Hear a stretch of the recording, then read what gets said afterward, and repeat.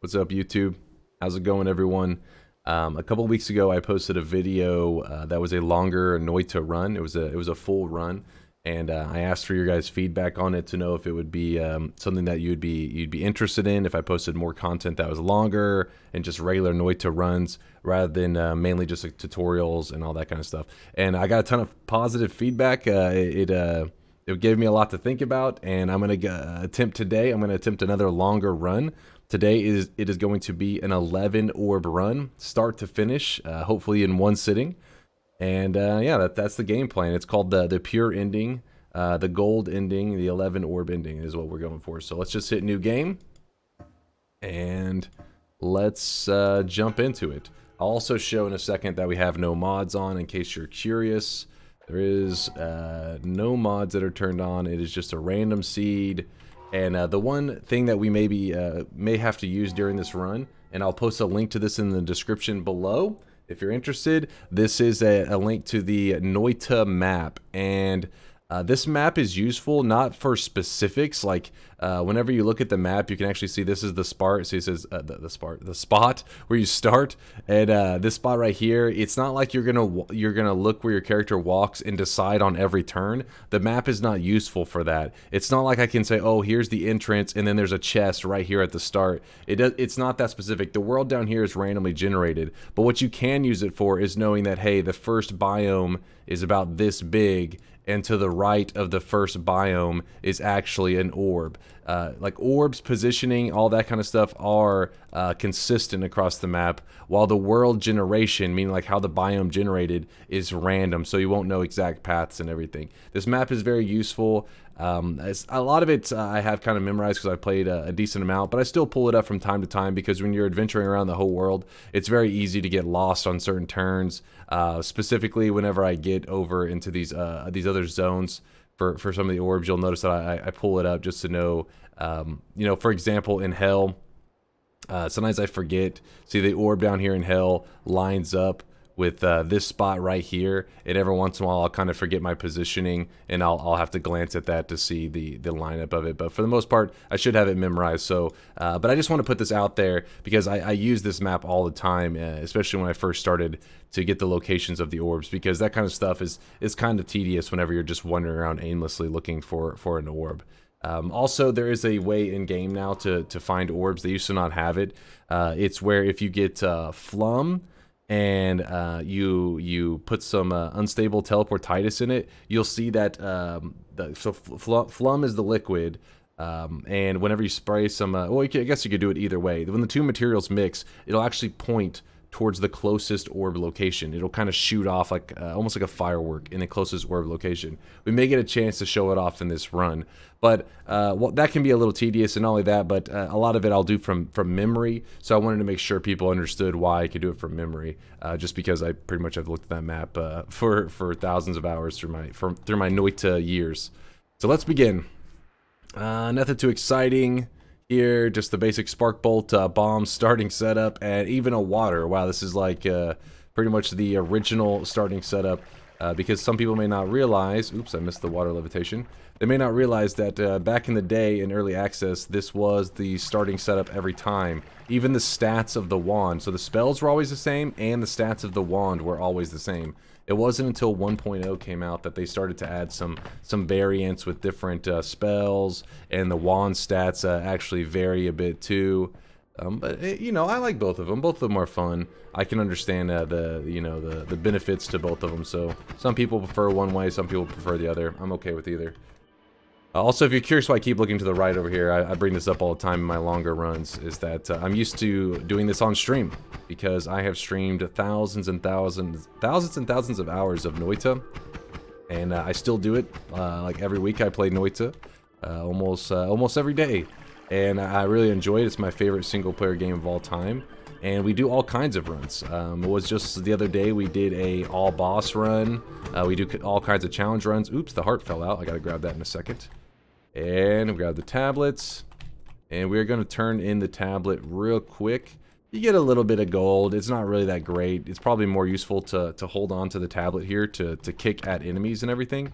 But I don't enjoy that mechanic too much, even though it is insanely strong. hitting stuff in the head with the tablet for physics damage is crazy strong. I just don't enjoy it so much. I enjoy casting and the fun of wand building. So here we go. There's the heart that came with that orb. Sometimes you'll miss it and it'll just fall to the ground. Vroom. Oh, by the way, I'm not doing any editing or anything, so you may hear cars vrooming by and all that. I'm too lazy to edit it out. That's just how it is. Also, to the right. So if I head to the right, over there, which I guess for the camera it's like the opposite, I guess. So I got to point this way. But if I head that direction, there is a orb over here that is at the top of the pyramid. It's beneficial to grab that orb now because we'll get additional 25 HP. And with each orb that we grab, we gain that 25 HP that we got. It's a heart and an orb together. You saw that I just grabbed. And that makes the boss a little more dangerous, but we also get 25 HP, so more HP is safer for us for now, especially considering that we're going to be grabbing all 11 anyways. So it's like, would you rather have the benefits of 11 hearts now, or would you rather have the benefits of 11 hearts later? Because either way, the boss is going to be 11 orbs strong. So you'd rather have the health now, because if you want it to be as useful, because the early game, that's what's dangerous, is your health is very low, you're very vulnerable.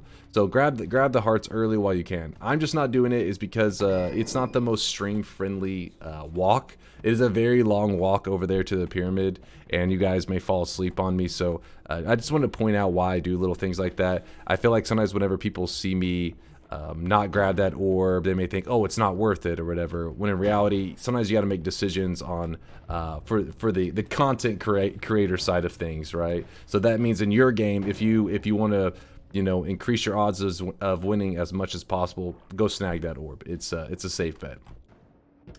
Now, the boss that we're going to fight here, once we get all 11 orbs, is going to be a little different from the regular bosses that some of you may be used to. In fact, I may even pull up the wiki at some point just to talk through the differences.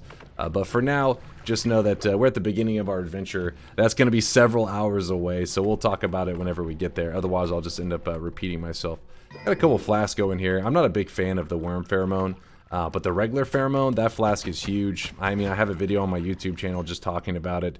I think the title of the video is like the greatest flask in Noita, like with a question mark, to see if people agree with me. But it explains how using this pheromone flask, you can farm infinite gold using basically like a chain of mechanics that is insanely strong in Noita, to the point that it's like, you know, it's probably something that needs to be patched, but I don't know if it ever will be. We'll just have to wait and see. So we're just accumulating a little bit of gold. Gold is not really the focus as I'm entering the mines here. My main focus is actually hearts. Health and wands. Mainly health, though. The health will allow us to stay alive for this long run that I have planned here. If something happens and I die, I'm going to still throw this video up, and I guess it'll just be a surprise to you guys whenever you say, hey, I thought this was an 11 orb run and you died, you know, on your 6th orb, what the hell? And it'll just give me an excuse to do another long run. But that way you guys don't know, like, from the beginning, hey, he's going to be successful. It's like, if I die, I'm still posting it.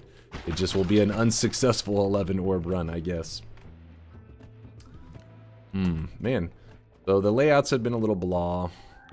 If you're curious, I have talked about it in many of my other videos, but basically, while the world is randomly generated, it's generated in chunks.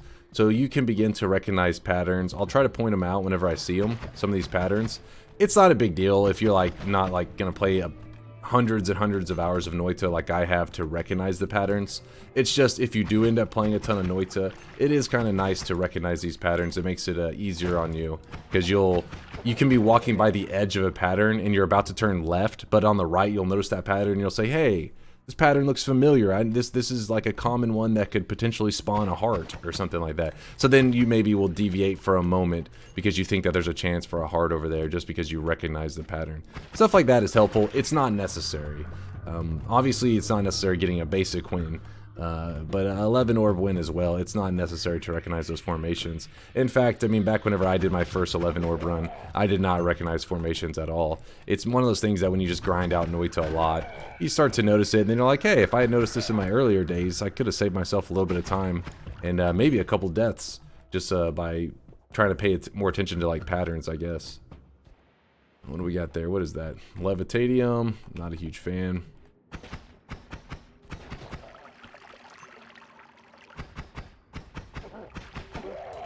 Alright. Our first wand, okay, so it's the .03, .45 recharge wand. These wands in the first zone are not randomly generated. They're set out by the devs. So it's to allow the first area to be kind of consistent. You don't want the first area's randomly generated wands to have this like huge range for their potential, because some runs would just be baby mode, and some of them would be so challenging people would be upset. While people enjoy the randomness, they don't want the randomness being so extreme from being a, you know, god run to garbage run. So they have consistent wands in the first area. This is one of them that you'll see a lot. Now the spells that generate on it, there is randomness to that.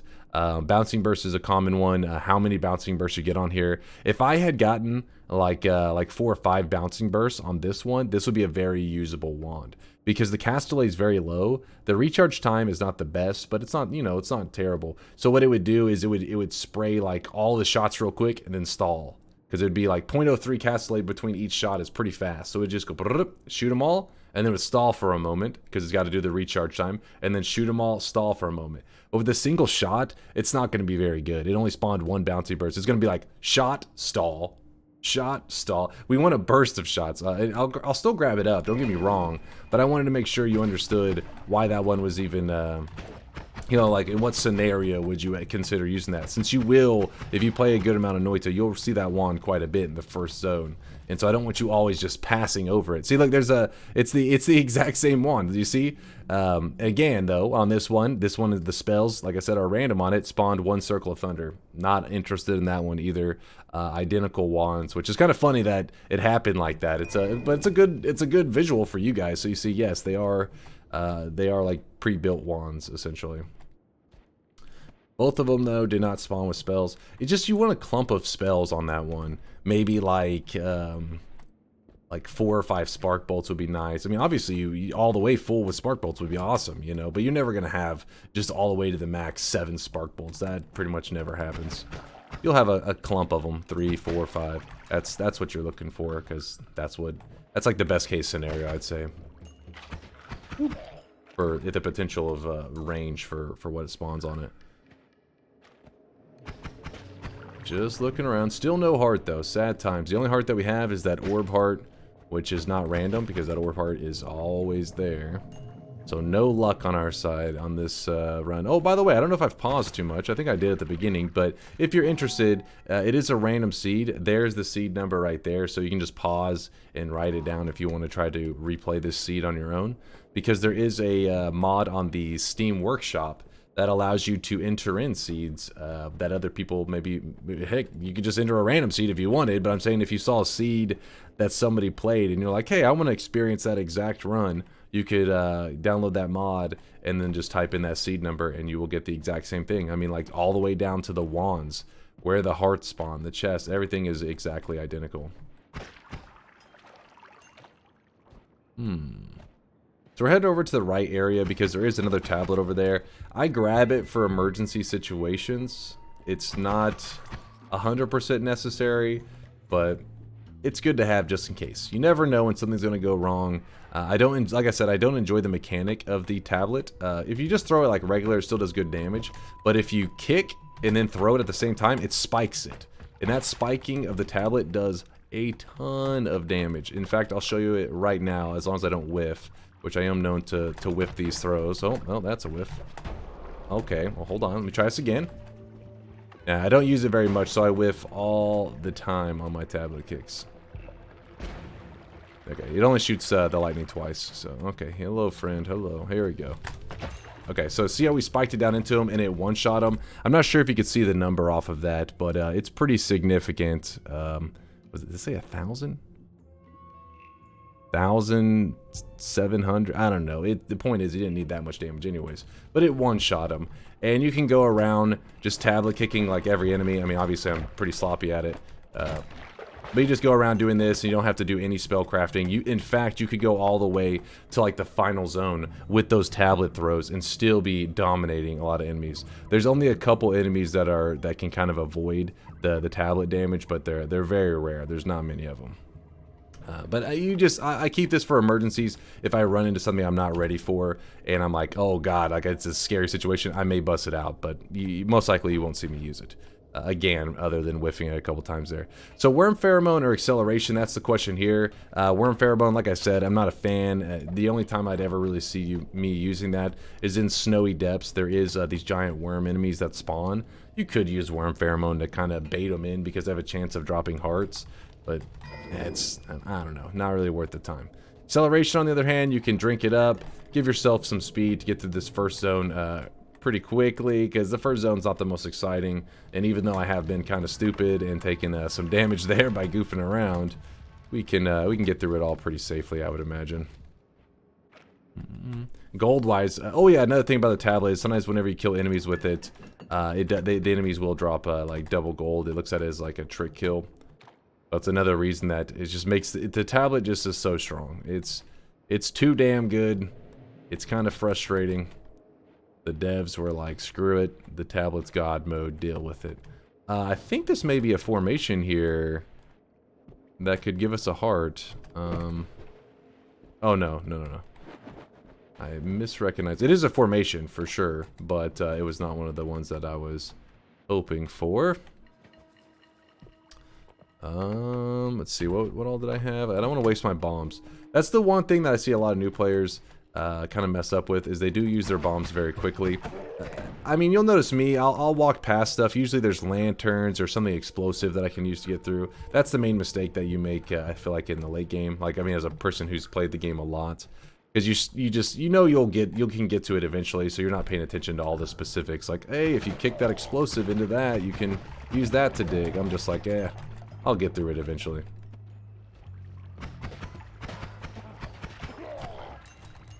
Nothing too awesome here. We already got our water, so we don't need to fill up there. There's so many flasks in this run. It's kind of crazy.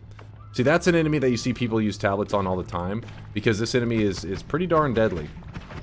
Because he explodes, and that's acid. So these enemies right here are shooting toxic sludge, but the big boy there that exploded, that's acid. Toxic sludge, not that bad, not too big of a deal. Acid, that's like an insta-death if it pours on top of you. You just die. See, there's some acid sitting right there. I could jump into that acid right now, and I would pretty much instantly die. It's like you have to get used to seeing the different variations in the color of green. See, that's like a dark green, and that is a lighter green. Lighter green, not so scary. Dark green, insta-death. If you immerse yourself, like if you stand in a small pool of the dark green, you're just going to fall over. It's going to be like, you know, 100 damage in like a second if you immerse yourself in it.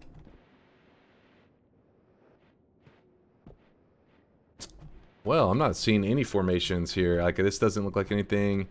Well, it could be. No, it's not. It's not. I thought maybe it was this one where the formation goes up and over, and there's like a chance for a chest or a heart spawn, but I'm pretty certain that's not it. So nothing to get too excited about. I believe there was a page on the wiki that was... we're going to go ahead and use a bomb. I'm getting tired of this. There was a page on the wiki that somebody was upkeeping a list of all the formations with images. I don't believe it's finished, though, but if you're interested, you may be able to find that somewhere on the wiki. But it was unfinished, so I'm not going to go looking for it just to link you guys some unfinished page.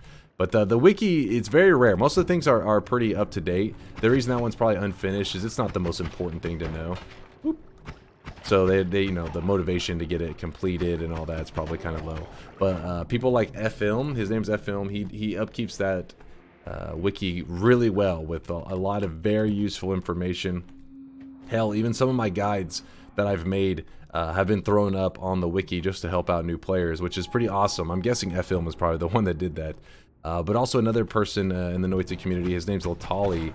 He's one of the most knowledgeable people. I mean, I brought him up several times through my videos. There's a worm above me. I gotta watch out for that. But he writes guides on the wiki, so the information that you're getting on there is from some of the most knowledgeable Noita players out there. That worm is kind of annoying. You have to watch out for him. He can actually do some serious damage, though killing him is pretty unlikely. He may end up angering the gods. It's probably won't anger the gods, but he could. It could happen. There's supposed to be a worm crystal to deter that from happening, but it still does. Just makes it way less likely to happen. The worm kind of helped us, though. Gave us a way through here to at least check this stuff out. Not that there was anything good. first zone has been a major disappointment. Look at this. This is a unusual path. Sorry, I'm just thinking for a moment. Something must have hit the chaotic poly and morphed, or maybe there was a biome modifier that I wasn't recognizing. That's another thing, is when you enter in zones, this is a separate zone over here to the left. To the left side, it's the collapsed mines, so they will give it a separate biome from the regular area. And our regular area did not get a biome modifier. However, maybe that left zone did, and I just wasn't paying attention. I'll do a better job at watching at the upcoming biomes to see if there's any. Oh, here we go. We got a chest. Dropped gold. One of the least exciting things to drop out of that thing. Damn it. Damn. This doesn't look like any formation that I recognize, so I'm not going to waste my bombs on it. Actually, we can even glance over here real quick. You never know. Could be wrong. Could be something worth peeping. Yeah, it doesn't look too exciting. Oh, well. Nah. Nope. And yeah, at this point, I mean, I'm not even gonna kill every enemy. We have more than enough gold to get by. We're almost to 1,000, and we have pheromone, which allows us to farm infinite gold. So yeah, we're just gonna move on to the left side. I hear that worm. You gotta be on high alert when you hear that guy, because I mean, unless you kill him, he'll keep coming after you. Alright, so if you want to walk through this fire, just keep yourself moist. Keep yourself covered in water. You can walk through the fire, no problem. Maybe it is a biome modifier, because there's way too much already like dug area. That worm couldn't have gone that crazy, so it must have been a biome modifier. Some people probably watching this probably recognize it as soon as I entered the zone, but I'm kind of numb to those pop-up messages because it tells you the biome modifier. But I've played so much that I rarely even pay attention to them. I just see it and then I'm like, hey, there's a biome modifier going on.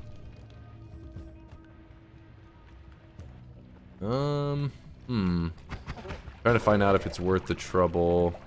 Nah, there's nothing here. Nothing here. Now, to the left of this area, over here in this water zone and all that, there is a heart that can heal you. And there is a heart that gives you 25 HP. I may end up using these later because remember, this is an 11 orb run. But I don't plan to do it on this run. I mean, at this point in the run, maybe later, we will see. Let's enter into the first holy mountain. So I'm going to skip over the heart for a moment just to see what all we have here. Huh. Some interesting stuff. We'll discuss those in a moment. Not a big fan of the... Well, I guess... Projectile Eater and Hungry Ghost aren't terrible. Hungry Ghost will eat projectiles like randomly when they're flying at you. Sometimes will save your life. It's happened to me several times where I was like about to die and Hungry Ghost just said, nope, rejected, and saved me. So I don't want to be ungrateful to the Hungry Ghost. But for a very first perk of the run, it's not the most exciting. It's not like, yes, this is it. This will get us going. Projectile Eater, you know, it's nice. It'll protect your butt. We'll do... This is kind of tricky. One of these is kind of... It's like you could roll and get much worse perks, for sure. But this is in that middle zone, right? We may end up rolling getting way better or rolling and getting much worse. We're just sitting... It's like a 50-50 here. Let's do one roll. It's kind of stupid of me, but... Phasing is not bad. Phasing isn't terrible. Probably an improvement over the other two. It'll make projectiles phase through if they're about to hit you. So let's go ahead and snag phasing. Wasn't the worst roll. Wasn't the best either. We kind of ended up just like I'd say a slight notch above where we were. So we're gonna go grab this Circle of Displacement. This is pretty interesting because Circle of Displacement is actually one of those things that speedrunners love. This thing allows you to haul ass. You can set world record runs if you were to get this really fast in a run. And I'll show you an example of that in a moment. But first, remember this wand I explained it earlier, kind of broke down what you like to see on it. What we're going to do is we're just going to cram a lot of projectiles on one of them. And fire it. You see, it's just a quick burst, then a stall, quick burst, then a stall. Not bad. It's not going to be like carrying us in this area or anything like that, but it'll get the job done. Also, I'm going to grab this egg with the Summon Hollow egg. It's got a trigger on it. The way it works is if you put something after it, it will cast it after the spell hits or after the egg cracks. So an example of that, boom. I'm not planning to use this. I don't have any big plans for it, but if we ever get desperate to do some crazy stuff, it could be what saves the day. Unlikely to see much use out of that, but I have it just in case of emergency. We have the money, so it doesn't matter. Okay, so let's show the circle of displacement and what I mean by how it's a pretty interesting thing.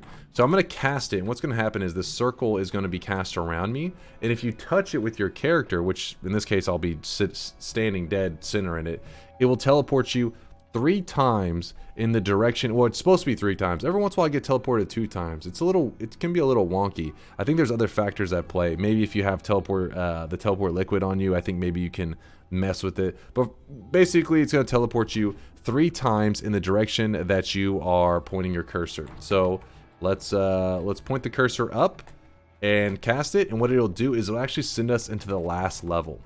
So I'm just doing this as an example. See, 1 jump, 2 jumps. So I'm pointing my cursor to the right now just to not go too high up, to stay near the portal. The reason I wanted to show you that is, let's say that we went to that first holy mountain and maybe it gave us some light or an ability to dig and get over to the orb over here that I was telling you, not the orb, to the heart over here that I was telling you guys about. Remember I said on the far left side there's a heart, and you can grab a heal there and all that stuff. So you could use this to get back into the last level, go over there and grab that heart if the first holy mountain maybe had a perk or something that helped you do that. In this case, we did not gain anything to help us in the first level, but what we can do is the same general idea. There's the circle still there. We can use it to teleport out of this zone and go into the next zone without collapsing the mountain. So this is going to be kind of tricky to do. So I'm going to cast this in a spot that, because the circle that it leaves behind, I don't want it to bother me. And so what I'm going to do is I'm going to cast it right about here. Oh, point my cursor in a direction to hopefully not get myself killed. There we go. It's kind of a dangerous move to make, but I think for an experienced player, it's usually worth the risk, because you're like, yeah, I'll be fine. As long as you can react quickly to what you see, most of the time you're good. So the reason I did that is because I have not grabbed a heal yet. And if I can somehow find some hearts in this level, then grab the heal, I will benefit from that a lot. Potentially helps me explore a lot more of this level. In this zone right here, the second area and the area to the far left, the area to the far left is known as the Fungal Zone. That area has a lot of potential, and I would like to make use of it so that I can speed up the rest of the late game, you know. This is a pretty blah wand, nothing too exciting. It's a non-shuffle, which that part's kind of cool. It's got Homebringer, Teleport Bolt. It has very specific uses. I don't think you'll be seeing any use of it in this run. We'll pick it up just because this wand is, we already have this exact wand twice, so we'll grab it, but I don't have any big plans for it. Also, this other one over here was kind of interesting. Unstable Crystal. We'll see. I may snag one of them. Actually, let me look at that for a second.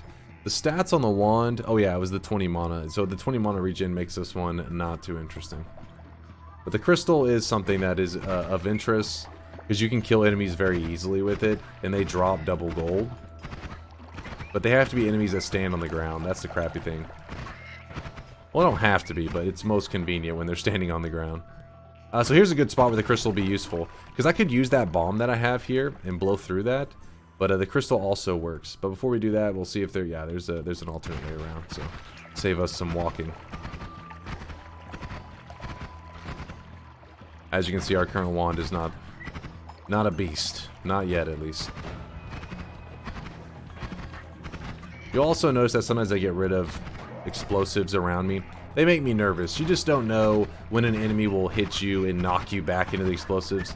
I used to see them and say, oh, okay, there's explosives, just don't get near them. But then some crazy thing takes place where somehow I end up right next to them as they explode.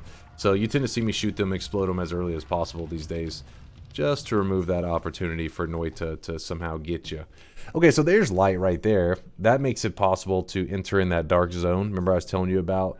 was a dark zone that had to heal. This light actually helps a lot there, if we want to. I'll grab it up. We'll see. We will see.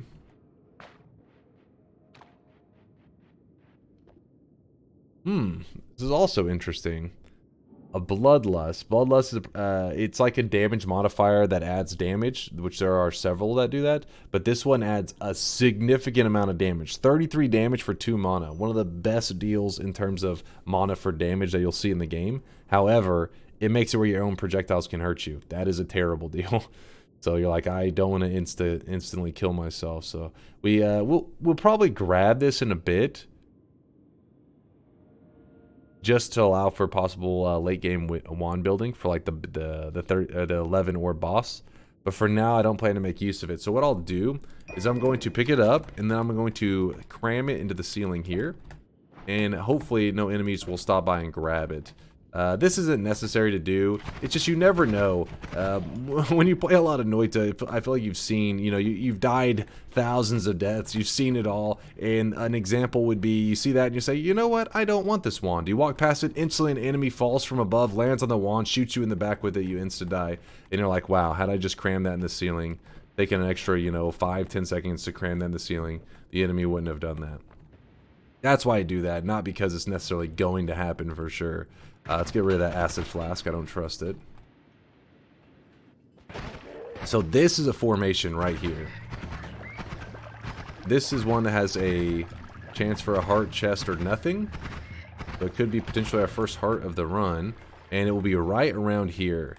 You recognize it's a very common one in this area. So there's a pile of coal, usually a cart right next to it, and then this wood formation and this kind of, I don't know what you call it, like a curve of rock, and it's filled with water. So if you can walk to the left side of it, there's usually a regular entrance into there. Let me go to the left side of it. Oh, come on. Come on. And we got nothing. Unfortunate. Be right there. Remember, like I said, there could be a heart, a chest, or nothing. The exact odds are like 30% chance for a heart, 40% chance for a chest, and then the remaining 30% chance is you could get nothing. So we got the unlucky RNG on that one. Oh well. If you play on the seed, though, your RNG will be the same. So if you looked in that exact same spot, you also will have nothing. Overall, a pretty disappointing seed so far, I'd say. But that doesn't mean it'll stay that way. And also, I'll be showing you another reason why this circle of displacement is so nice. Oh, that's so funny that we just... Oh, wait. No, this is another formation. But hey, we got a heart. For a second, I thought it was going to be that same formation. Got excited. So, we end up getting 25 HP. We needed that badly. So now if I go and I heal, I at least gained something, right? Because I got 25 health in the level, then I go grab the health, it'll heal that 25 HP that normally would be empty. But that's nice. It wasn't a complete waste taking a risk and coming down here with Circle of Displacement, which was very scary because 3 jumps. I mean, you just don't know what you're going to jump into sometimes. Oops, I clicked off screen. Hope I didn't mess anything up. Ooh, did you see that guy throwing flask down there? That could have been scary, but it looks like he killed himself with his own acid flask. Unfortunate, because the flask thrower guy is very helpful. You can farm some really good stuff off of him. Mainly teleportatium. And sadly, it's not there. So I'm walking across the bottom here because I want to make sure that none of these are filled with lava. And the reason for that will be clear in a moment, but I plan to go into the Holy Mountain and then teleport back into this level. I say screw it to that plan if I see one of those exits are filled with lava, because there's a chance when I teleport up, I could teleport directly into the lava pit and instantly kill the run. Let's not risk it if there is one. Let's check one more to the left, and I think we will have cleared all the potential Holy Mountains that I could have to deal with.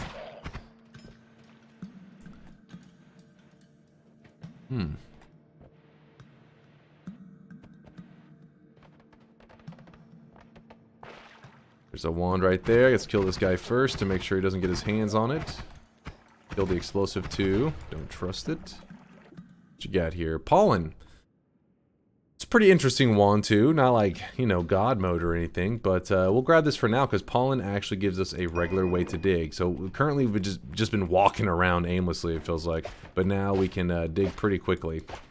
I'll explain pollen in a little more detail in a moment. It's just I see the spot right here and I want to make sure. Okay, so that's where that wand came from.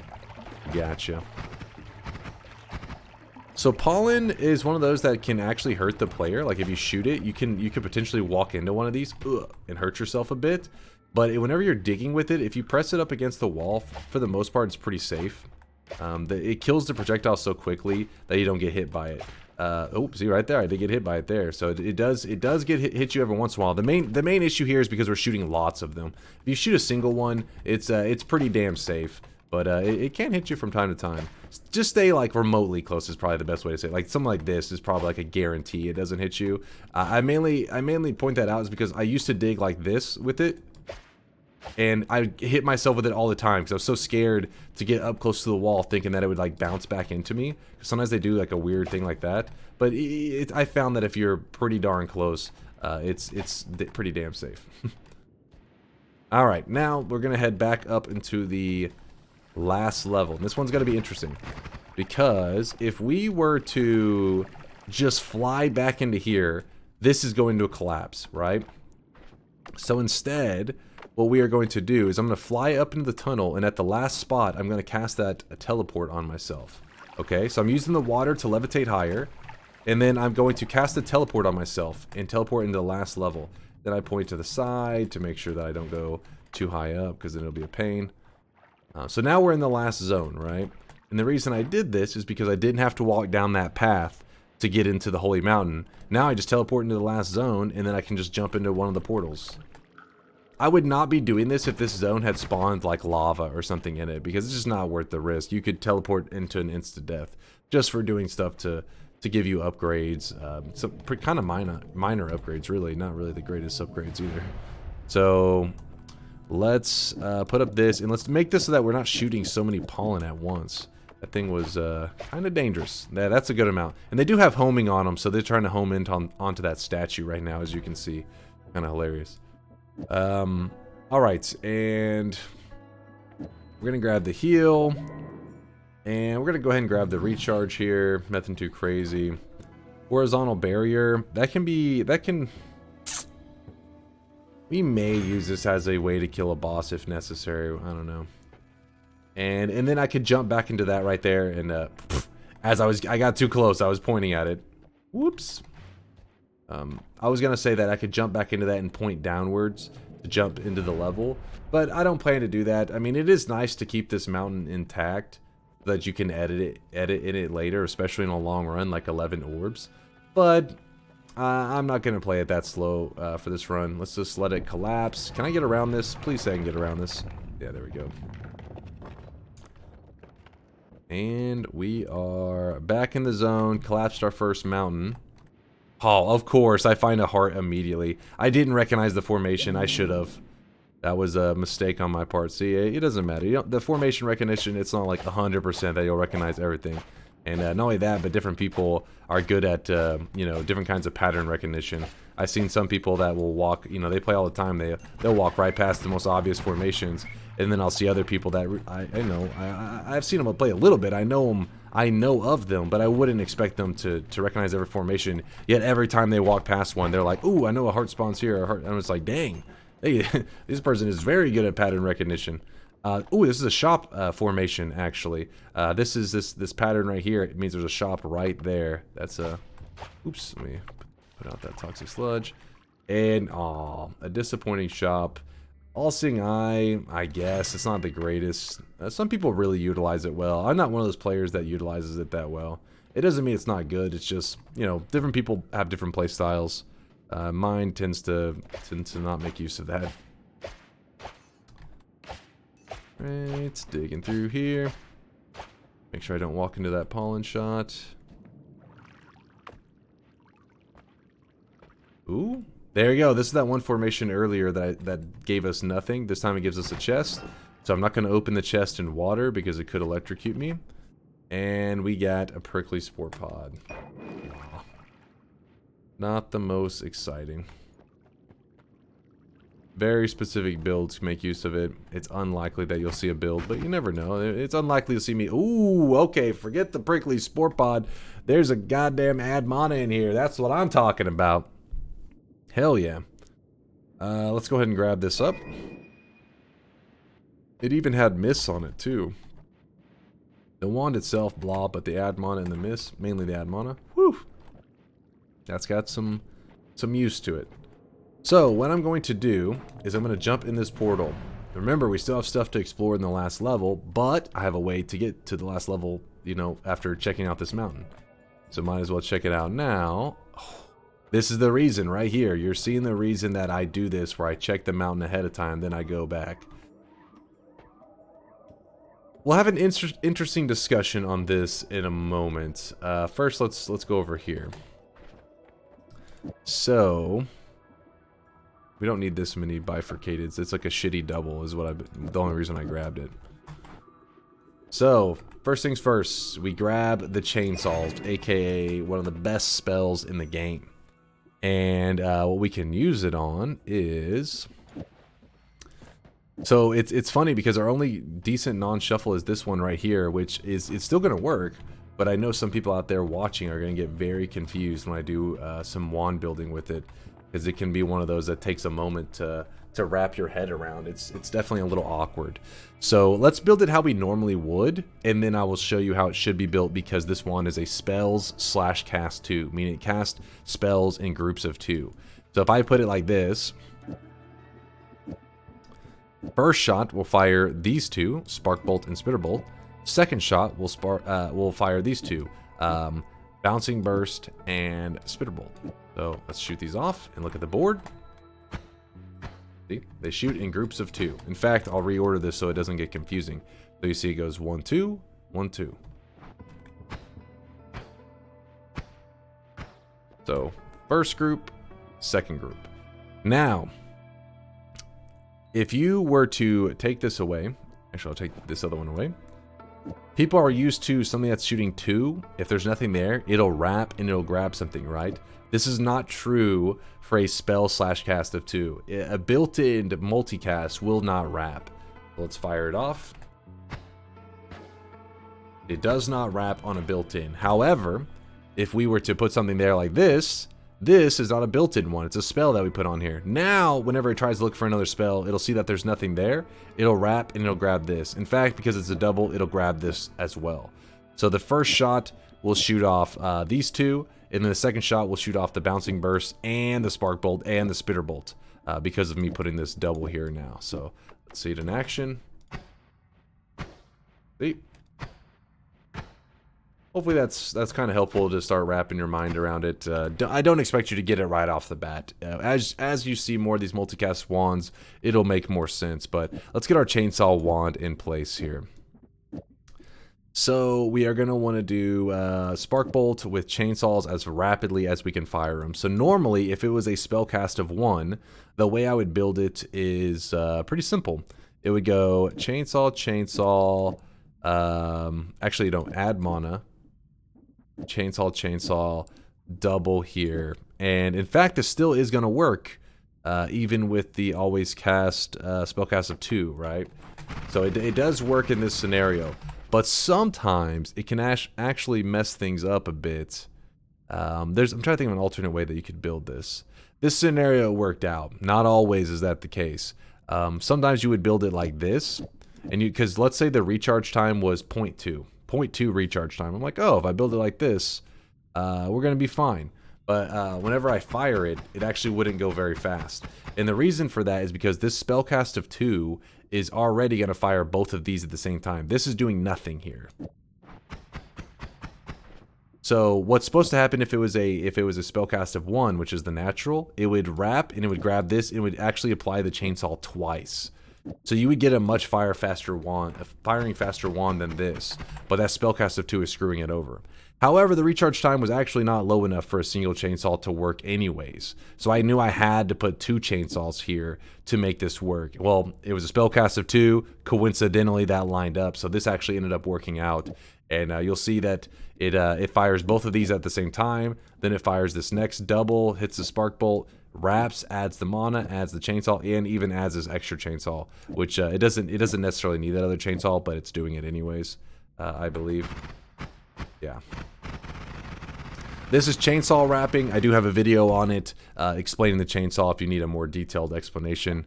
So don't that right there. This information is kind of advanced tech, but it's very useful to know because we are going to be in the second area. Even though we're like 45 minutes into this video, I'm only in the second zone. But the reason I have this playstyle, well, first off, I enjoy it. The slow adventure, checking out all the spells. It's not necessary. You could kind of speed run your way to the end, kill the final boss in like 5 minutes, 10 minutes. No problem. It's not a big deal. But we're doing 11 orbs, and I want to make it where RNG isn't much of a factor, where I feel like I can win no matter what. And so by playing it slow, I'm removing some of this RNG and making it so that I'm confident I will get a win. Doesn't guarantee it, but I'm confident that I can win this.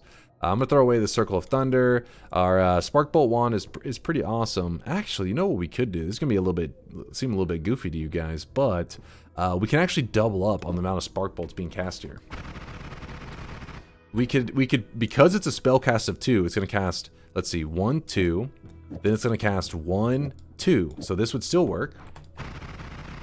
This is unique to the spellcast of 2 wand, which means we could add in another Spark Bolt here, which means that it will still have a spot to, he'll hit the double, go 1, and then it'll wrap here. So this will still work, and we'll be shooting 2 Spark Bolts rather than 1. A little more damage. In fact, if you ever want to check the difference in damage, you could just test it on the Holy Mountain statue over here, and there is a significant difference. Much more Spark Bolts being fired out per second. Plus, since both Spark Bolts are being shot at the same time, we're getting better crit odds as well. So let's go ahead and add the All-Seeing Eye onto this wand, since we're no longer going to need that wand that way. Also the Pollen. Actually, we'll put the All-Seeing Eye. Hold on, we gotta do some organization over here, because we are definitely going to hold on to our chainsaws. They're a must hold on to. Get rid of that double. Let's get rid of one of the Pollen. Put up the chainsaws. Let's put them. This goes here.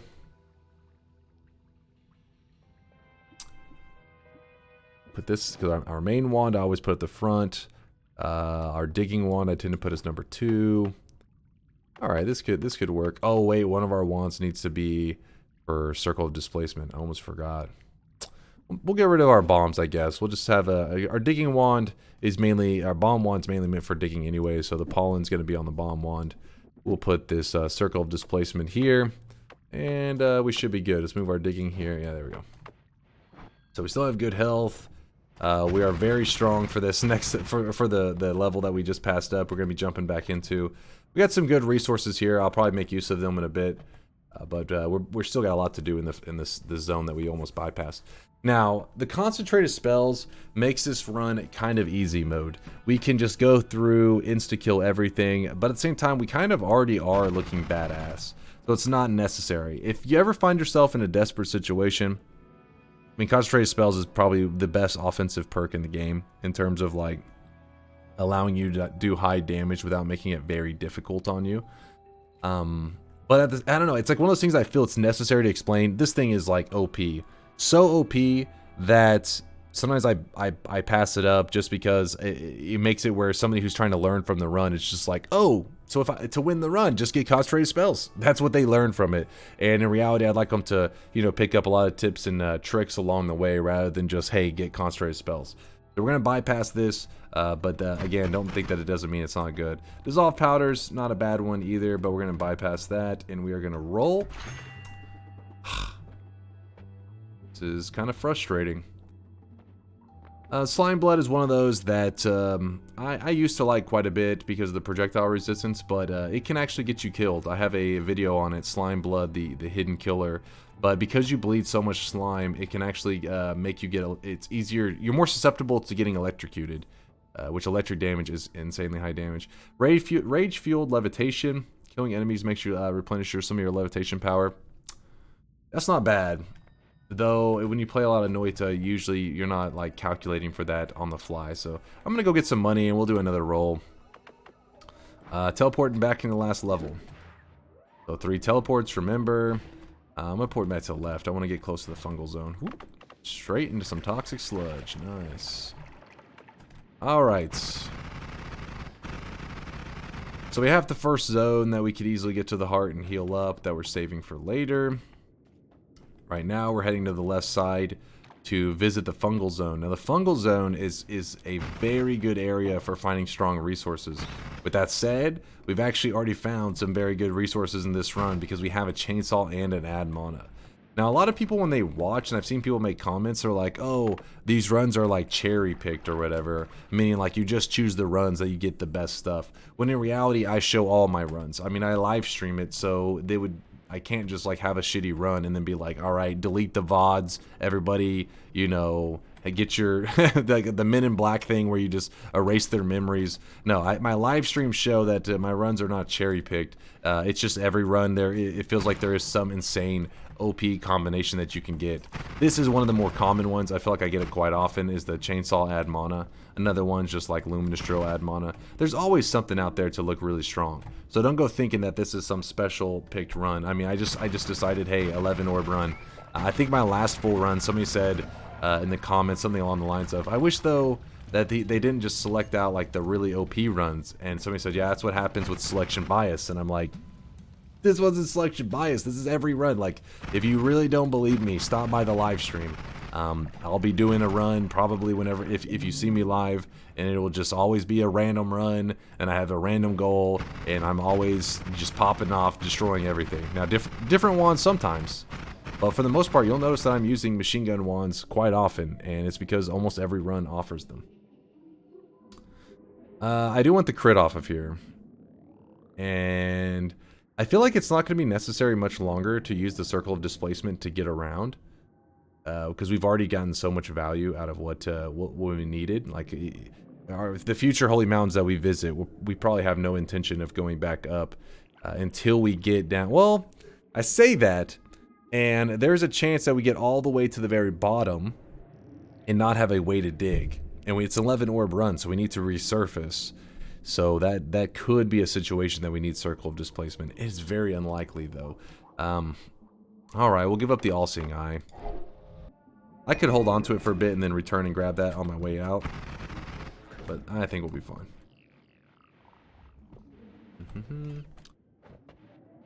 Let's see what else we got here. There's some flum. Nah, this wand's not too useful to us. This is a situation that you probably would like to grab some of these down and shove them into a ceiling, because teleporting mages in this area are real, and they are run killers. I've watched many people lose runs. I've lost many runs because of the teleporting mages in this zone. So be afraid of them.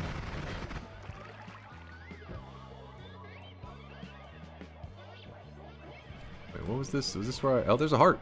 There's that formation again. How are we going to get over there? Just digging, I guess. Oops. Chainsaws also dig, just not very quick. Thank you. No problem. No problem. Easy heart. Let's go over here. Go into some flum. So normally this would be a pretty exciting wand because this has crazy high mana charge. The recharge is pretty brutal, but you'd be like, man, this mana charge, we can work with it. We don't need to. We already have an ad mana. Like, we don't need one of these high mana charge speed wands. Not a terrible wand though. Definitely could make use of it if I was desperate, but we will not need that.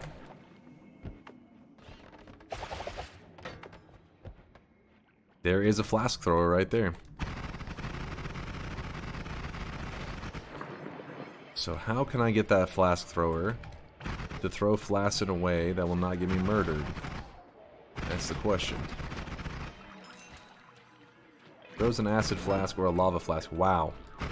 Wow, wow, wow. Interesting stuff right there. That is a very good chest. Holy crap. We'll discuss it in a moment. Let me just get rid of all the bull crap over here. Get out of here. Shoo. Get out of here, enemies. Alright.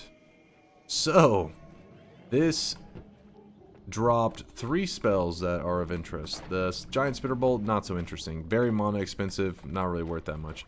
The Mu, that's a Greek letter. It only drops once you have killed, one of the bosses in the game that's known as the Alchemist. It unlocks these Greek letters, and the Mu is one of those that is kind of a crowd favorite in terms of making some insanely powerful wands. We are going to be building an 11 orb boss killer at some point. Oh, I forgot I didn't create space. This is one of the reasons you create space in your inventory. I wasn't thinking. I should have dropped like some of these pollens, horizontal barrier. So we're going to have to actually go back up here in a bit just to pick up that damage plus and that homing. That enemy right there was kind of deadly. Stay back. Ooh, another interesting thing. This run's starting to change. This right here is a kami, and it actually heals you. It spawns a hut that will heal you. And I learned not too long ago. I was unaware. I always thought it was like a flat heal. Apparently it scales. Like, the amount of healing that it can heal you will scale with how much HP you have. It'll spawn more healing bolts. Wow. And the run just gets crazier and crazier. Okay, let me think. Drop the pollen. We're going to lose our quick digging.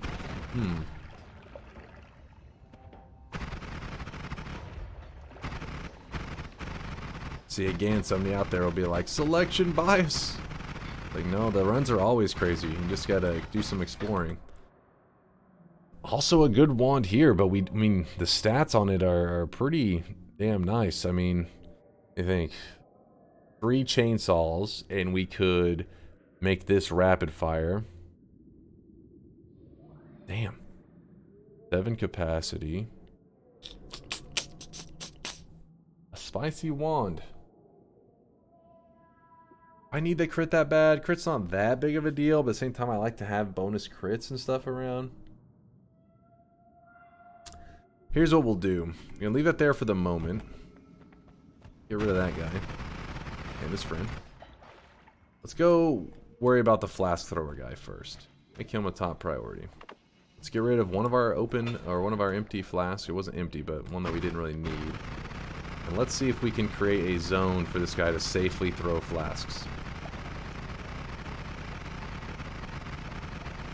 So I'm trying to do a decent amount of digging here, because this guy will throw flasks, and if they hit some terrain, they will break. And we are wanting to farm a teleportadium flask off of him, because then we can get rid of this circle of displacement. Because teleportadium does what that does, but better. Huh. A pretty open zone. How safe is it, I wonder?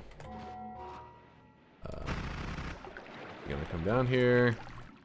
I need to grab the pollen. The pollen won't just shred this guy. Come on. Should be big enough. There he goes. Oh.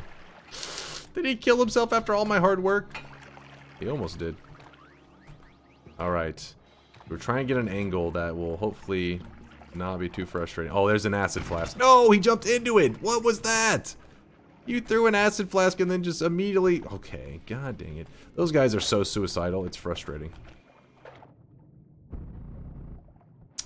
Well... Go make a pit stop. Excuse me? Excuse me? What just happened? Where'd my health go? Hello?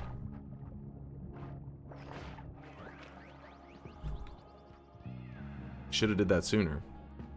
So I think I swapped into a swapper who was holding a wand and immediately shot me.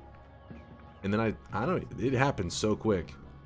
And then he ended up killing himself, it looks like, down there. If you ever want this replay feature, it's in the options. You'll see it says replay recorder. Just turn it on, and that way anytime during your run you just press F11 and it'll show you kind of what recently happened to you.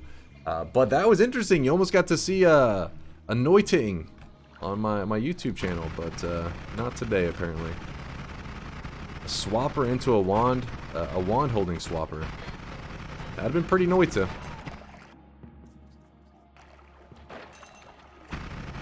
Not today.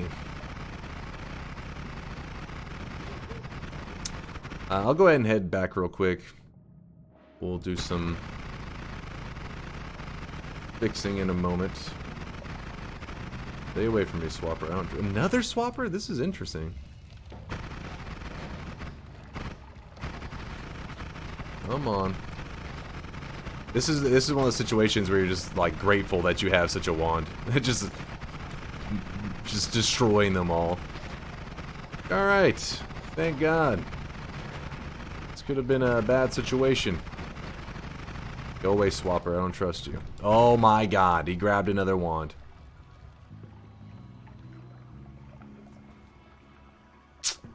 Man.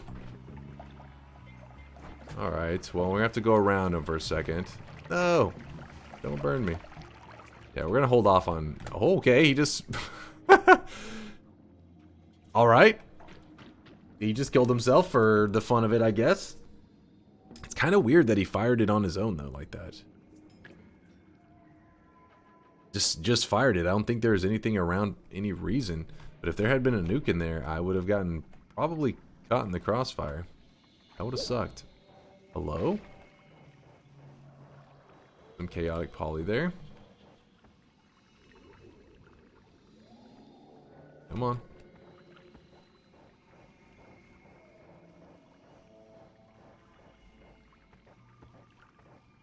Apparently I live as one of these guys now. That was annoying. Electricity on that. Not too interested.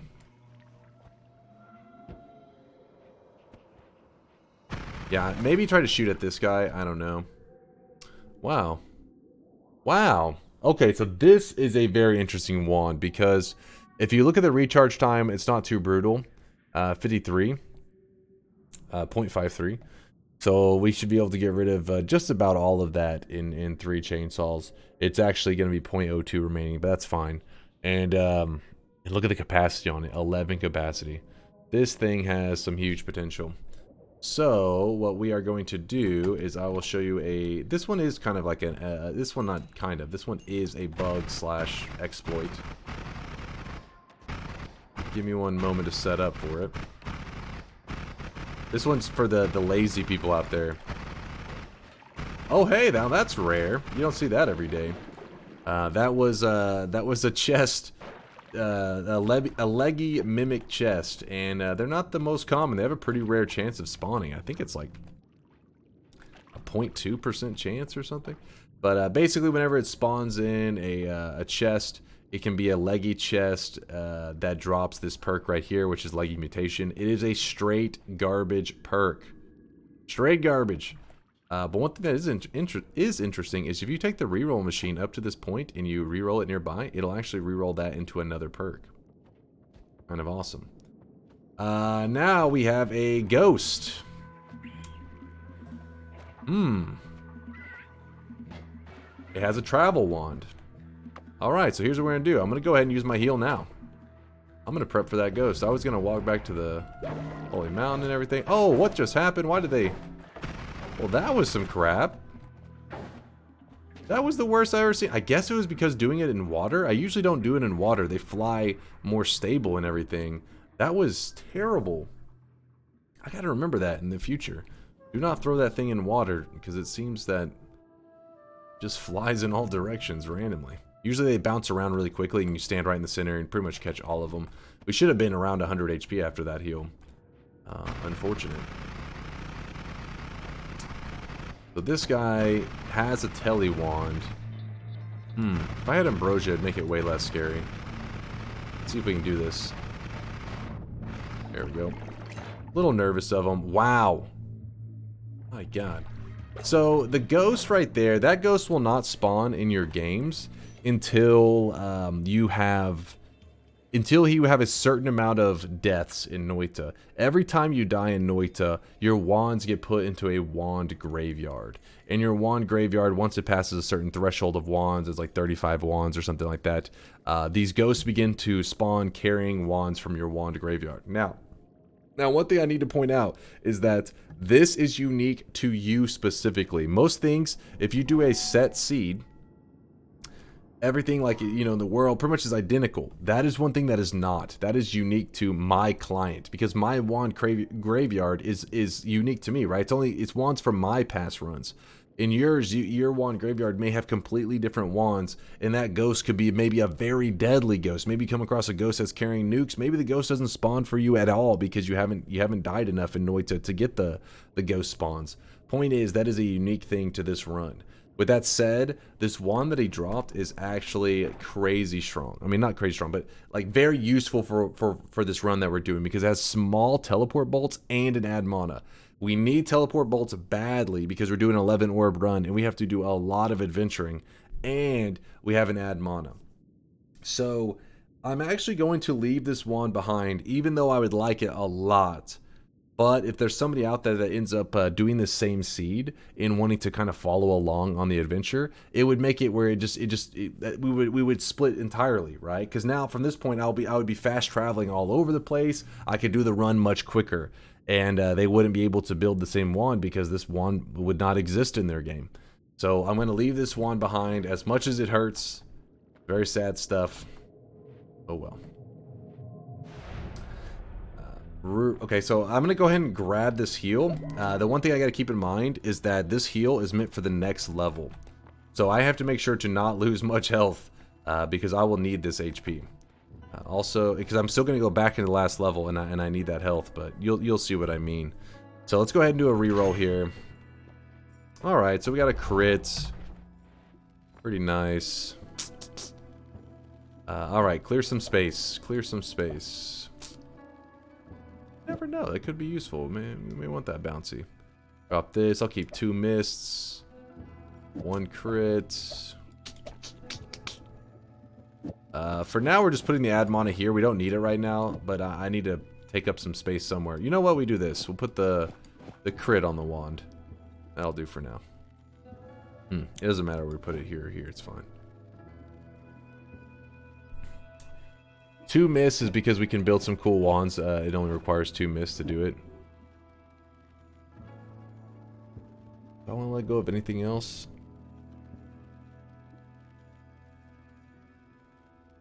I don't think so. I think that's fine. So I'm going to jump into this and point up.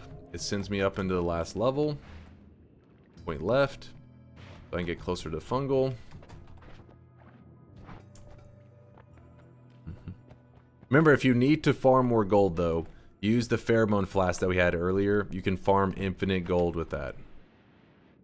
Literally infinite gold. Not that you should farm too much. It doesn't seem necessary so far in this run. But I know I killed that ghost, which gave me like 1,000 gold or something. It gave me a good chunk of gold. So maybe if you're following along and doing this run as well, like if you set your seed the same as mine and you followed where I went, you'd have a little bit less gold. Since you didn't kill that ghost maybe in your run. So keep that in mind. We'll go ahead and grab this. I don't want to walk all the way around. See if we can just fly through this. Take the lazy route. Lazy but a little dangerous. There we go. Hey, a robo friend. He's dead now. He's actually a big deal, pretty dangerous. But our wand is pretty darn strong, so not that dangerous. Oh, wow. Another chainsaw and a luminous timer. We do want those. Kill our frog friend. 2 of them. Actually, a 3rd one. Usually I get rid of those frogs when I see them since they do such high damage. Potentially high damage. So once I leave this fungal area, you'll notice that I start to pick up the pace for the most part. Now, if I had the tele wand, I would really be picking up the pace. You'd be like, wow, the first like hour was you in the first 2 levels, and then the next hour was you going across like the whole world. But instead, it's It's not going to go as fast as I would hope. The 32 degrees of spread is what screws this wand over. The rest of it's not too bad. Some people would see that mana max and be like, oh, that's a huge problem.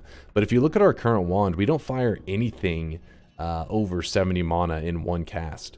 So we'd be able to make a machine gun wand out of this without a problem at all. Because the mana restoration, we'd have infinite mana because of the added manas. And as long as we don't cast over 70 mana, which everything's so cheap, 5 mana, 0, 5, 5, like it's all like nothing. So this would be a good wand. 32 degrees of spread, that kind of ruins it. We also have another good wand in here anyways that I'm mainly interested in.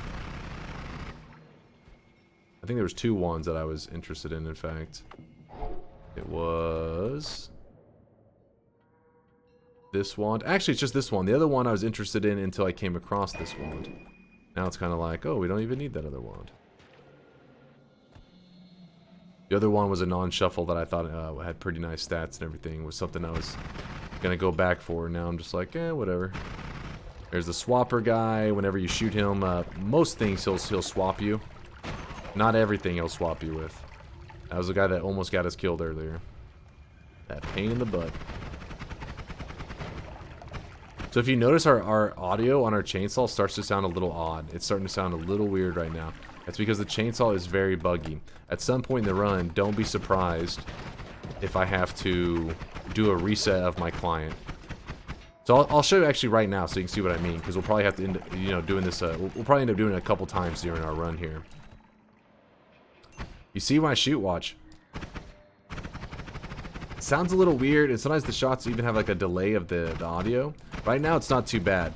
The longer this run goes with this weird funky audio, the worse it will get. It will just start snowballing out of control. The way you can avoid that going too crazy is you can just hit save and quit and reload the run back up.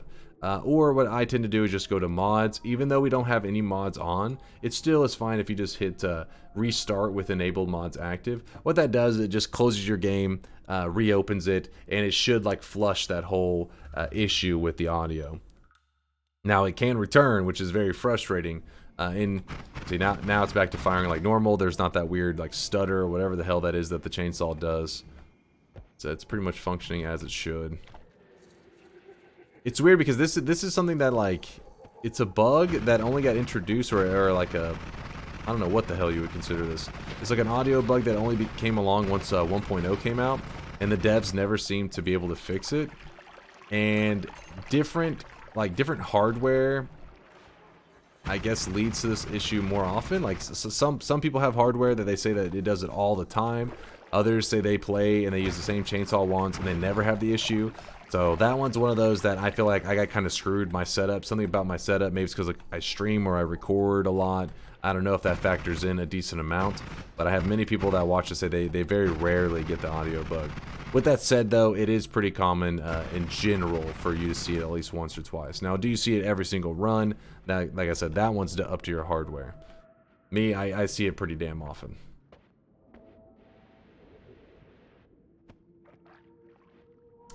Well, let's see if there's anything else over here.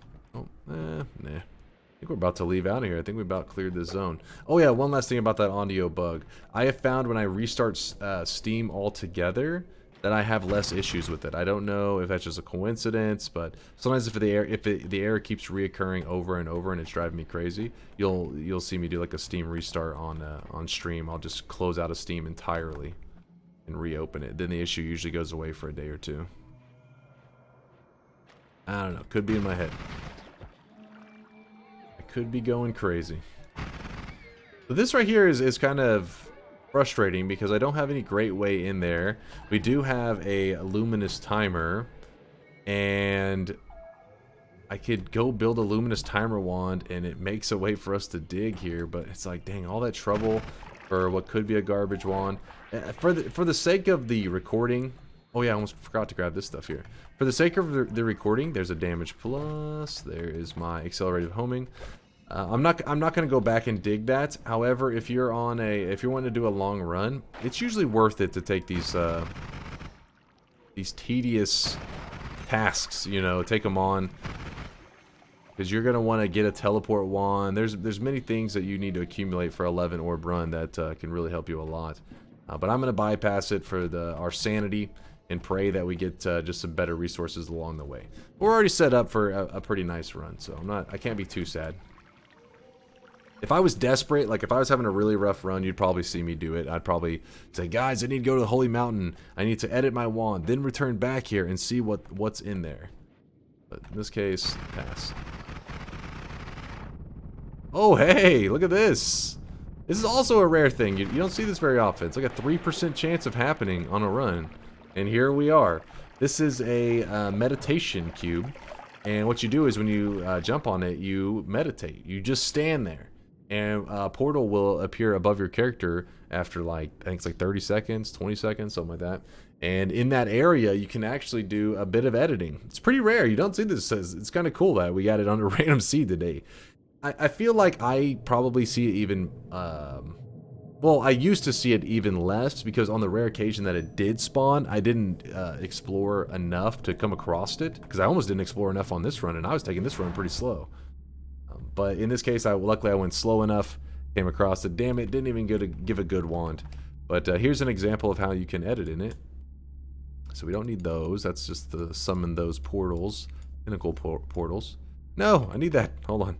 Just tossed that on the ground on accident. Where is that mana at? Oh, come on, game. Hold on. Chainsaw, chainsaw, double. Alright, come on. Pick them up, pick them up. Yeah, we got it, right? That was the other add mana that we needed. Yep. So, we can now throw the add manas there. And double, so that's a triple. Spark bolts, and then a damage plus. So it'll cast both of these spark bolts, then it'll wrap to this chainsaw, which has both of these manas attached to this chainsaw. That should be good. And actually, to save space, we'll even put this on it for now. It's not necessary at all, but we have the extra mana because we have double add manas on there. So, oh, we can even add the crit as well. Why not? Alright, looking pretty decent. Luminous timer. We could consider doing the luminous timer on this wand. Give us some better digging. It'd be something like that, I'd imagine. Let's see how this looks. Can't hear anything in this zone, by the way, if you're curious. That's normal. Alright, the mana is an issue either way. Because we're casting... This wand thinks it has 4 add manas on it. Because we're wrapping to these manas again. So 4 add manas means that we have 120. So it's 30, which is 60 added mana. Then it casts them twice, so it's 120 added mana. Meaning you'd need some really expensive spells to actually drain the mana on that thing. What else do we got here?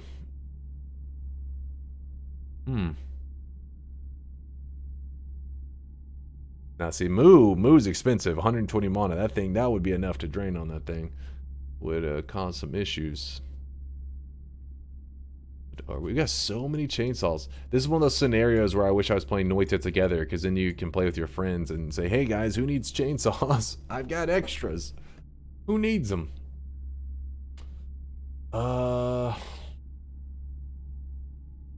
Still want to keep holding on to this hollow egg. I just feel like we may end up utilizing it. Probably not, though. We'll let go of one of the spitter bolts. I just like to have one empty spot, just in case we come across something great. We can put this on here. Circle displacement. I'm going to grab this for a second, just so I can show you something kind of cool. And we out. Now, if you were to re-enter into that zone again, you actually lose your ability to edit. So make sure the first time you jump in there, get everything you want done. Oops, jump to the portal twice. Come on. Stop jumping into the portal. It does this sometimes. It's annoying. Come on. Basically what's happening, if you're curious, as I'm jumping into it, and then when I jump into it again, I'm holding levitate. If you hold levitate too long, you'll jump right back into it. What you need to do is the moment you jump into it, stop levitating, and you'll fall out of it. I don't know why they did it like that. It was really silly. Just make sure you stop levitating, I guess.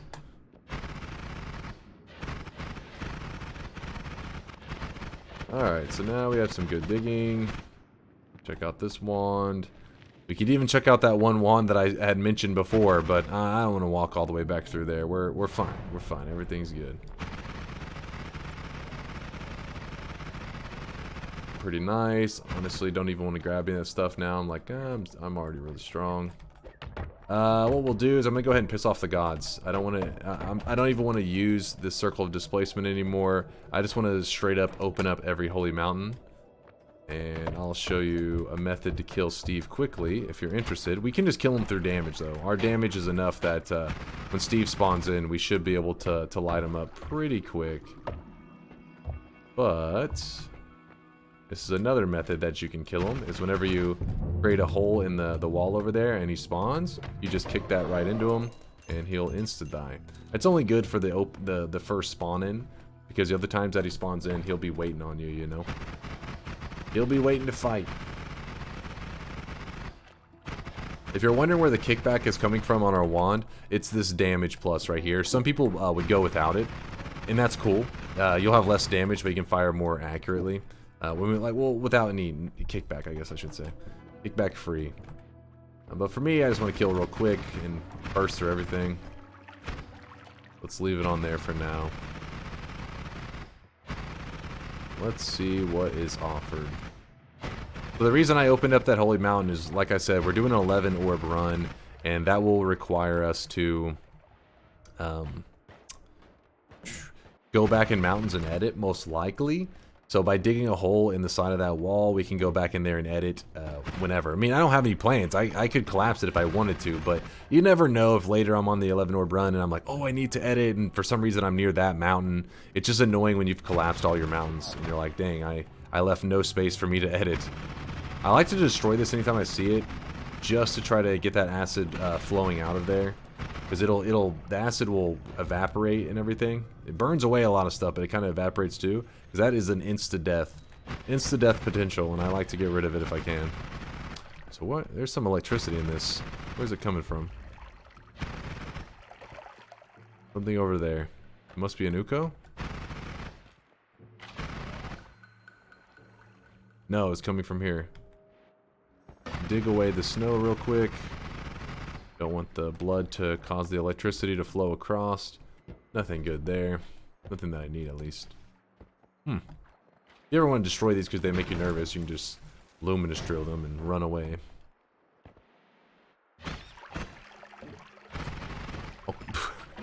That's an example of where kickback is bad. I went over my head and I shot, and the kickback just kind of levitated me right back up to it, or kept me around where it could kill me.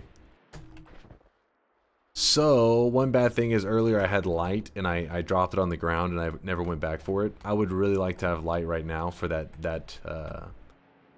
dark area, because there is an orb in there. Who was holding the wand here? I heard it. I heard it. Ooh, ping pong path. Okay. Now that's pretty interesting. Let's go ahead and turn in some stuff. Oh, also I said I was going to show you something with the lightning bolt, and then I forgot, so I'll show you right now. Whoa, a worm went nuts over here. What the hell? Worms need to calm down. Keep moving. Come on. Where's the entrance? If only I had teleport so I wouldn't go insane from walking everywhere. Yeah, it's already been almost an hour and a half. Time is flying. Time flies when you noita. Okay, we'll talk about the ping pong in a moment. But first...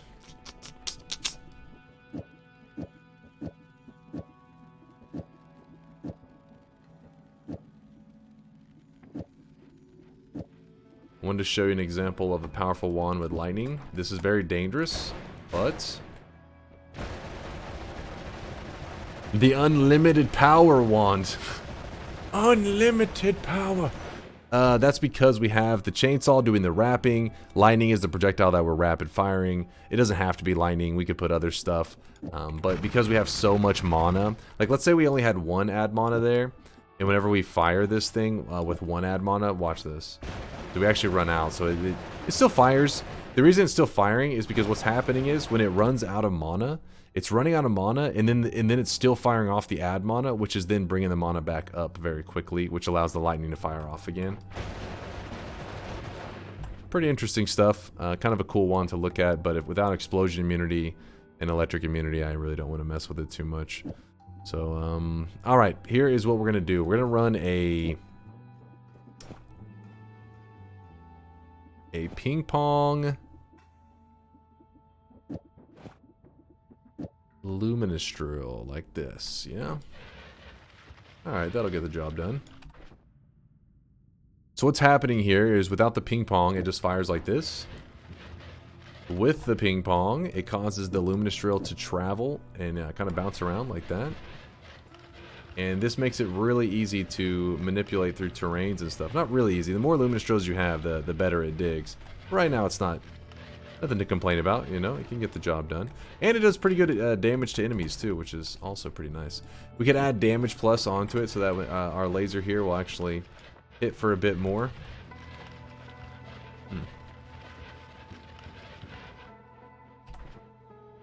Trying to think if I want to leave it on there or not. I think I'll leave it on there, the damage plus. Throw the crit just to take up some space. Throw another double. The double's there just to take up space because I want to leave spots open in my inventory if I can. Anything else? I don't think there's anything else. Put up both of our spark bolts. We'll drop the spitter bolt.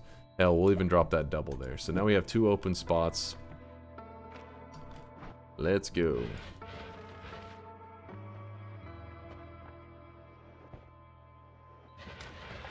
So this ping pong luminous drill is pretty darn strong. It'll carry you through the game pretty well.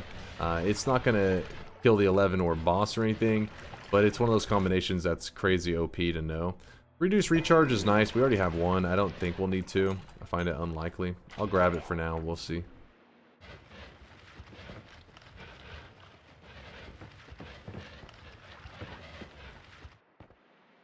One of my main fears is to run into an Uko. Oh man, that guy was shooting off rocks. Good thing rocks do not hurt me. At least those rocks don't.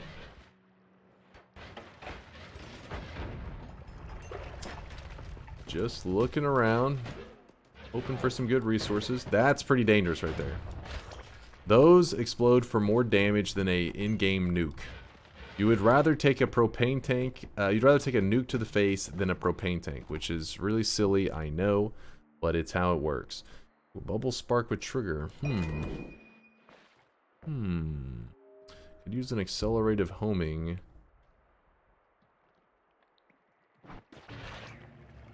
That has some cool potential on it.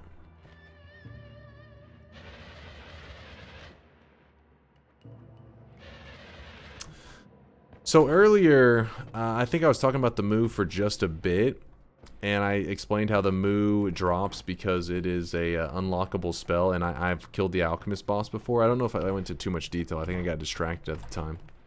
But because I've killed the Alchemist in the past, when I open that one chest, it drops a Moo. If you've not killed it before, it will not drop a Moo. I think it drops something else in its place. I'm not exactly sure what it is.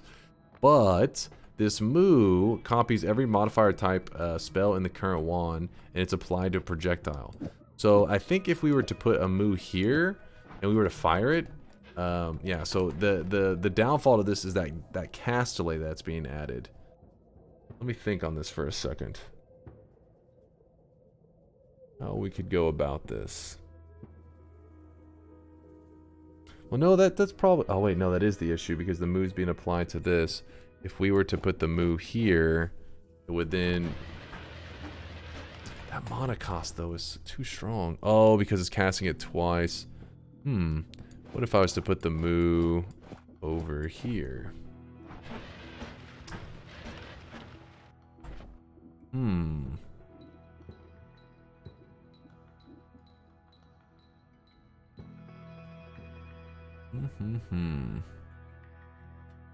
So this Moo is acting as a damage plus, a crit plus, a ping pong, a reduce recharge, and I think it's adding as 2 add mana. It's acting as 2 add manas as well. Let me fire this real quick and see see if it's firing in the position that I'm expecting it to. Yeah, it is. The reason I was wanting to do some theory crafting with that is I was thinking maybe we could use the moo to build some kind of bubble spark with trigger accelerative homing build.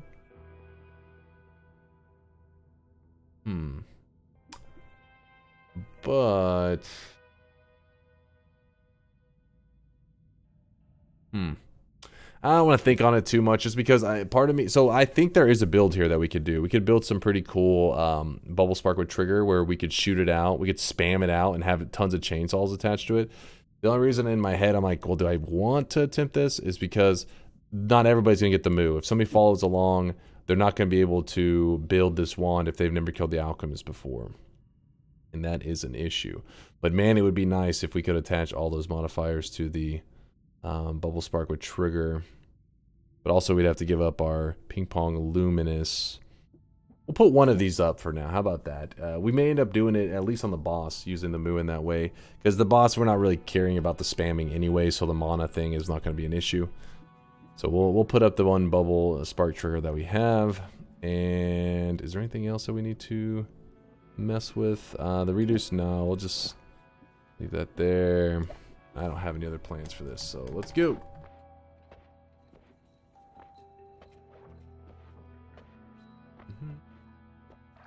Alright, so currently we only have one orb. 1 of 11, and it's only taken us an hour and a half, guys. This is a world record speed run right here.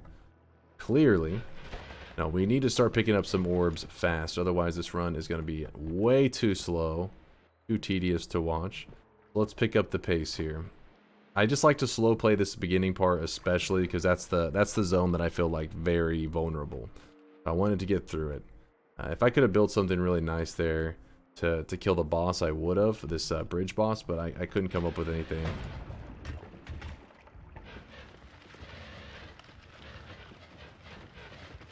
Come on.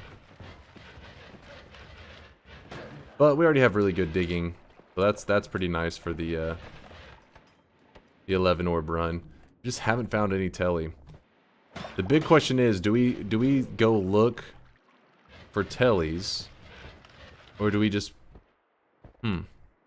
So if we go looking for telly and we do not find it, we still have to resurface to go grab those orbs. If we go grab those orbs now and we end up finding telly later, I'll be very sad because I just did all that walking for nothing. Like, dang, I could have just tellied and grabbed everything that I needed. Would have been much faster. We're gonna push forward. We're gonna push forward in hopes of finding telly. If you're playing it conservative, you should go get those orbs, those easy to get orbs now. A timer, and it's got a nuke in it, which I know most people, that's what their eyes are looking at. They're like, I want that nuke. No, you do not. You don't want the nuke. The nuke is a jabate. Don't fall for it. We need to drain this water out so that we can get to that wand. Please, game.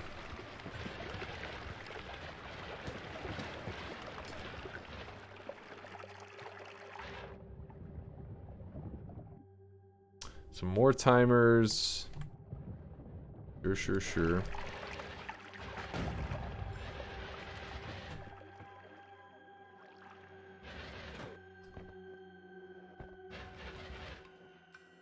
Alright, so what we can do is there are 2 free wands over here in this wall. And normally, you can find this eye. Well, not normally, it's actually kind of rarely. But I'd say the way the game intends you to get to these wands is that there's an eye that can spawn in this level, and you pour teleportatium in it. It doesn't look like an eye. It's like an empty eye. I don't know how to explain it. It's like those eyes that are below the holy mountains. I'll point it out in a bit, but it's an empty version of it. And what you do is you fill it with teleportatium and or unstable teleportatium, either one, just the liquid, and it will spawn a portal. And this portal will actually take you to this room I'm going to. But we're breaking into the room without the portal because I'm just praying that it has telly and saves us a lot of time here. Please, game. Please. Give us a teleport. I'll even take a regular teleport bolt. It doesn't have to be short telly. Do it for our sanity. It just makes me sad because we found that one ghost wand that had teleport on it, you know, the small telly bolts, which are the really good ones. I just didn't want to grab it because I felt kind of cheap. Alright, so here we go. Bust it into here. Nope. And no. Unfortunate. Unfortunate. I was hoping they would bail me out. But if you're curious, I mean, this has 2 capacity. No way we're going to make use of that. And this one, shuffle. Oh. And since we didn't take the legit method to get in there, it just teleports you back to the entrance of Snowy Depths. Nothing too exciting about it.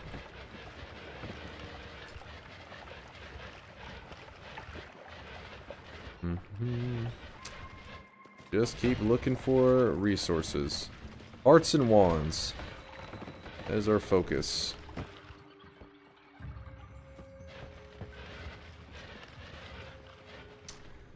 Snowy Depths, another one of those that you see a lot of people use formation recognition to find a lot of hearts, because in Snowy Depths they hide a lot of hearts in this place.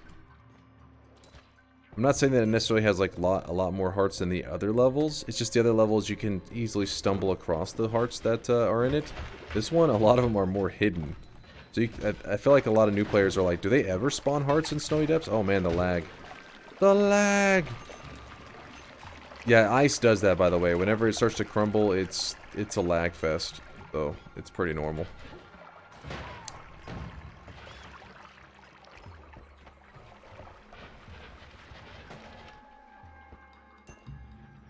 This guy have just a miss, 2 capacity, no thank you. Get that drunken effect off my character.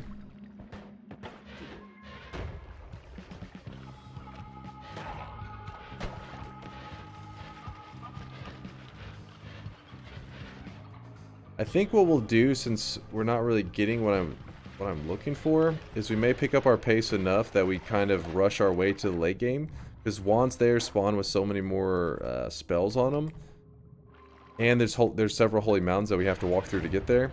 That worst case scenario, if I rush downward and we don't get what we want, we have a good way to dig, so we can come back up and then reassess and come up with a new game plan. It just sucks that we have no way to travel very efficiently right now. Wow, that Uko is about to take a shot at me.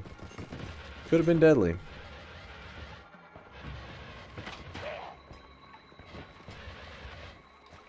Nope.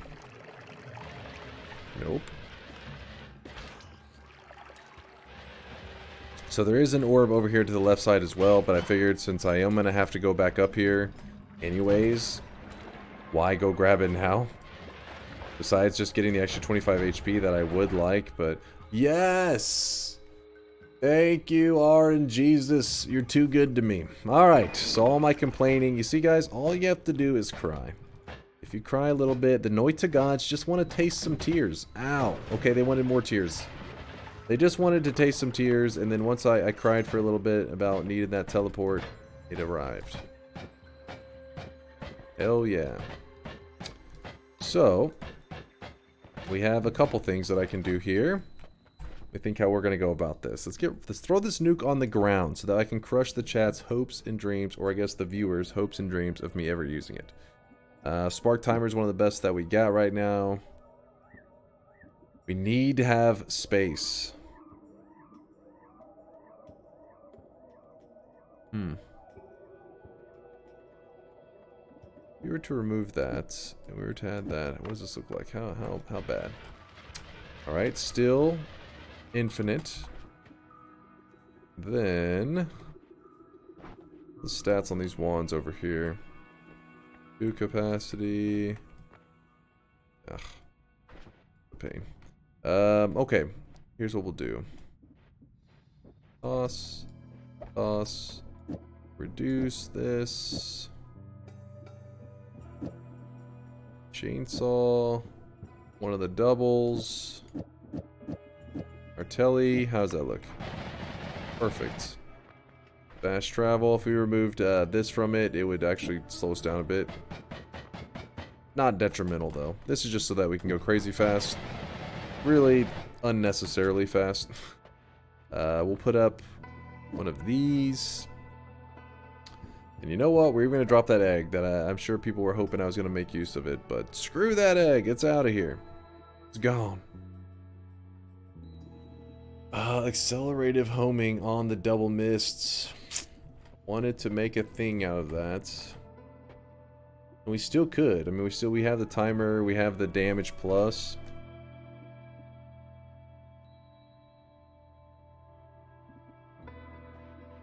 Here's what we're going to do.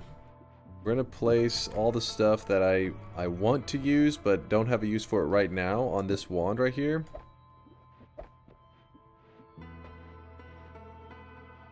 And then we'll see if later we need it and we'll remember where we left it. So, leaving it in the Snowy Depths Mountain. That wand right there is carrying all the useful stuff. We got this for our damage. Okay, let's go. How many spots do we have here? 1, 2, 3, 4, 5. 5 is not bad. Not great, but it's not bad.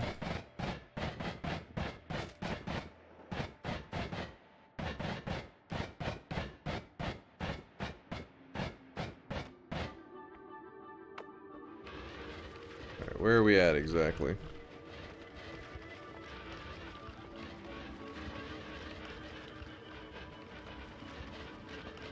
Is it down or up? Must have been up. There we go. Sometimes whenever you're fast traveling around, you lose your sense of like how far you've traveled. Makes that kind of tricky. Alright.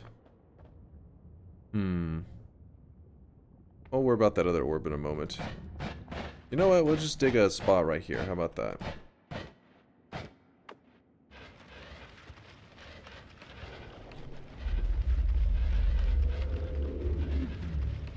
Couple enemies over there. Get them out of here. We're just digging away to the surface to save us a little bit of time walking. You could also just go the route that I was about to go, which was the normal route back to the surface. Okay. So one thing that people ask me from time to time is whenever I get pheromone, why aren't I using the pheromone to farm more gold? And the reason for that is that if you're planning to do a longer run like I am here, it's an 11 orb run, right? It's not like a super short run. So I know at some point I'm likely to get teleport or some way to fast travel. And whenever I do that, I travel to the top right of the map. Not the very top right, but the general top right. And there's actually... Oops. Please let me in. Game. Game doesn't want to let me in. Please. There's actually a room filled with gold over here that should be more than enough gold than we need for the entirety of the run. So why sit around farming gold when you know that eventually you're going to grab this anyways? Because we really haven't had too many gold issues up to now. It does take a moment if you don't have black hole. If you have black hole, you just sprint your way into this room. Without black hole, especially with luminous drill, it's a little slow.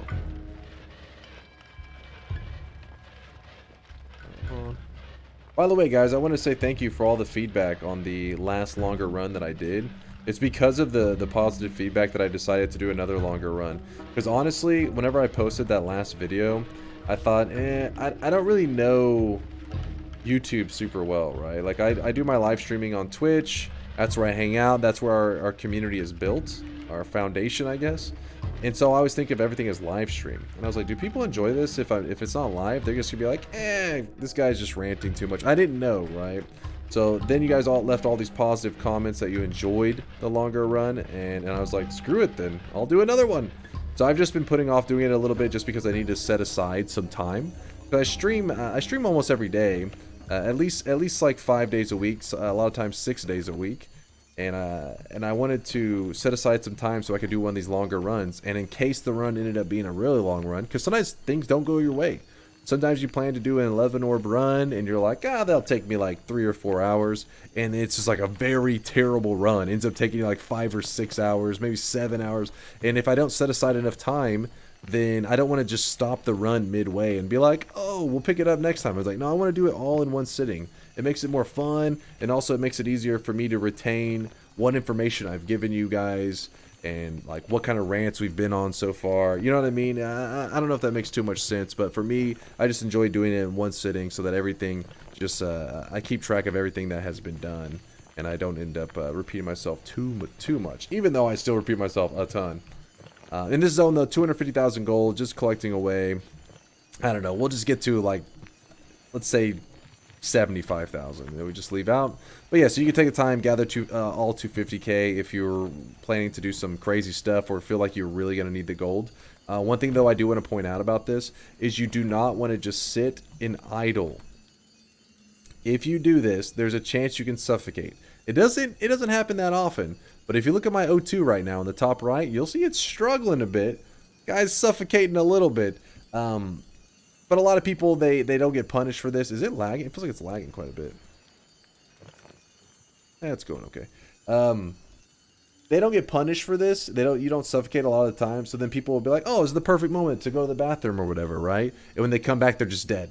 Their character is just laying dead in the gold pit. And they're like, what happened to me? See this? Kind of happening right now. Nah, there wasn't enough gold that ended up opening up. But yeah, so don't AFK in there. When you're in here, just jump around. You'll be fine.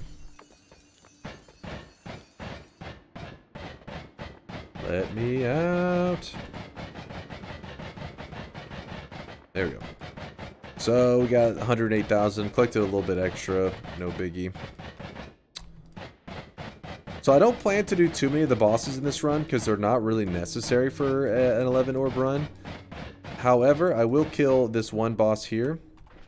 And in the future, I'll probably save if you guys enjoy this run here and I see more positive feedback, then I'll probably just save the other bosses for maybe an all boss run where we sit there and we do a run where we kill every single boss, we discuss some strategies. But when it comes to the bosses, there's so much to discuss about them. Like, I don't even know a fraction of it all.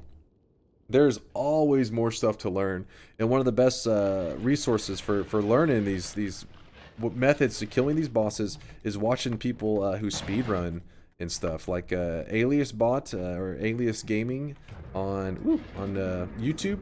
He's a speedrunner, and he has the world record for the all bosses.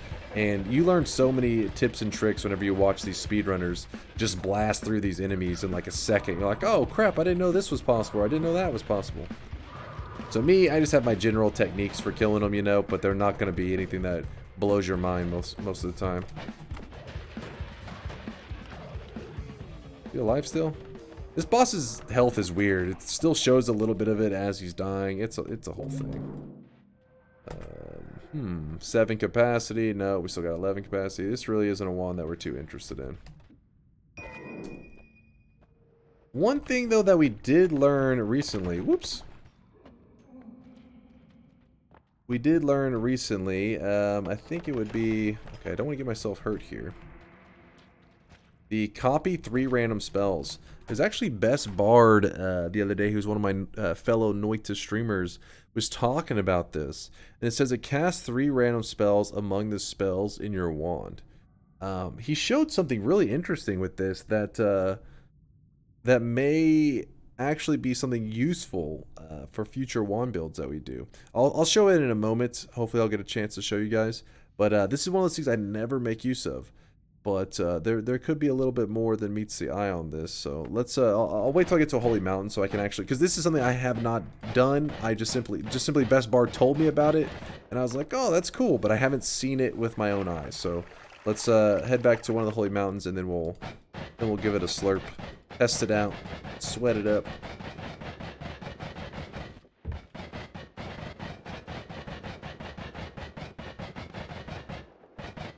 By the way, if you see how I'm moving very awkwardly, that's why small telly is preferred over long telly. Because whenever you take those bad angles, at least you don't go flying drastically in the wrong direction. It's just small jumps in the wrong direction. Okay, so we have another orb here. Now this orb's an interesting one because normally people walk across the bridge for it. You can also tele across crucial spots that are the trigger points for the boss to spawn. But I always take the safe route to make sure that I'm not being sloppy and accidentally trigger that boss, because this boss is very deadly. The bridge boss is one of the deadliest bosses in the game, and then there are weaknesses to him though, where you can pretty much one-shot him like he's nothing. We do not have any of those weaknesses, I don't think. Horizontal barrier, I think, needs something else to go along with it. Otherwise, I don't think we can just have the barrier alone take him down. Which is what I dropped on the ground earlier. Let's just find that orb. Come on now, I dug a little far. I mean, a little short, I should say. Not far enough. I want to be below the orb. This is a strategy I take with orbs that I'm nervous about. There's pretty much this orb, and there's one other orb that I do a similar technique, you'll see. And I just drop that orb down.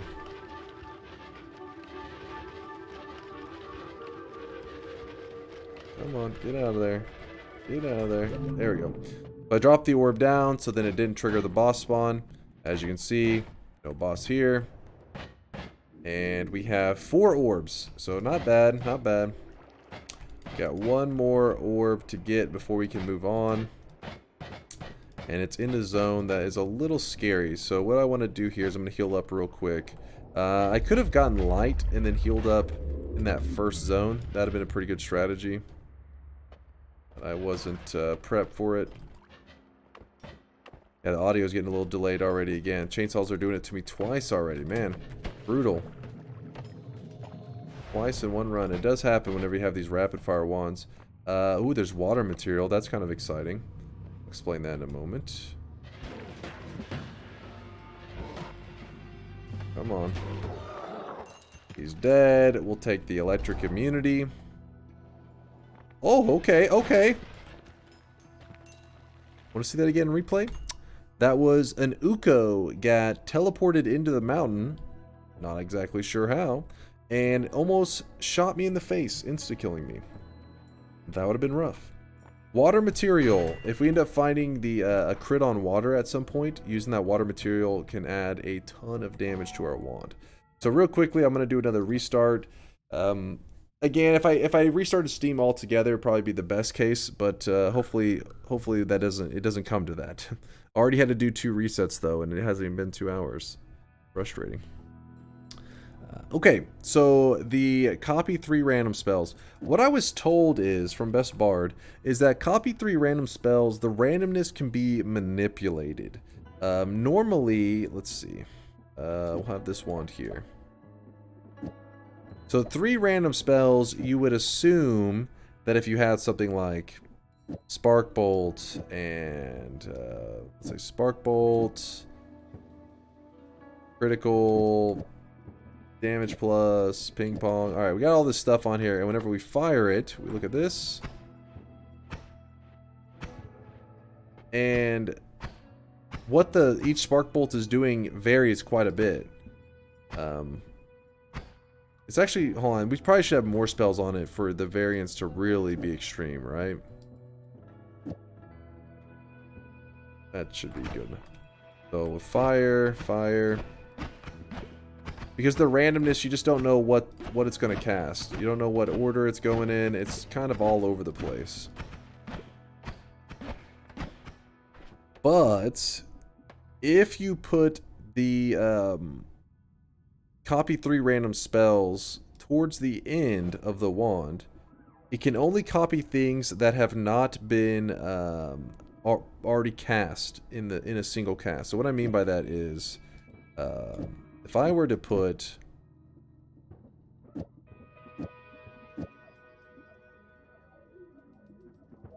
these spells like this, and then it hits the copy 3 random spells.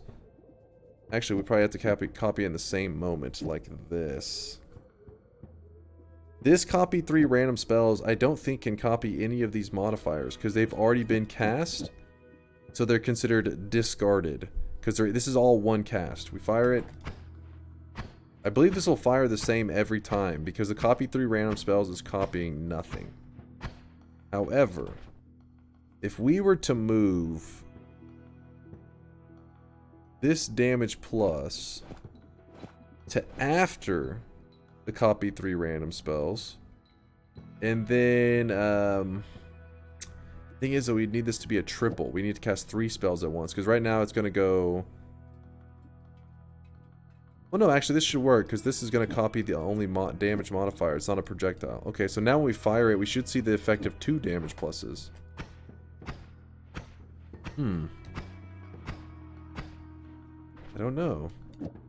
Move this over. Let's see. Damage plus here. Damage plus here. Yeah, it is. It is applying it twice, isn't it? Because it's much oranger. So by putting this, and we can actually test the damage straight up. I wouldn't even need to do that. So if we put the damage plus here, we shoot it, we're getting 13 damage a shot. If we move it here, we are getting 23 damage a shot. Yeah, so basically you want to fire everything in like a single shot, and you want to position your damage modifiers in such a way that everything else is considered in the discard pile, meaning that it cannot be selected from the random spells. You can manipulate the randomness of random spells to apply specific modifiers. For example, if you wanted to double up on the ping pong effect, if you put it, actually we can put both of these after the, so if we put it before and we shot it, applies like that. If we put it after it, it'll apply 2 ping pongs, which moves differently. You see that it actually is affecting the way that it moves. At first, it took a second to apply it correctly, it looks like. I feel like maybe there's some variance. Oh, wait, no, that is the right spot. I feel like there's maybe some variance there to it. I don't know, but he is right, clearly, is that you can manipulate the randomness. We'll go into that probably in another video. I don't want to sit here for too long because I know people are wanting to move on. But the last thing to touch on there, just to explain what Best Bard, as he explained it to me essentially, is that spells are considered in the discard pile when they are in the same cast, but behind it. So for example, if you had a Spark Bolt with damage plus, and then a second Spark Bolt right here, it would fire this once, and then the second shot would fire this. If this random spells thing was behind this Spark Bolt right here, this is a separate shot, right? Like this is not part of the discard pile anymore because this fires off on this Spark Bolt first. It's the first shot. Boom. So whenever it hits this copy random spells, this is now eligible. It's no longer discarded. But if we were to cast this stuff at the same time, where this Spark Bolt and this fire off at the same time, this is applied already in the same shot that it's trying to cast this random thing. So it is discarded. It's considered not eligible to apply it twice. Like you can't have this in the same shot. I don't know if that makes too much sense. I'll science it up later. Definitely a pretty cool find by Best Bard. And probably going to be some future science with that bad boy. Hell, we may even build something this run for the boss killer, but we'll see. We'll see. Now,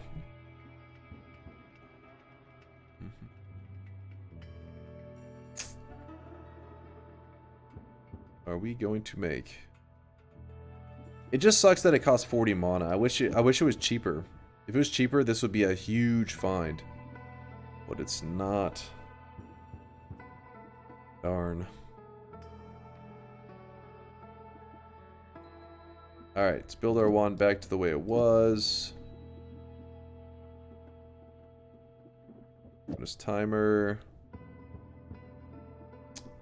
Double. Ping pong. Damage. Alright, we're back in business. Got a good amount of health here too. We got 355 HP. We are looking nice and thick. We got water.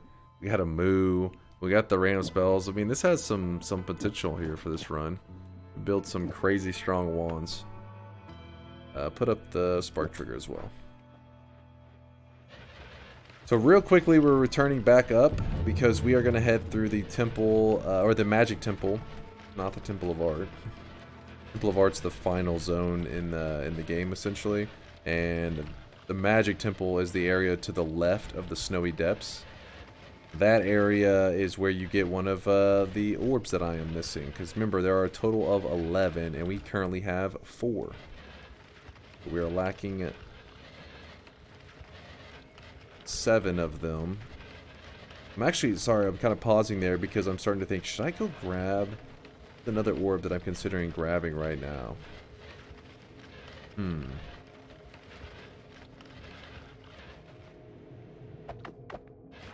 Now may be the best time to grab it. I was thinking there's an orb below the pyramid, and I had went over to that pyramid just a little while ago, but I didn't grab it. And now I'm thinking maybe we should have grabbed it. Boom, some guy just went speeding by.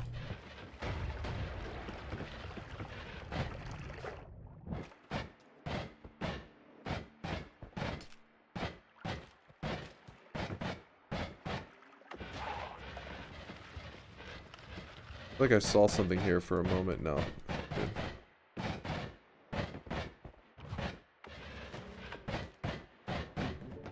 Alright, see, there's the magic temple.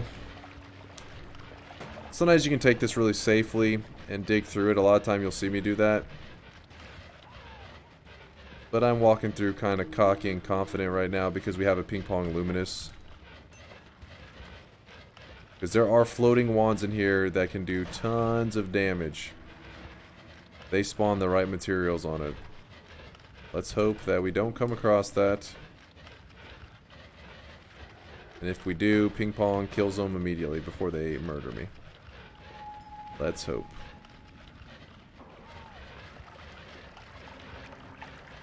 Oh man. Right through a toxic cloud.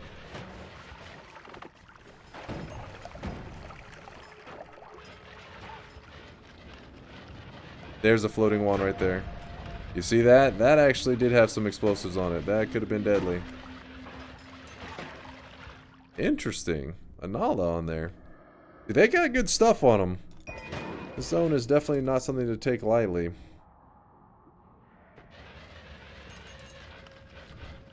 I'm starting to think that I should have taken the safe route because it could have gone very badly.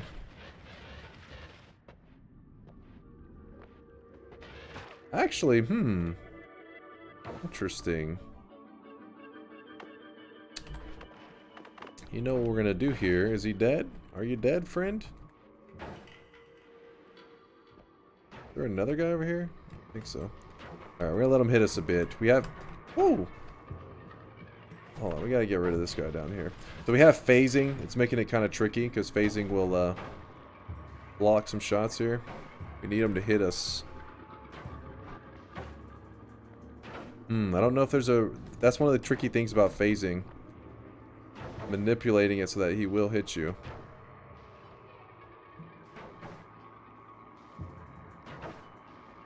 I can't remember in the past if I found a way to get that manipulation just right.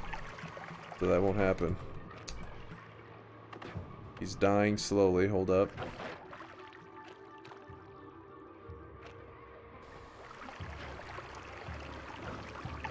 Don't die, friend. We need you to survive.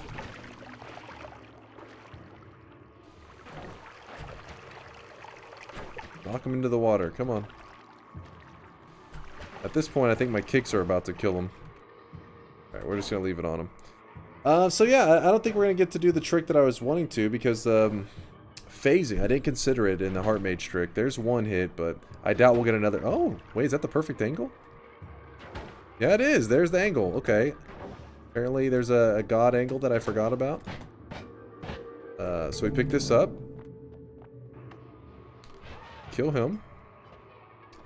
So all that did was, that'll give us, that heart normally should give us 25 HP. The Heart Mage trick, I have a video on it where I discuss it. We didn't have Ambrosia, so I couldn't go too wild with it. I guess the angle is right, like above and to the left is like a god angle. I don't know. I haven't done the trick with phasing in a long time. But there we go. We just got a good piece of health. That should make the next zones much safer.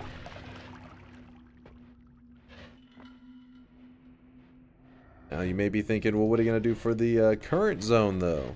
And I'm hoping that we come across a healer, because we have pheromone, and that should take care of us for the most part.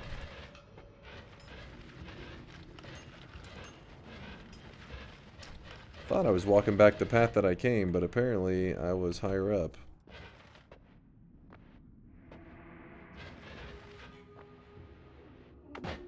Alright, let's get to safety.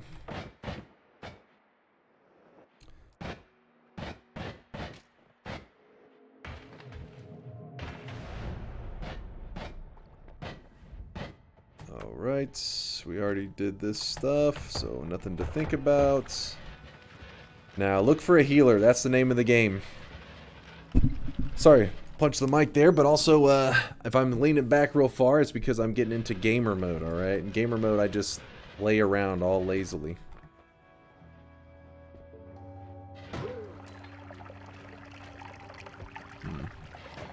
Alright, I gotta be careful when I'm firing off my shots here, because we are looking for a healer.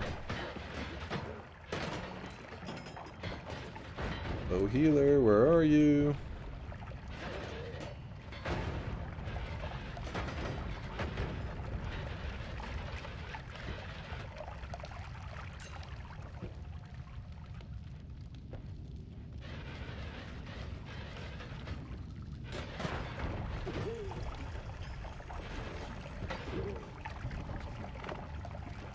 Forgot to fill up my water.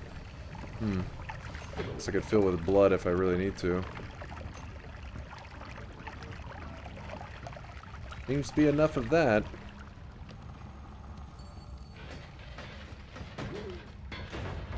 Woo! A little dangerous.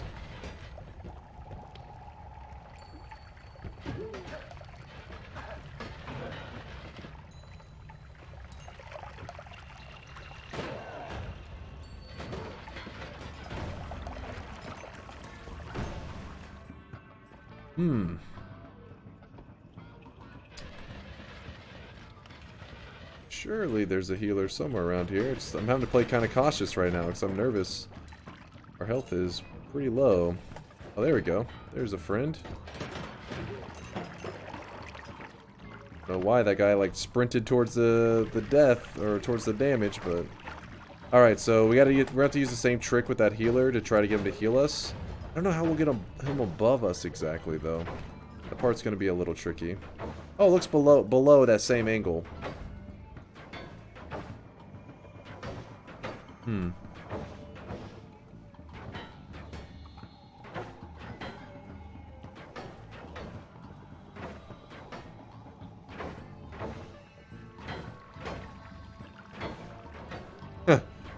Not really the best angle, but it's much better than just letting every shot miss.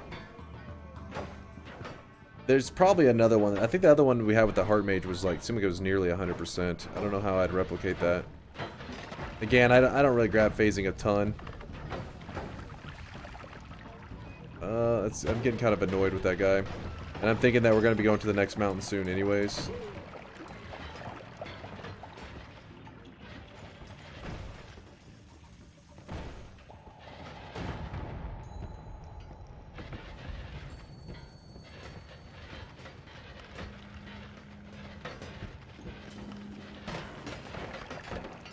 So this is the level that you probably see me spend the least time in. This level is not anything that oh, okay, a worm made his way down here, apparently. Worms have a chance of dropping a heart. That's why we're interested in them. Also, keep in mind that whenever you take your health up really high, like I did with that Heart Mage, that fire burns more now. Like, it scales with your total HP, not your current HP. That shit hurts.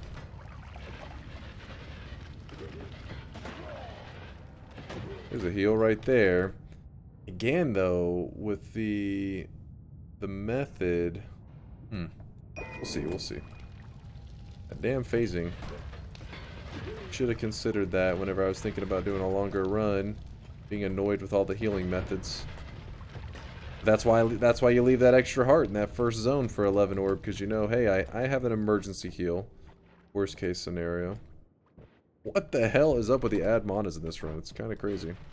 Oh, we don't have any teleportadium to pour into the free spell room, because there is an hourglass up here that would take us to a free spell room if we pour any kind of teleport juice. Teleportadium, unstable telly, either one of them, you pour it in there, you get free spells.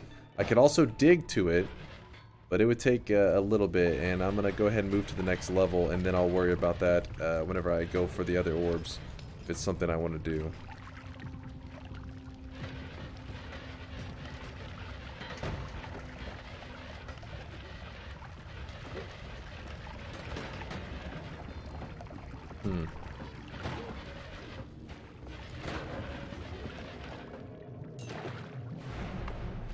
Alright, so there's a heal here.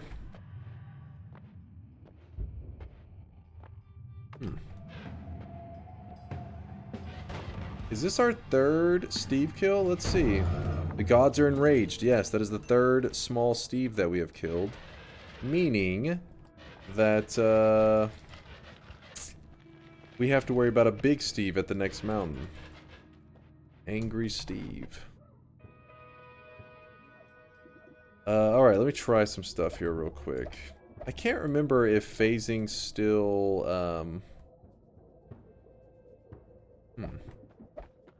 if it's still really funky whenever you're underwater. Let me try something real quick. Actually, here's what we'll do. We'll leave the heal bolt there. There. What about the heal bolt? The telly. Worst case, we could shoot heals into ourselves with something like that, I suppose.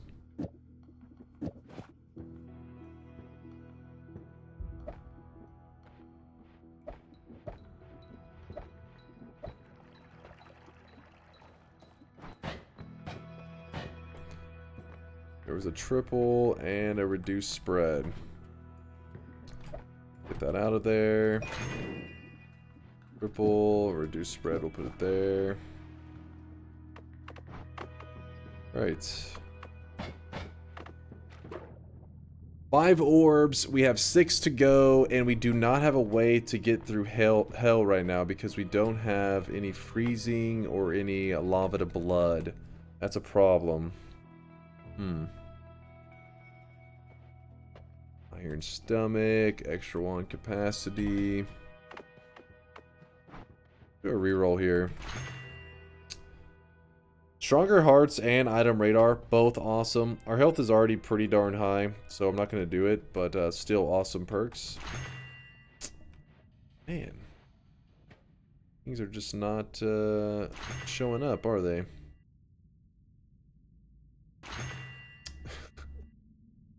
What is this? Alright, well in the end we end up getting fire immunity. It just took a lot of rerolls, pretty much wasting all of our rerolls and all of our gold. Been like half of it. But the reason I was looking for like something like explosion immunity, fire immunity, something like that, is because the fire immunity is huge for the jungle. Like now we won't be annoyed with the constant burning of everything in here, which everything is going to be burning.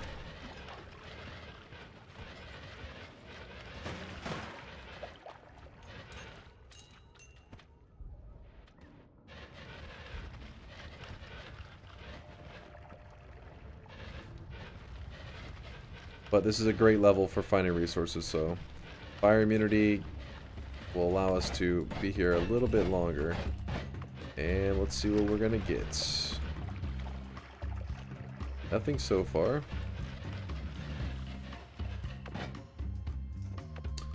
Got an explosive it is. There's some tentacles on there if we want to build some kind of freeze tentacle setup. I don't think it's gonna be necessary though.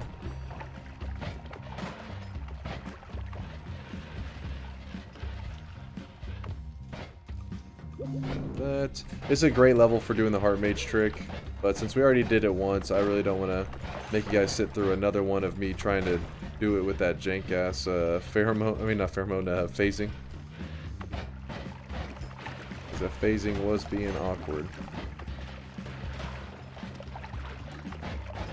Dragon would be kind of dangerous with this setup, because our damage isn't exactly like, oops, popping off real quick. Didn't mean to shoot that many of them.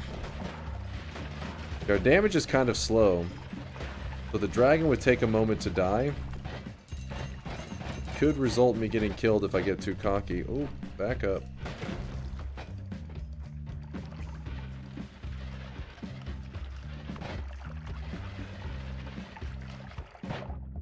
Let's see if it'll give us something to deal with the dragon in a different way. Worst case, I'll just build a boss killer real fast, like a dragon killer.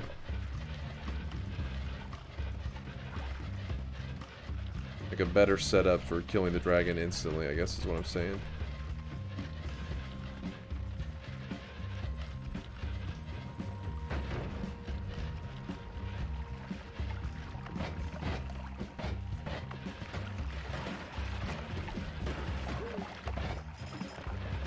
As you can see, once you've done that trick, I mean, with the health, going through zones like this are nothing. So that's why I made that video on it not too long ago, because people were asking regularly how the trick worked.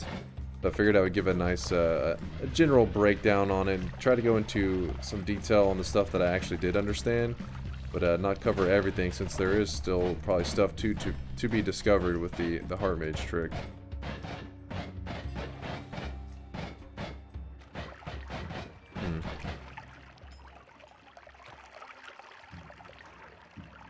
Sorry, I heard a loud noise. I was like, what the heck is that?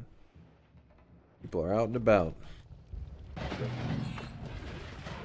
Did not mean to go flying into that. Thought I had my damage wand out.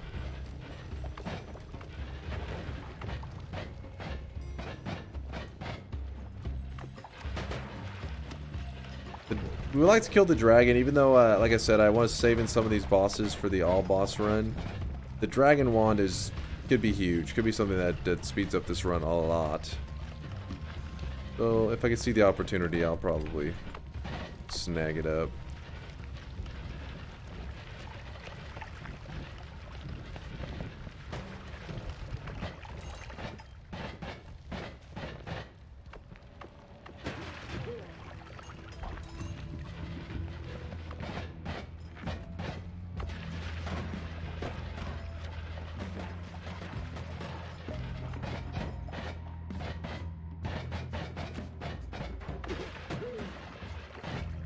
Reason I'm not collecting the gold, remember, like I said, there's that free gold room, and clearly these small amounts of gold aren't really going to amount to much.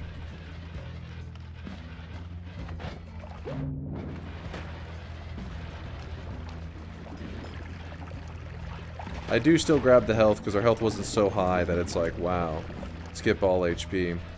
But also, it's not really necessary. Usually if I die with this much HP, it's an insta-death to like polymorph or something. So, we'll just keep pushing forward.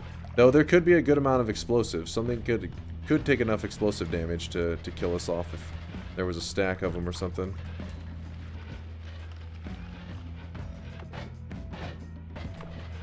Alright, last wand to check, and then I'm heading back over to the dragon.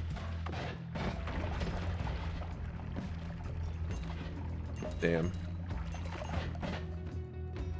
8 capacity. I mean, we're looking at capacity mainly. Non-shuffle, yes, is what we're looking for, and a large capacity, because we already have the ability to fix a lot of the stats. So if the stats aren't too terrible, I can fix them with chainsaws and reduce recharges. And then we have enough ad manas to also do some stat manipulation. We just need some capacity to work with. That's all. We're not finding it.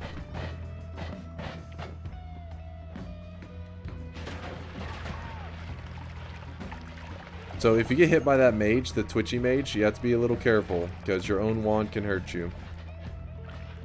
Gotta play it safely. There's a black hole. Now that's interesting.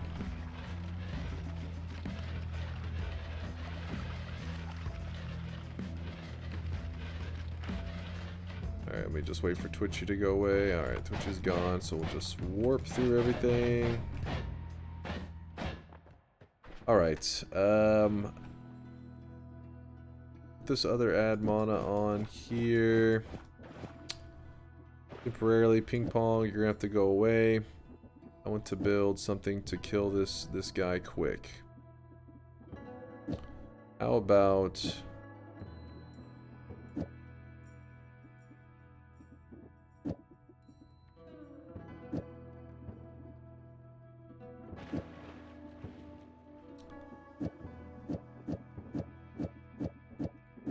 1, 2, 3, 4.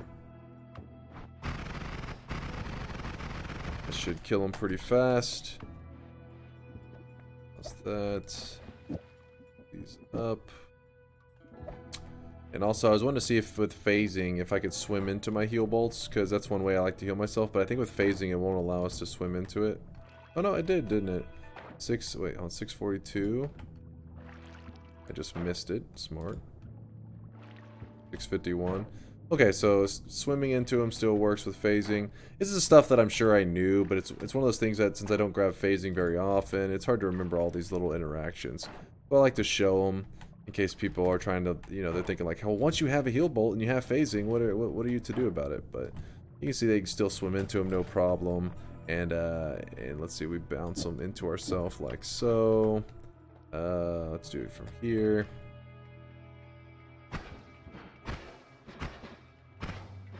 Yeah, so still bounce them into yourself, no problem.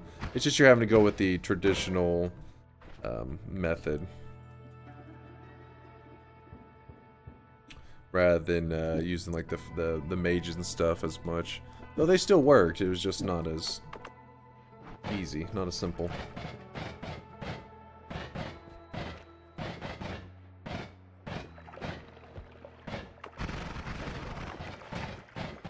Our damage is really high now. I just realized I did not leave myself a way to dig because I've been using ping pong the whole time. Dang it. I get spoiled with that really good digging and then I just assume I can always dig now.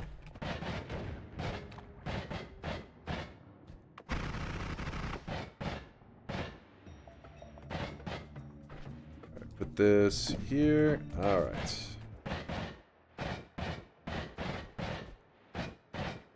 Let's just hope that it's a good non-shuffle with a decent capacity, and then from there we'll build a better wand that can hopefully dig and just do it all, you know? Alright. The way this works is the closer you get to the center of the egg, that's whenever the dragon spawns. Then we just murder that dragon. It's a non-shuffle. Egg capacity, you're killing me here, game. You are killing me. Come on, man. You gotta give me something to work with here.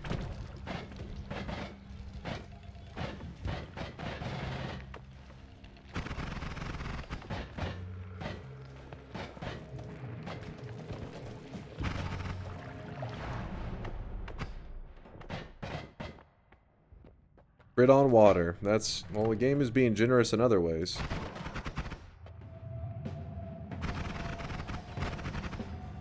This guy does do very high damage. One of the ways I fight him is I like to get in these shields and I will spam damage into him like so. And it's a pretty safe way to fight him if you have good damage and you have low HP. Dude, look how could spend all of my gold for a single reroll. Yeah. I'll leave those there for now. Crit on water.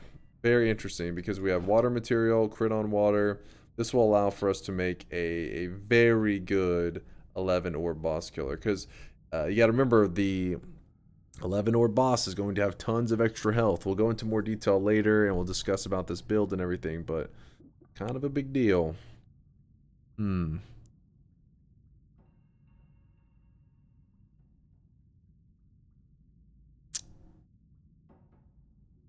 Let us see.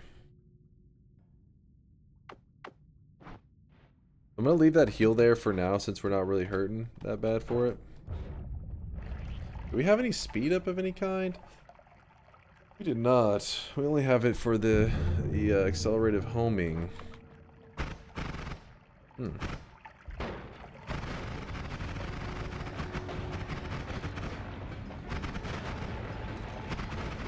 Ow. Looks a little close to that explosion. Alright. Quick dip here. Good thing we don't have to worry about fire or electricity. That's nice.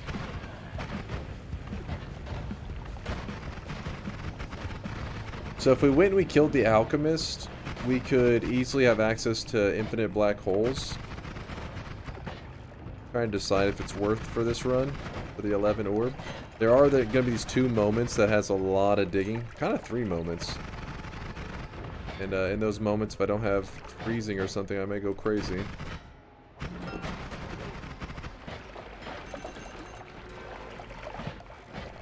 Ground to sand.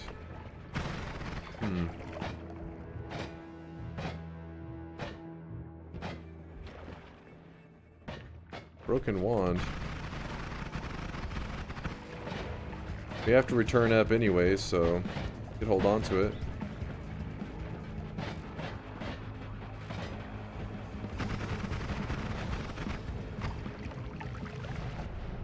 Alright, next holy mountain. Oh wait, we forgot to grab the orb in the last level. We gotta go back up real quick. Another way that we could easily kill some bosses. Still nothing too exciting wand-wise. Oh, hello, sorry about that. Whoop. Had to murder him. Unlimited spells. There was that ground to sand, wasn't there?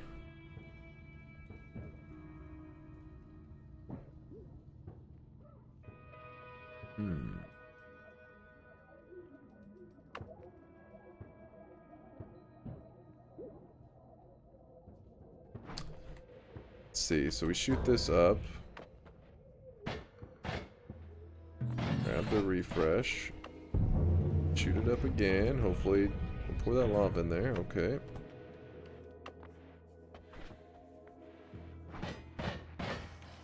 Oh no! Don't freeze me. Please. It's a good thing melee enemies weren't around. That could have been really bad. Kind of thought I had been to this area. Oh, there's a heart right there.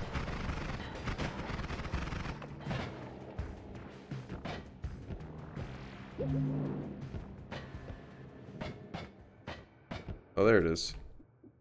Pop that. So we currently have 8 ground to sand charges. I'm pretty sure this is one of those setups that we can get around really well with. Which normally I'm not the biggest fan of, but because we're trying to do this without... thinking maybe something without the alchemist, without infinite black holes, to show that, like, you know, you don't have to kill the alchemist, and we can save that alchemist kill for our all boss run. Probably is a better way to go about it. Then again, then I can't use Moo. Let's quickly build something here. So if I put ground to sand.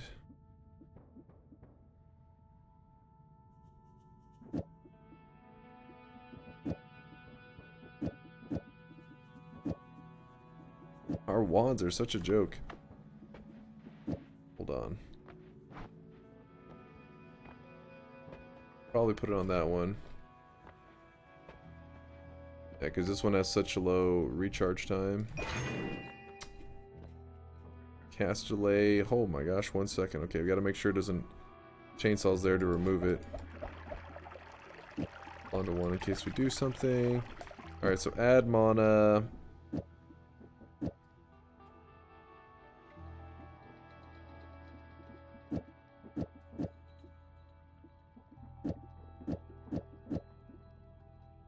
Ground to sand. Man, we need to spell wrap to that thing though.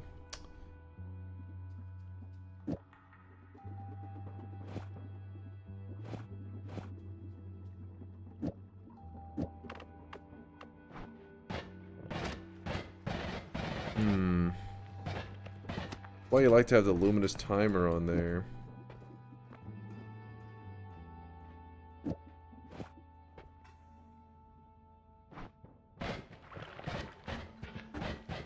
So damn mana expensive right now.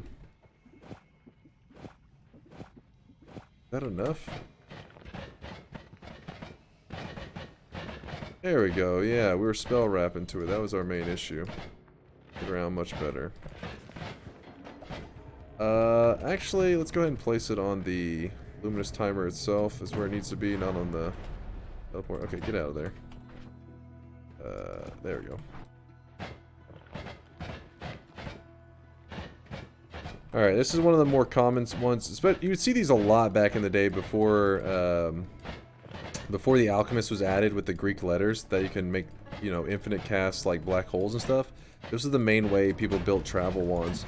They are dangerous though, because I feel like players go flying into stuff that they are not anticipating a lot more. Because you'll fly into like a polymorph flask, or you just don't know what you're going to run into. But for our situation now, we're going to need to use this, since I'm trying to go without the black holes.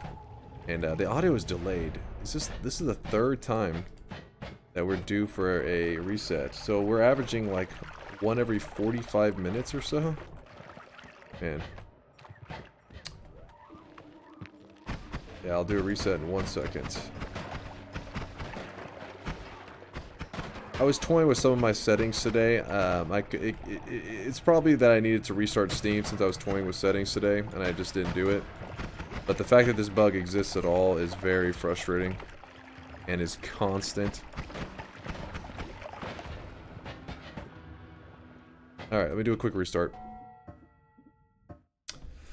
But so far, the run's going pretty good. I can't really complain too much on the resources, especially since I've kind of limited myself on purpose. Like, I could have killed the Alchemist. I was thinking about it earlier. I don't know. Like, I would like to do an 11 orb without somebody seeing me shoot just infinite black holes. And this is kind of the alternative to infinite black holes.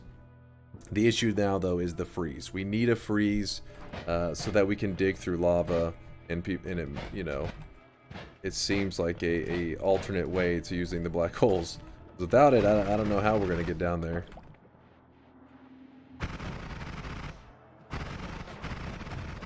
Oh, keep that away from me. So that wand right there, is this something to consider? Probably had some... It was 9 capacity, which is more than this. We'll see. I also forgot to move that stuff around.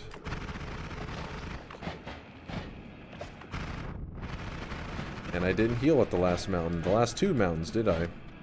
I should heal at this one. Oh, and I didn't grab the orb. Okay, so let's do all the things that I keep distracting myself from doing. So, number 1, grab the heart. Number 2, go get the other orb over here.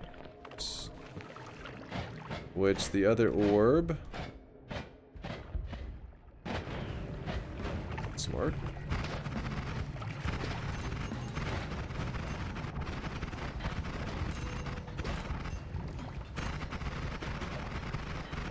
That's... Ow.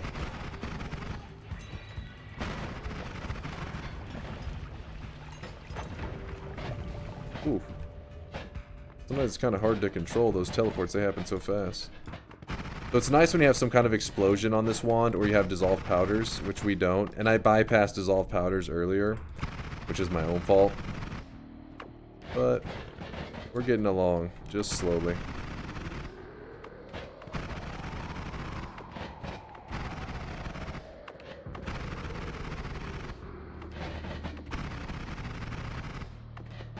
So through the left wall over here at the bottom of the vault, there is another orb room. You don't have to dig your way to it. It's just for me, I'm taking the safest route that I know of. In my head, let me play through the route to get the other. What are we missing? 5. So 1, 2, 3, 4, 5. All right. Okay.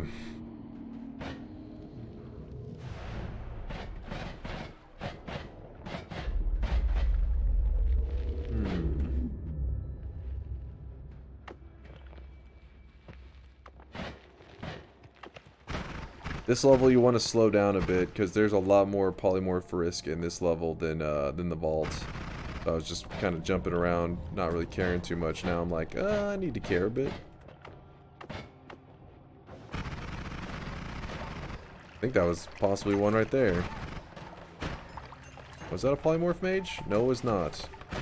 Because it gave me the flum effect.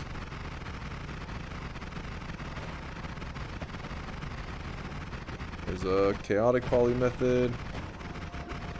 If you're curious, because we're using a timer, you see a point of explosion happening midway on my spark bolts. See how this? See like, see where this tick guy is? You'll see the sparks happening right on top of his body right now, right? That's the point of damage. That's because the timer delivers the payload early, and you have to keep that in mind. Something that delivers the payload early like that, you have to, like, anything that gets hit by the spark bolts after that point is just getting hit with a spark bolt. Anything getting hit by before or on that point is getting hit with the whole payload of chainsaws, which is much better. Homing. I have accelerated homing, so it's not like a big deal that I go without homing. I was kind of hoping to use it as well. Wait, what's the capacity on that again? 10 capacity. That is a 1 cap. Okay, yeah, we'll take that. Remember, mana and stuff doesn't really mean as much to us. We are focused a lot on capacity. As long as the stats are not terrible, which the stats on this are not terrible. Cast delay 0.22, recharge 0.27. Not bad. Not bad. Frozen melees are something to be concerned about, so that's why the tentacle guys, they gotta die. There's another heart mage if we were looking to do another heart mage trick.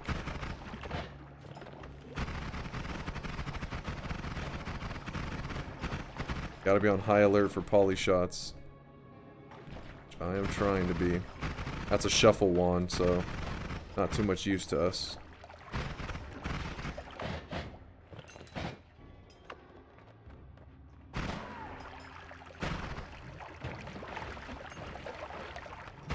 Another heart mage. Lots of chaotic poly ones too.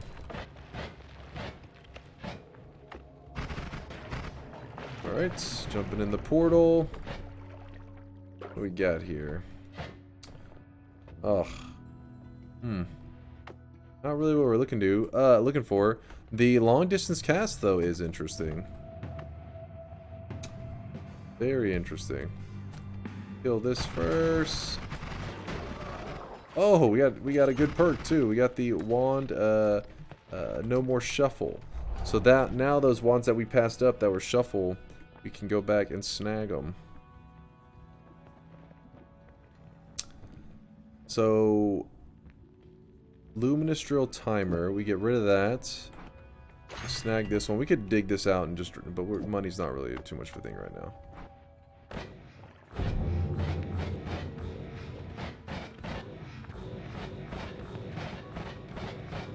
The long distance cast makes it we can get around a lot easier than the timer. Oh, that was a little too far. Kind of a risky one.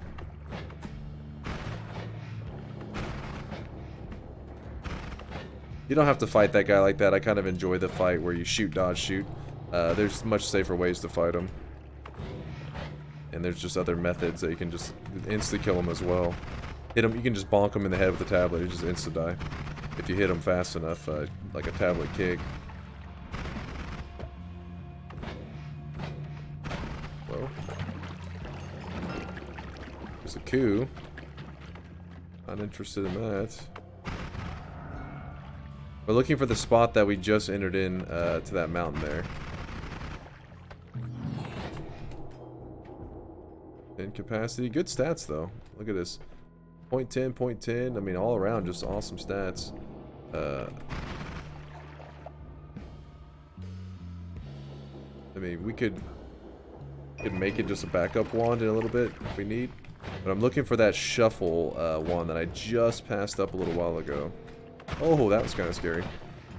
Keep that insta-kill guy away from me.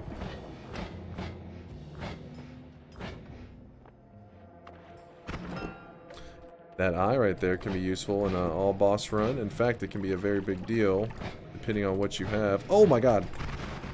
Woo! There's some poly there. That was not what I intended to happen there, but I'll take it.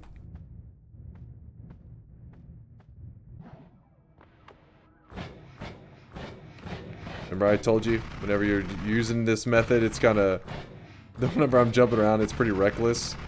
That's why whenever I do long runs, I tend to force myself to use just black hole wands. I don't do this ground to sand method. It forces me to play more safe. Because, man, it's just like, you just want to warp everywhere. At least I do in these long runs. I just want to just jump all over the place. Get there faster.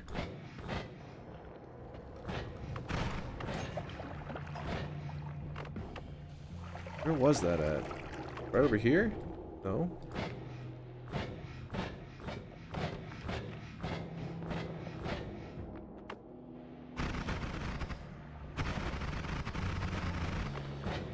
Hey, there we go.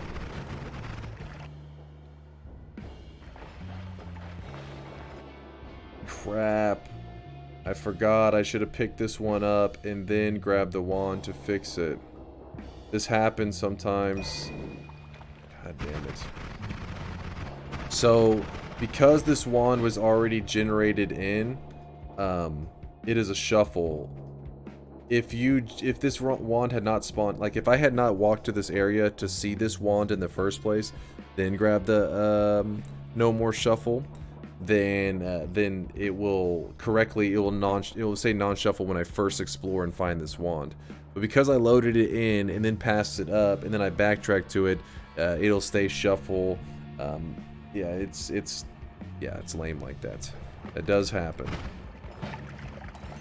No big deal. We can find another wand in here. I'm sure that's pretty decent. But that was dumb of me. I should just picked it up. It would have had a 23 cast, a very good wand. Wasted to my stupidity. Actually, wait. We have the broken wand on me.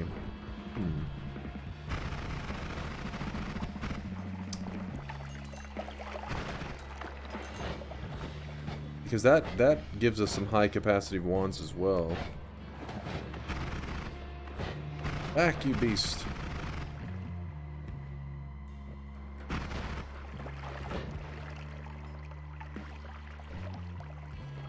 Think here.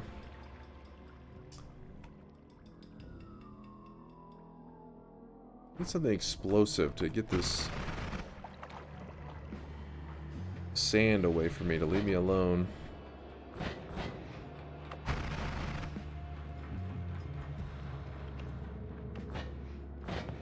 Alright, let's jump in here real quick. Let's do that real fast. Oh, hello. Oh, was that lava above? Remember there being lava up there? Either way, let's transfer some of our stuff over.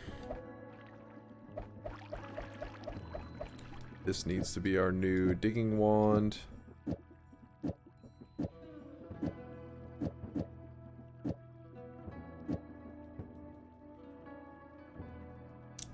I'll leave the reduce here. What else do we want?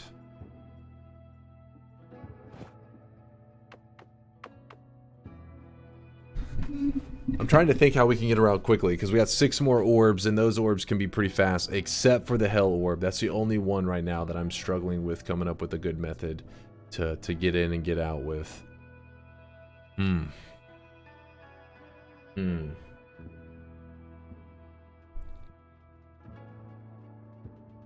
Because this one right now, for digging through like solid terrain like this, is kind of frustrating. Because you want something that kind of blows up the area whenever you dig to it, and I did not have anything for that.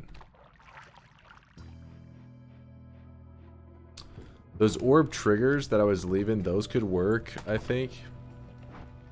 But they are mana expensive. We have a double add mana. Maybe that's the best way to go about it.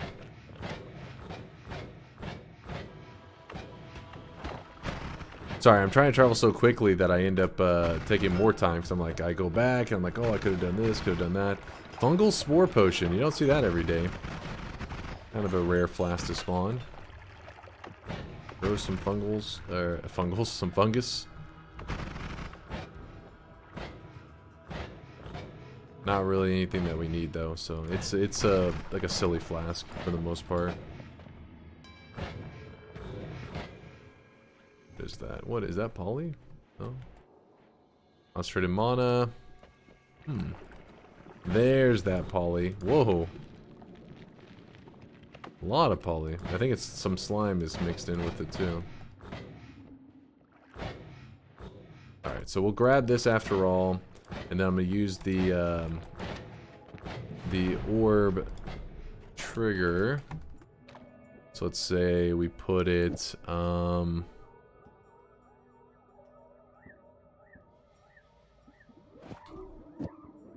dog barking, bark, bark. Shoots a double. How are we going to go about this?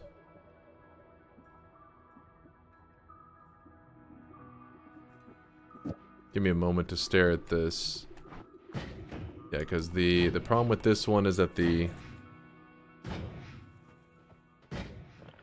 this needs to release after that. With that, how does that look? Not what I had in mind. Oh, because that's in the wrong spot.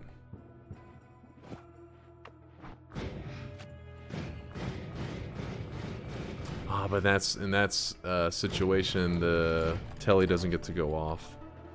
We could just do slow traveling with it, I guess. Where's the chainsaw?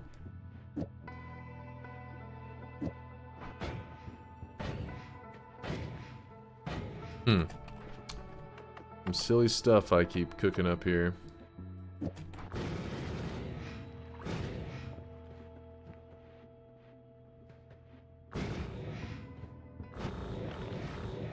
See, the orb is digging away the sand, which is helpful so that we could actually teleport to it now, but we need to find a way to fire off the telly at the same time. The 50.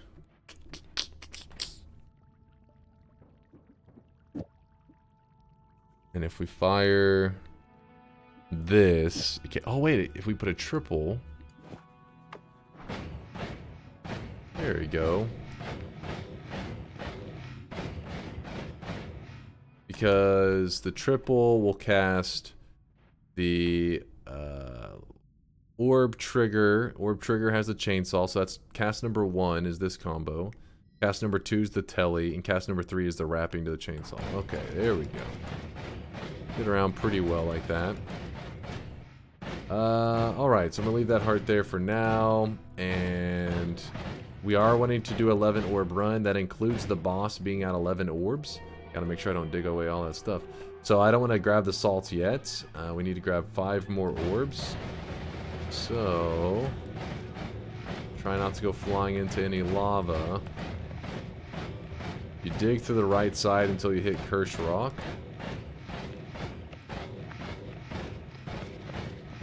Which can be scary, because if I dig down too much, it could potentially take me into lava. And that would be a very quick death for me. No, don't go in the cursed area. Dissolved powders would have been excellent, though. We had the offer for that.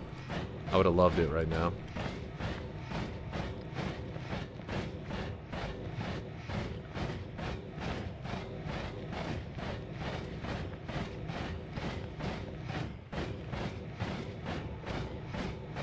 Should be coming up on that cursed rock. There it is. So now we need to dig down.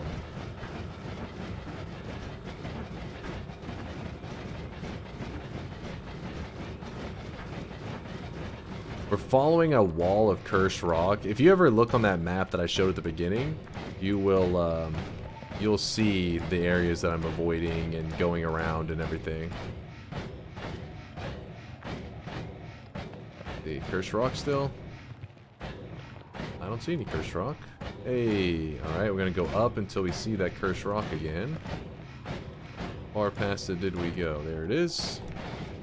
Alright, so right now we are below the Mage's Den, which is a very, very deadly zone. So what we're gonna do is we're gonna go along the bottom of it until we hear an orb. Oh, it's, damn it, we can't kill them because somebody... Oh my god. Gotta get them away from the thing that's making them invincible. Oh, I don't want to do that. Hold on. So, I got hit with Twitchy. I hear the orb.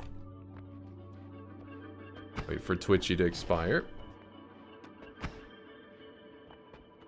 Alright. There we go. Oops, I didn't mean to grab that tablet. I don't want that tablet. Get out of here. Alright, orb number 7. So we have 4 orbs remaining. And what do we have? 2 hours, 48 minutes. Not terrible timing. I feel like I haven't had the best rants or anything. Nothing super helpful. Just mainly me just mumbling about trying to build a cool wand and finding some pretty good resources from time to time. Our wands are pretty simplistic though right now. We have some resources for a good 11 orb boss killer. It won't one-shot him, but we'll do significant damage. However, I'm looking for the final pieces to fall in place for getting the Hell Orb, because the Hell Orb is located in so much lava that getting through it just by speeding around I don't think is going to cut it.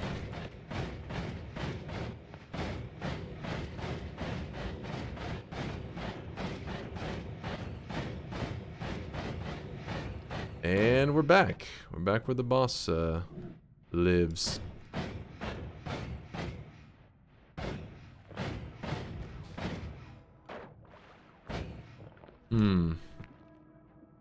I'll show you if you're curious where I'm wanting to go.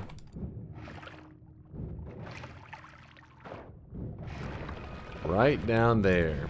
That's where we need to go. However, we need a way to get through that lava, and currently I don't have any bright ideas. So what we're going to do is we're going to return back up. We're going to collect the ones that I do know how to get to right now, and I feel like there won't be any issues. I mean, we could fill the place with water and try to dig that way, which would be very slow and annoying. So let me go grab the other stuff. We possibly will come across something along the way that will solve our issue. So let's go ahead and do what we can do. Put the teleport back. Drop this wand. Hopefully there's not a way to get that repaired that I'm not thinking of, like some old method. I don't think there is.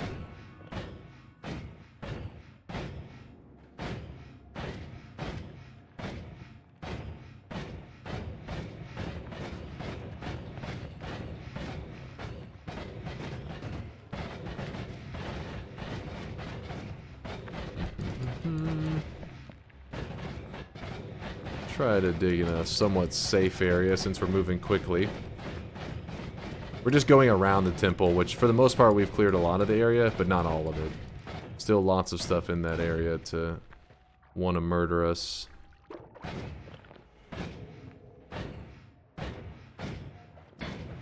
Let's not go that way.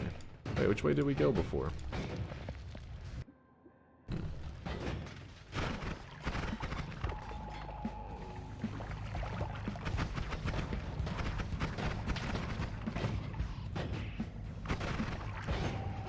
Oh! Woo! We warped into them twice. Twice we gave. Oh, okay. Through the acid. I thought that was toxic sludge, so I kind of just swam through it. We have a good amount of health, and we have a couple hearts that we left behind, so I'm not ultra concerned. But let's not do that again.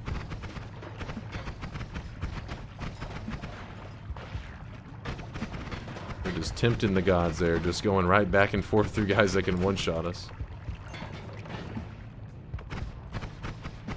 The reason I'm checking wands is because I'm looking for a freeze charge, and there it is. That's weird. I was just about to explain what I'm glancing for on wands. I feel like there's somebody out there that may be like, why isn't he checking the stats? I was just looking for a freeze charge, and we found it. So, hell yeah. Hell yeah. Alright, let's keep going up then. Now, I don't think we need to be looking through really anything. I mean, we can find stuff to help our wands, don't get me wrong, but there's nothing specific that I'm hoping for. I feel like the audio already is getting a little bit jank again, which is classic. Please, game. Please. Those damn audio bugs. You're not explosion immune, so be careful here. At least until I get that next part, then I can go be crazy again. Wait, what was that over there? Oh, nothing. Is it more to the right? Wait, where? Here, we'll just do this. There we go. Okay, so there's actually a way that we can instantly get to Vroom. We can instantly get to the Hell Orb, but I'm not going to do that method for the fact that I feel like if anybody's out there, I'm trying not to do things that require a like a prerequisite. So, for example, there are these portals that spawn once you have killed the Leviathan boss. You can take one of those portals and it'll take you to the Hell Orb, but you have to have killed the Leviathan before, which I haven't shown. So for this run, we were going to do it the old-fashioned way. Also, whenever we travel to Hell, I will be putting a freeze charge on the energy orb. You see, look at the delay.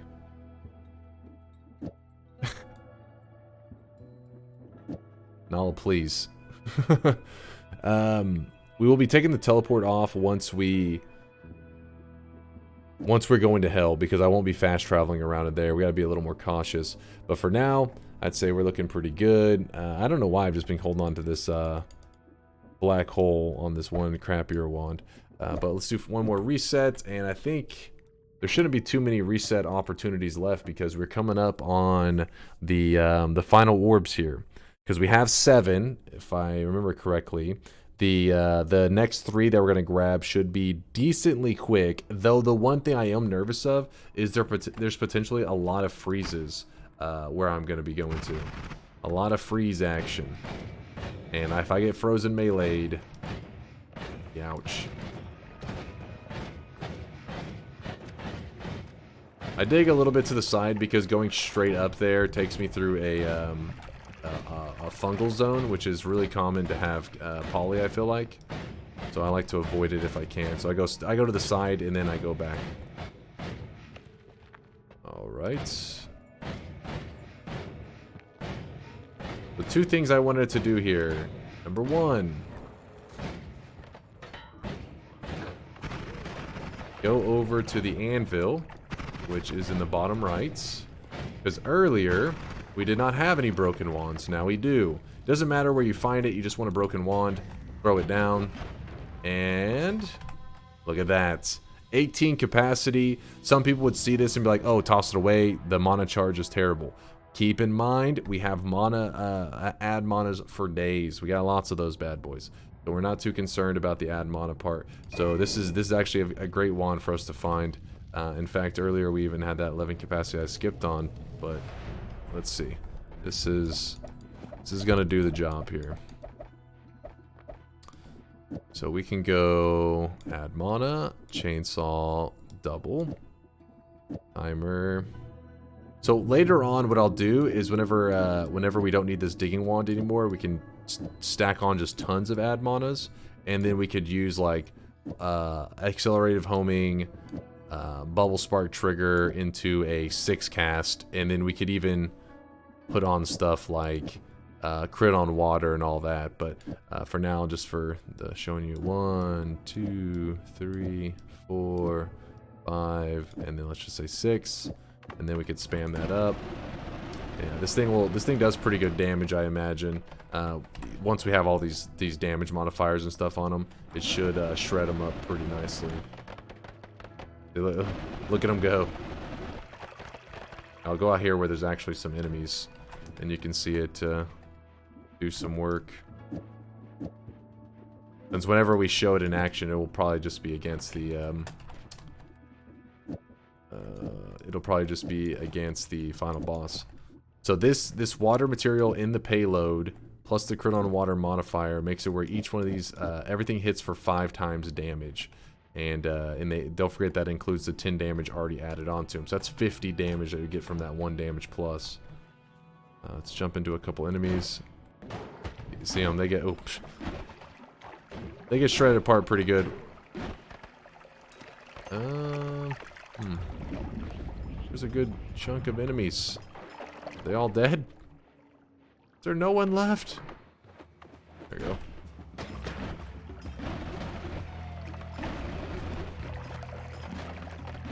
Yeah, it looks pretty funny because the accelerated homing, it takes a moment for them to get going. But when they do, they really move. Yeah, this wand will leave no survivors, which is our goal. I think on this one, 60 mana. If something happens and we could, no, we need 2 add manas on here, don't we?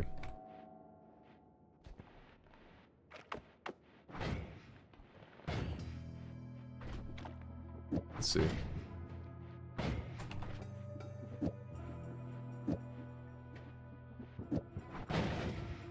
Yeah, we can't really get by too well without the double Admonas there.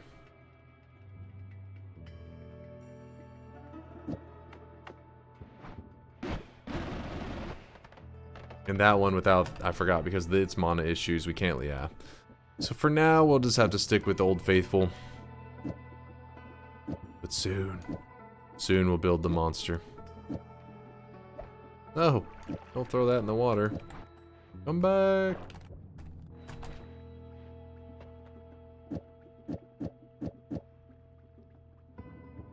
Are we good? Is there anything else? I guess I can put this double here to take up space for now. And I don't plan to do anything with the plasma beam. Yeah, we're good.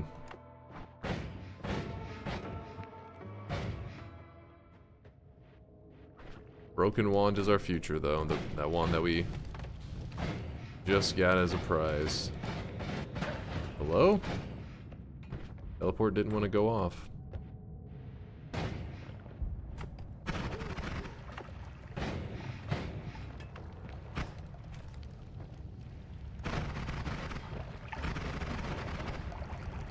Nope. We're heading towards the free spell room. Remember how earlier I told you about the teleportadium thing, and I said if you have teleportadium, you pour it here. Well, we're gonna go to the room that normally you could visit there. There's a lot of healers right here. We're gonna go to that room that normally the teleportadium would take you to, except for we're gonna do it through digging. Like so. Oops. Did not mean to do that. Come on.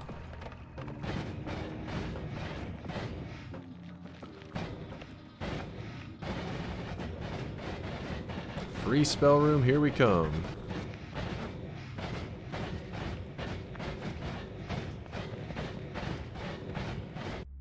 There we go. Wow, look at that. Add trigger is actually huge. That allows you to go crazy, but the add trigger requires that you kill the Master of Masters before you can actually get this drop. So again, this seed is actually kind of got some spice. It's funny because normally I always tell people, you know, these kind of things, if you want to get the add trigger, if you want to get some of these Greek letters, you need to kill the alchemist, you need to kill the Master of Masters if you're planning to use them in your run. Don't just say, oh, I'll come across them in my run regularly and make use of them. It's like, nah, you're gonna have to kill the boss if you want to use those things. But in this run, that's not the case. This run actually sprinkled in some really good modifiers without even having to deal with any of those bosses. I mean, the only two bosses that we killed in this run were the pyramid boss and the dragon. Both that are pretty standard bosses that people fight, not ones that necessarily give much of a unique challenge. It's pretty cool, pretty interesting stuff. Nothing too crazy though here that we're wanting to work with.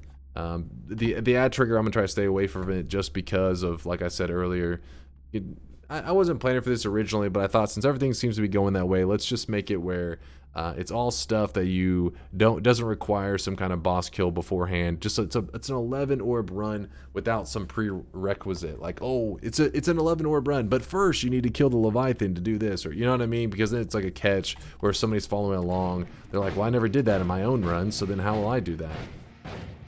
So it should, like, this run should encapsulate everything in this run. There's nothing outside of it that you need to do to make this run happen, I guess is what I'm saying. So there's this. We are heading back to Snowy Depths now. If I can get over there. I'm sure there's a better way to improve upon this digging wand that I have going on here, because it is a little awkward. I feel like there's something else that I'm not thinking of. But it'll get the job done, as you can see. It's still schmoovin'. Oh, stay away from those freeze guys. No freeze melee, please.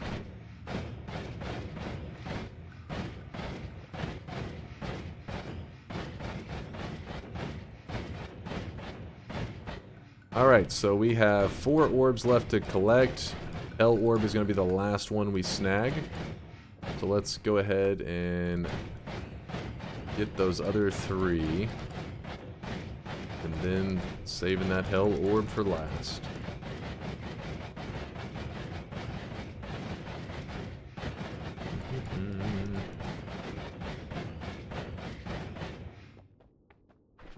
Okay, we are going to... So if you're curious, the Ground of Sand being cast on the long distance cast, that is the carry of this travel wand, if you haven't taken notice of that. That's really what's letting us get around so quickly here. Again, though, not one that I highly recommend if you don't have to use it, since there is some, you know, chaos to this thing. Some people love the chaos. In that case, it's the perfect wand for you. So we're digging directly down from the center point of the pyramid, because directly down is where there is an orb. Woo. Orb number 8. And then we just want to go right back up. The explosions are a little annoying. Please get out of here safely in one piece. There we go. So I went to the top middle because that way I can line up where that orb is. They're perfectly aligned.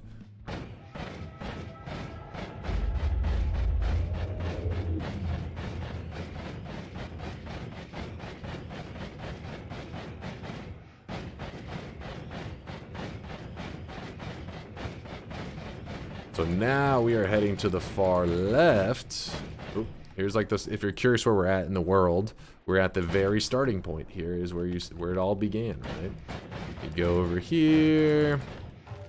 Oops, didn't mean to hatch that guy. Here's all of the in-game unlocks, which are referred to as the pillars, or some people call them the achievements. Each one represents a unlockable achievement in the game, and we do have all of them. The one that you would get doing an 11 orb run like we're doing right now. Let me actually pull it up. Wait, hold on. I think it's just this one right here, isn't it? Yeah, 11. Yeah, it would just be this one right here, that pillar. I was about to... There's a page I have which shows each achievement, which I guess if you're interested... get out of here. I could link it in the description below. Let me pull it up on the screen because some people may be interested in this. It's a very helpful infograph that this person in the community named Mills.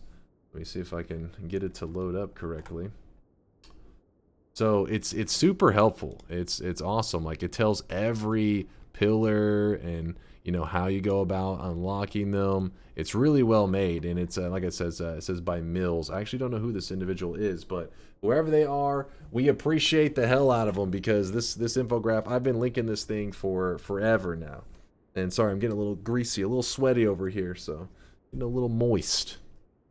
Where are we? So here we go. All orbs. Collect 11 orbs in one run, the number of normal orbs in the game. Corrupted orbs can count towards this if necessary. We aren't grabbing any corrupted orbs, so if you're curious what that means, it means like you could grab like 10 regular orbs in this world and grab one orb from the parallel world. That way you have because one parallel world would be one corrupted orb. That's how you'd make 11. That works too, but we're just grabbing the 11 regular ones. And now with that said, in the future, maybe if you guys enjoy this run, we'll do one with corrupted orbs and all that kind of stuff too. So we'll see how you guys react to this one, if it's something that you want more content of. If you're like, all right, that was pretty long, I'm good. But I'll link that image in the description below. I'll try to remember to. If something happens and I forgot, feel free to call me out in the comments. Say like, hey, you forgot the image. We need that shit, because that image is badass. There's the Bamalam trophy, just saying hi to it. And heading over here.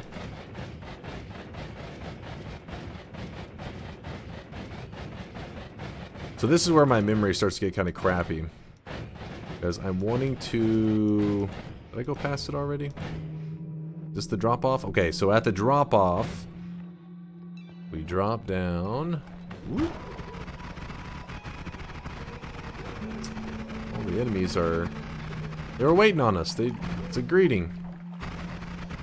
Like, hello, we welcome you.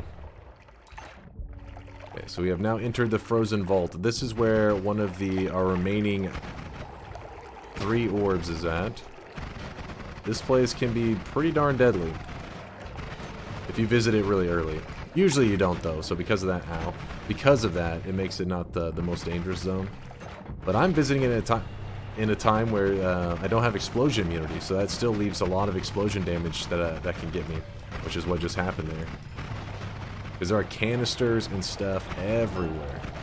Is that another water material? Once you have one water material, that's all you need. Now, if it was another crit on water, I would be like, oh yeah. Oh yeah. But it's not the case.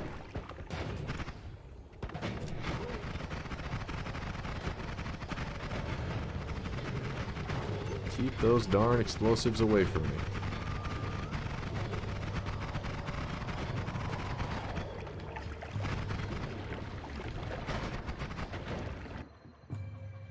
Huh. Now that's an interesting wand right there. Always cast acceleration, 24 capacity. There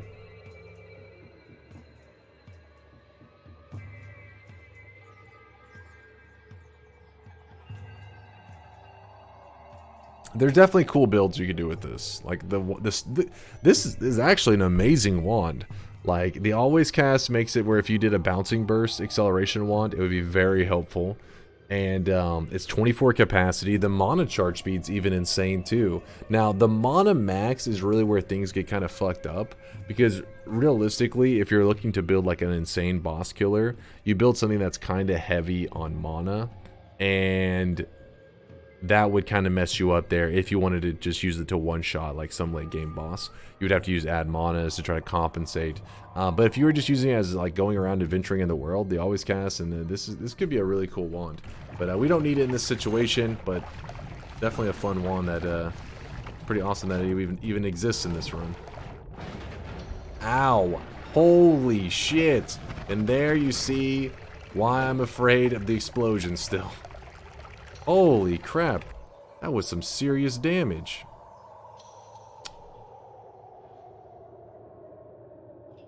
How many... God dang! How many canisters? I'm not sure exactly how much health I lost in that moment. I wish I would have calculated. Can I see it? Can I see the damage done? It's kind of hard to see. Let's see. Can't get a good look at it. But it's fine. We'll have to take a more conservative approach to this if I can get out of here safely. So the problem is that my teleport has the ground to sand on it, so I don't have a smooth way to teleport around without a little bit of spice on it, you know.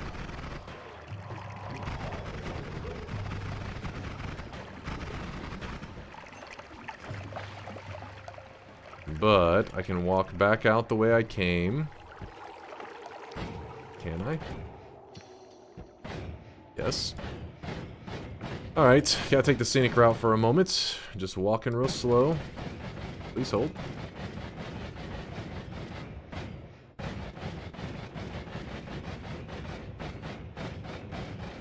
Still though, for me, we're not making bad timing. I think most people, when they hear if I'm gonna do 11 orb run, because I tend to play very slowly, you know, every little move I make, I usually think about it for a while, stare at it, talk about it.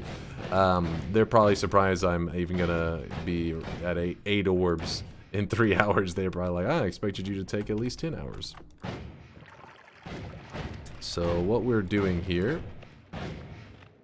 is we are quickly going to stop off and grab that one wand that we left a long time ago that had light on it. I'm trying to remember where I left it at. It was decently early in the run. Nope. But it was for that wand, I think, that we dropped it. Wasn't it? Ooh, okay, okay. There's explosives here. I know this. I know this. I just didn't think, you know, I left too many of them around, but I see that one sitting there. Not get our health too low. So the light that we are missing will allow us to grab a heart. Though we could still grab it without it. It's just kind of annoying digging around in the dark. And I wanted people to be able to see what exactly I was doing too. But the game is not offering me that option.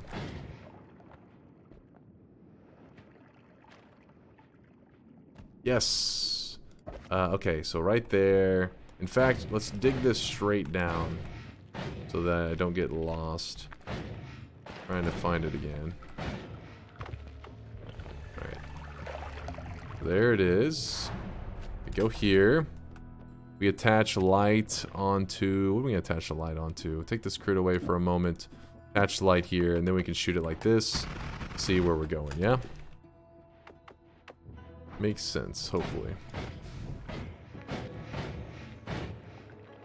Then we can pick up our old wand.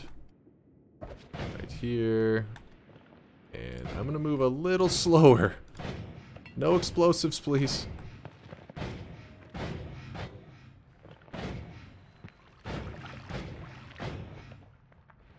Wouldn't that suck to die in the first zone after all of this adventure?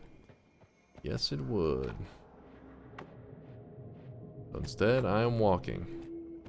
Not falling for any of those What the heck? Polymorph? What are you doing over here? I don't remember. I guess there was a chaotic poly. I guess it was in a flask and it shattered.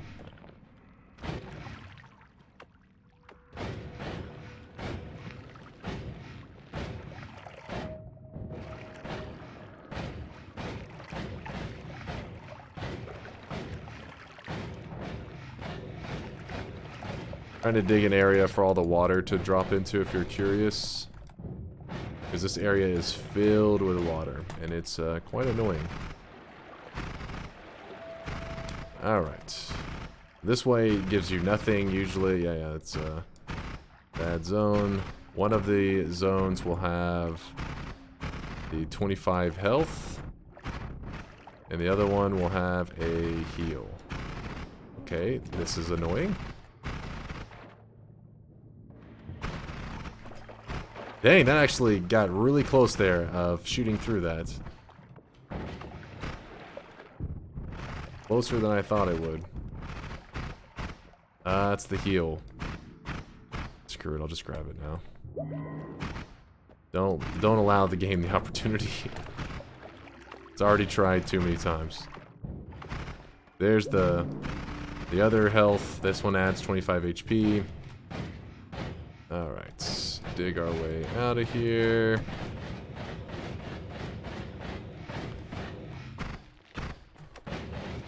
There we go. Now back to where we were. Man, that one explosion though, whew, it pumped.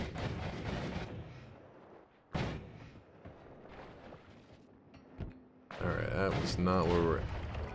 Okay, there's a theme with these explosions. Damn, this area, it's almost like I'm just so used to this area when I have explosion immunity. I keep, you know, jumping into these things, being like, ah, it's never an issue. No, it's an issue. Watch the hell out. Can I get through here without any explosions ripping my face off? Thankfully I have explosion immunity, I mean electric immunity, otherwise those would be really scary too. Wow, that's the hell of a wand. 19 capacity, actually an upgrade. I remember watching Alias one time go to this area like right off the bat. He like started his run and ran here, and his goal, it was pretty cool. His goal was to sneak in here and to grab a wand as like his starter wand. And depending on, you know, you could do that. If you get lucky and there's one on the outer rim, you could grab something and just the whole area to start off with something pretty strong.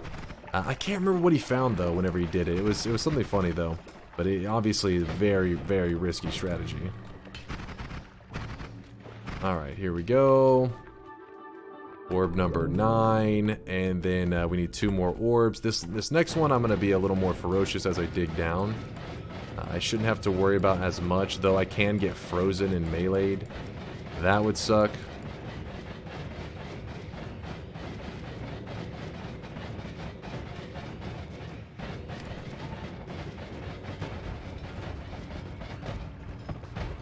Okay, just find every explosive on the way down. No big deal here. There we go.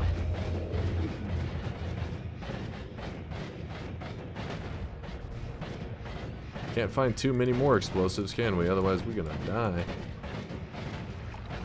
Alright, we're gonna have to start slowing it down because I need some health for hell.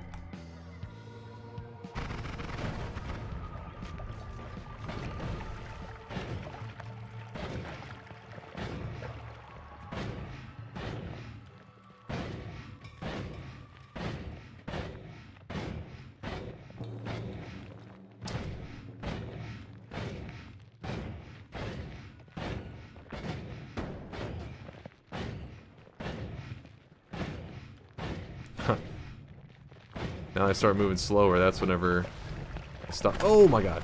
Whew. He like sent that into the ground. Did you see that? That was pretty cool looking.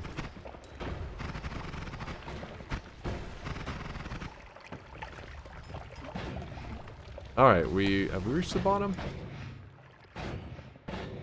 So we walk along the bottom here until we find that, okay, wait, what? At the bottom left?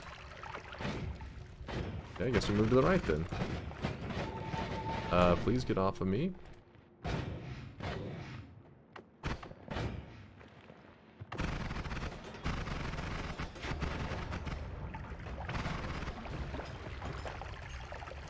Oh no, we're not at the bottom left. We just landed on one of those edges. Yeah, that sounds about right. There it is.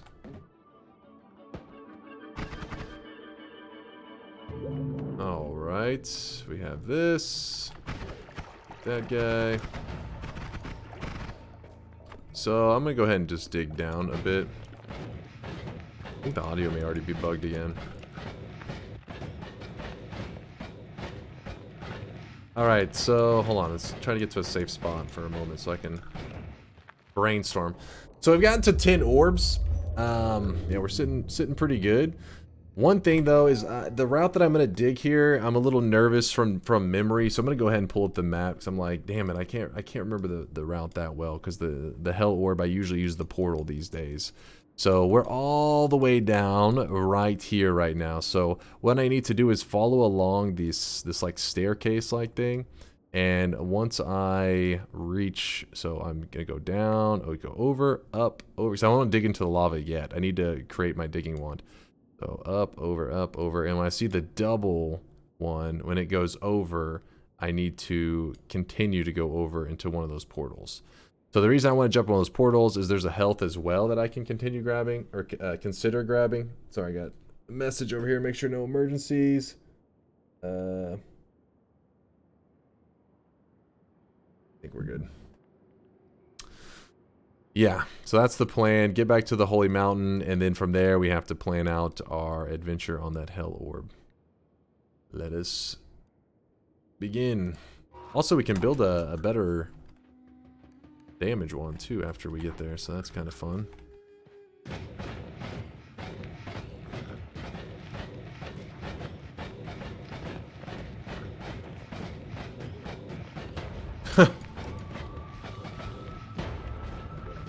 I'm managing to find every explosive. I think the audio is actually delayed again. Yes, it is. This is probably the worst it's ever been for delays. I wonder if it has something to do with the recording? I don't know. Interesting stuff, though. I'll do a reset in a moment. So I know if the audio delay is bothering you, just put up with it just a little longer. On levitation.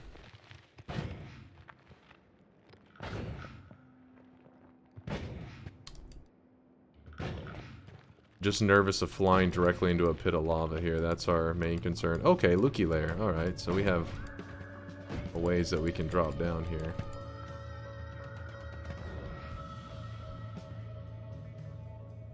Alright.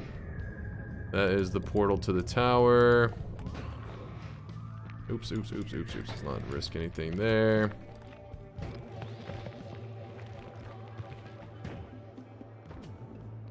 Audio being absolutely terrible. Wait, hold on. What is... The audio's gotten really delayed on this one. I'm about to restart my computer completely after after this 11 orb run before the stream today, because I think it's dying. Game's like, kill me, please. I can't even hear the shots at all. What is wrong with you, Nala, please? Yeah, the game's even starting to hit these lag spikes. There we go. They even grabbed the... Okay. Alright, here we go. What's this restart number like? I don't even know now. 5? Something like that? 4 or 5? Somewhere around there. We were averaging like every 45 minutes, but now I think it's down to like every 30 minutes. Somewhere in there. Okay. So we have a heart here.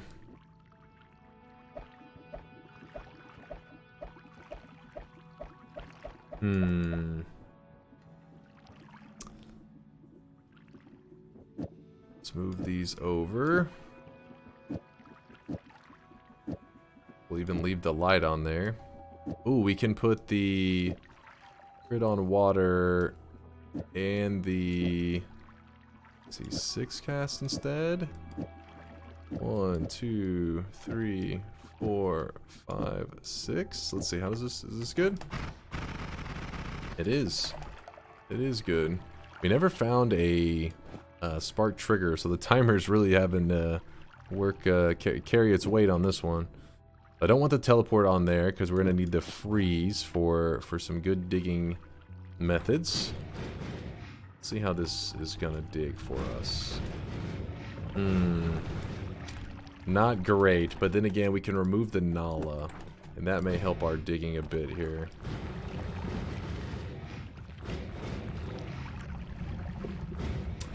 Actually, you know what we could do? We could bust out the ping pong luminous drill again. That up for a bit. Oh wait, though the freeze should probably go on that, shouldn't it? Hold on, let's try this out.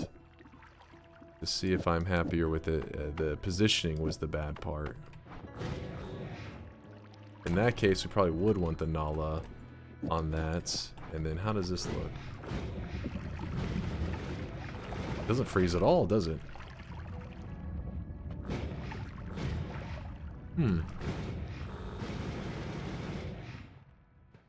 Anyways, let's just go with the ping pong luminous drill like I was about to do there. So, ground to sand. Oh, it's because ground to sand and freeze. It would solidify and then it would... Yeah, that whole thing is kind of weird.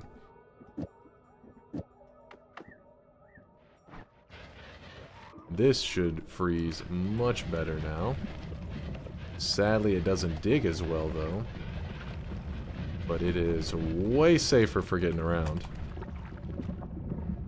Yeah, we'll just do it like this. So we're digging straight down into hell. Essentially, the ping pong digs like further. Like the ping pong, because of the luminous ping pong, it'll fly out, and it has a freeze attached to it, so it'll keep me, I think, a decent amount safer than that other one. The other one was just doing a thin layer of frozen ground, and as the lava hits the frozen layer, it melts it. And if it's that thin of a layer, it's gonna melt pretty quickly, and that's a big issue. I just realized I didn't grab the heal while I was up there.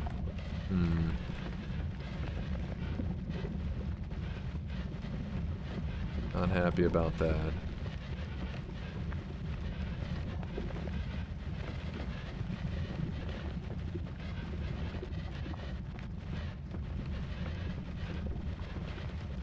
Okay, my character is getting caught on pixels, so that's a thing.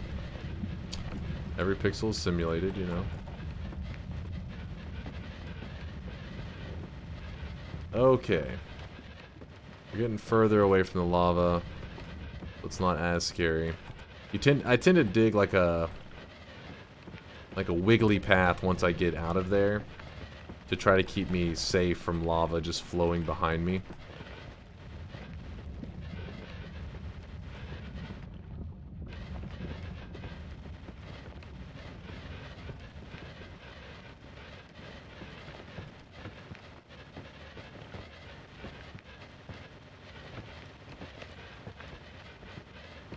There we go. Just head on down. Come on.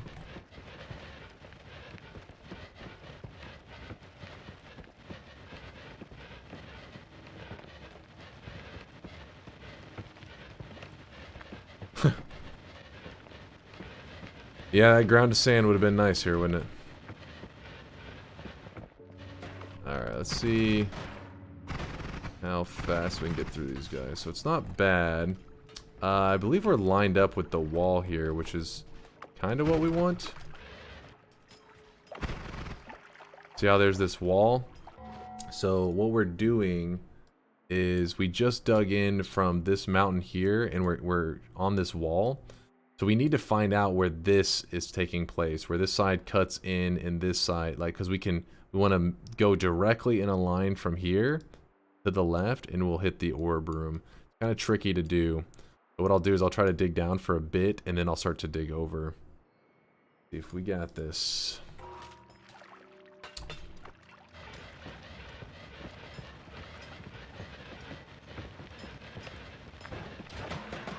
Please don't damage me. I don't have a lot of health. Stay back.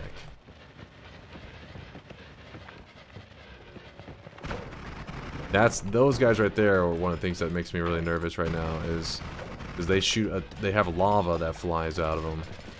So I gotta make sure that they get frozen. Because my damage is solid. It's just getting doused in lava is not gonna be a good time.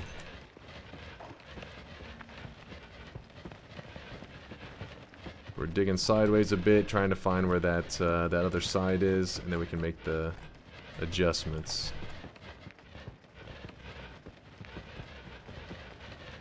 Actually, around this area that I'm at right now, there is a achievement if you want to do the hell chest, but you have to play some songs for it. Wait, you have to play some songs for a key that then allows this chest to be opened. There we go. And this is, you've probably seen the regular chest on the surface. That one's not too uncommon for people to find on their own. However, this hell chest, a little more of an adventure. It took me a bit longer to come across this hell chest than the one in heaven. You see, that's why I'm a little nervous. See that crap coming down? That's a problem. Let's go up. We gotta find the corner.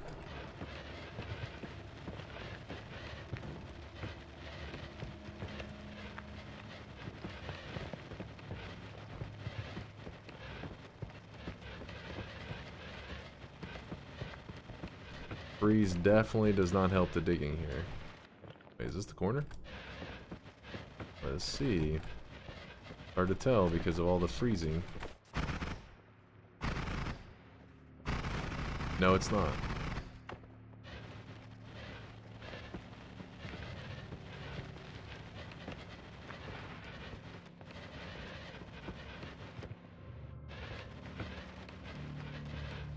Dang, how far down did I go?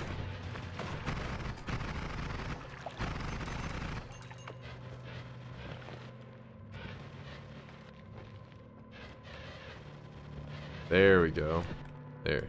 This corner right here, if you're curious, is this corner right here. Now remember, like I said, the specifics of how the world generated, I don't know, but I know these general chunks will be consistent. Like this wall will be consistent. So I know this corner, like I said, had directly left from here and will eventually come across this orb here. That was the whole game plan of why I lined that up. Now, a lot of people do this from memory. I'm very bad about remembering the specifics of, like, whenever I dropped down from that holy mountain, I went through the lava. I was like, wait, am I towards the middle or am I towards the right? All that kind of stuff I have a bad memory with. Like I said, I take the portals too. So the portal takes you past. You can skip this part. So once that's one of the things that you would like to do is kill the Leviathan so you can save yourself this struggle of getting through here, digging all carefully, making sure it lines up.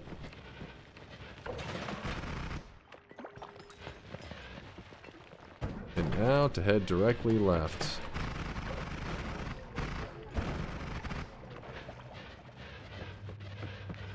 And I'm doing a bad job at staying consistent at that point, because you have to stay pretty much around that general area, otherwise you'll end up missing that zone.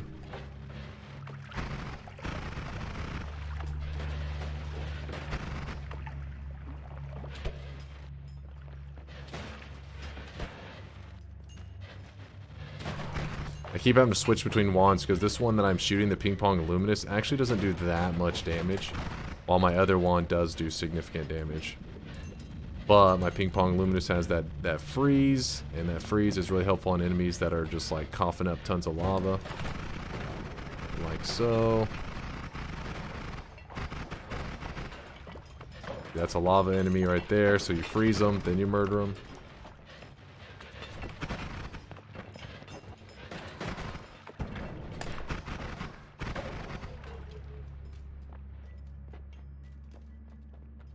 We're getting there.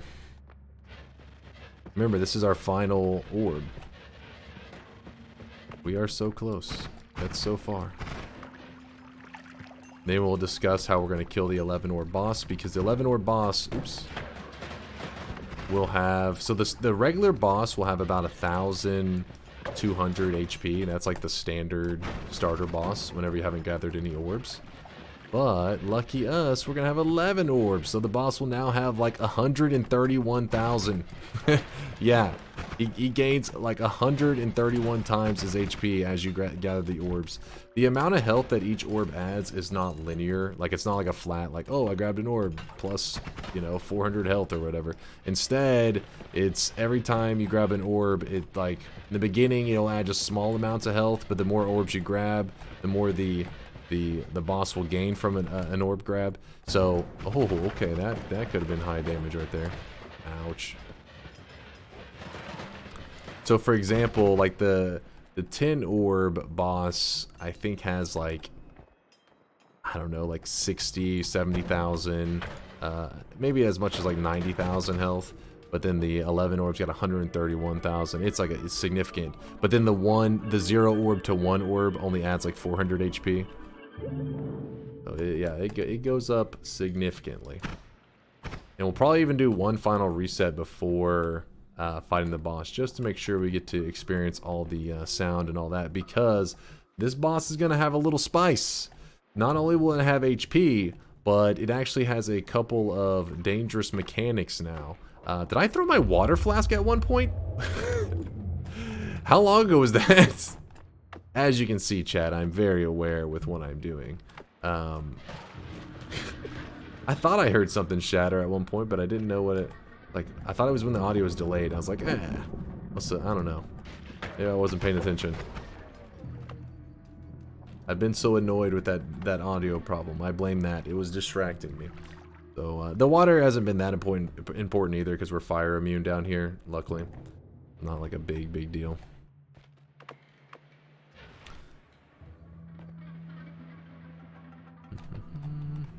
Out of here.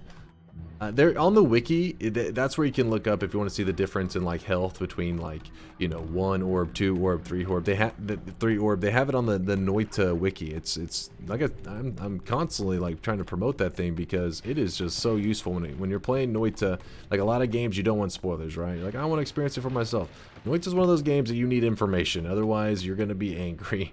And the wiki's information is usually pretty damn up to date. There are a couple things that aren't like perfect, but in terms of gaming wikis, it is top notch. Luckily, we have amazing community members in the Noita community that just constantly are filling it with just stuff that we need, instead of just leaving stuff out of date. Anytime the devs would patch something in the beginning, they were constantly having to update that thing.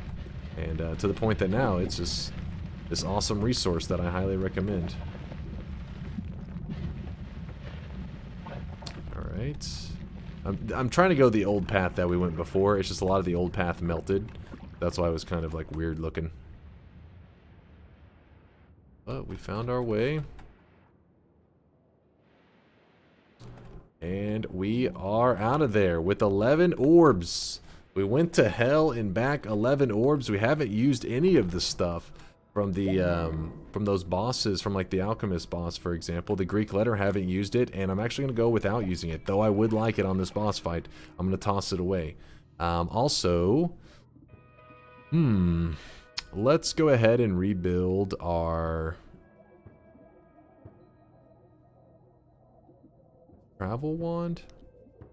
Yeah.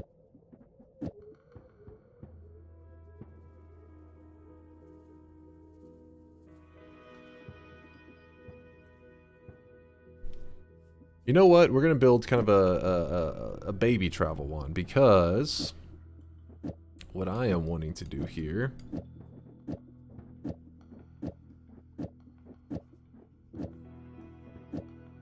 again, there is better stuff that we could use for sure, but I don't want to use those Greek letters since we've gone this far. Go all the way, baby. This, move these over, catch those bad boys. What is this looking like? Not bad. Not bad. Now, if we wanted to make it where we wrapped... Oh, I forgot. Copy 3 random spells is something that requires a boss kill, right? We have to kill the pyramid boss. Though we did kill him in this run. What I was thinking is maybe we could do something like that mechanic we were talking about earlier. I think if we were to build it, so if we build like this, it's still rapid fires, though it costs us mana. And what we could have done is added our crit on water. Oh no, we wouldn't be able to do that at the end though.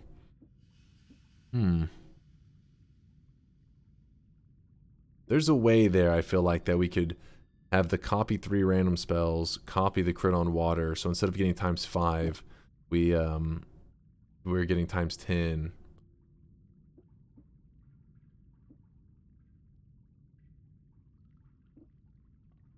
Oh well, it's fine, it's fine, it's fine. We'll go without it there. Not really necessary. I mean, the 10 times damage with this, it's not going to be ultra fast killer or anything, but it'll get the job done. Let's put this here. I mean, we're going to put the bubbles where they cast far away from me. That way I can fire from a safe spot. And yeah. Nice audio delay. That's how I like it. How Nala loves it.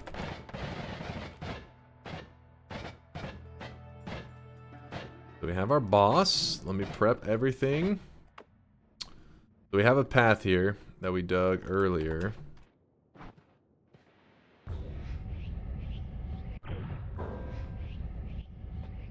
This zone actually could be very useful. It may seem weird, but whenever this boss, because this boss is gonna have some special mechanics, which I will hoping we can just see during the fight, but at the same time I also want to kill the boss very quickly so that we don't get murdered by him. One of the things that I'm nervous of is those polymorph shots. That's really what you have to be afraid of with this 11 orb boss. That polymorph though. Let me empty out the pheromone. In case we need to, you know, use water on the lava or something, you never know.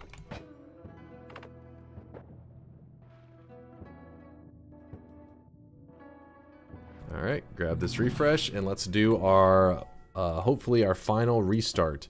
Again, in the future I'll remember to restart my Steam beforehand so that maybe these audio issues happen less, but it's kind of nice, gives a break for my fingers for a moment during this run. Alright,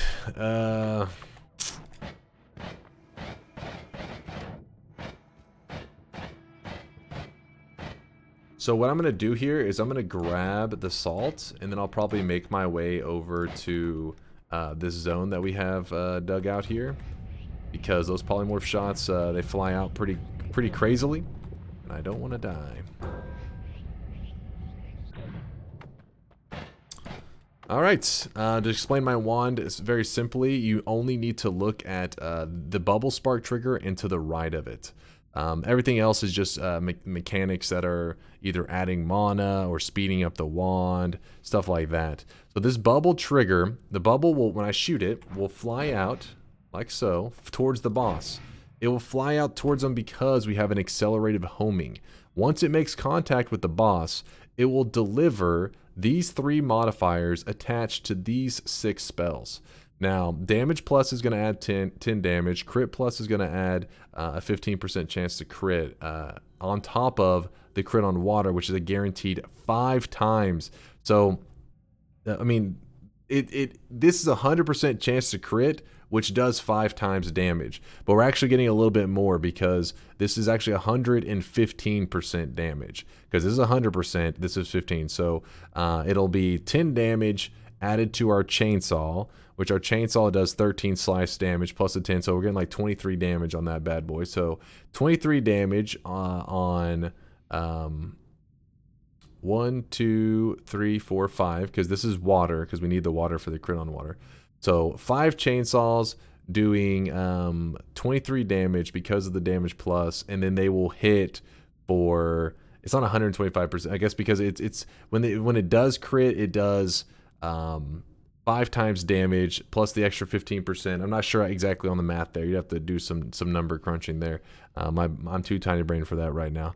But yeah, so expect around over 100 damage per chainsaw because of our setup that we got going on here. Actually, probably right around 100, I would think. So yeah, 100 damage chainsaw shot. Have 5 of them. So 500 damage a shot. That is the game plan. It's not going to be the fastest boss killer, but because we can fire it from safety, hopefully we don't get polymorph before then and die. So here we go. Begin the fight. We cannot shoot at him immediately. We have to run for a moment.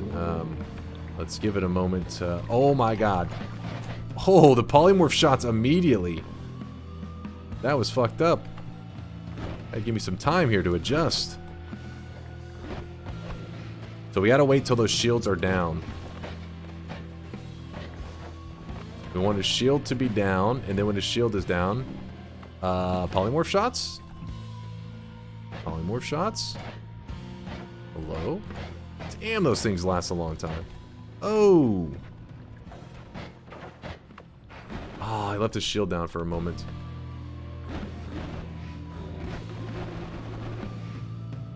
So we're starting to hit him. We're starting to wear away at him a bit. Got some damage in there. I can't tell if his shield is up. I have to shoot and then look at his health. Because I shouldn't have went down there so far, but I was scared of those polymorph shots, man. They're no joke. So at the end of this, see all those shots? There we go. So the boss shoots off a ton of shots, and then we fire off our shots into him. That's like the goal here.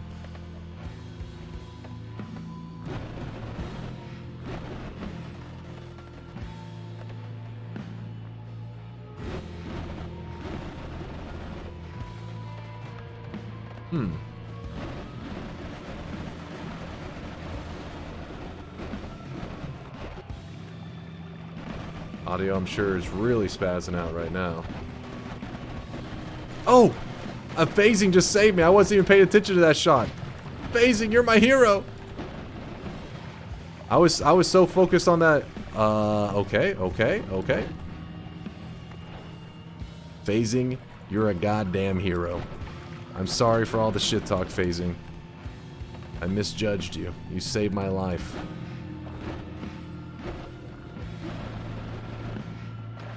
Where's the boss at?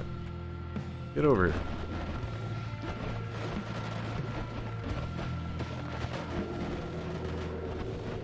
Woo!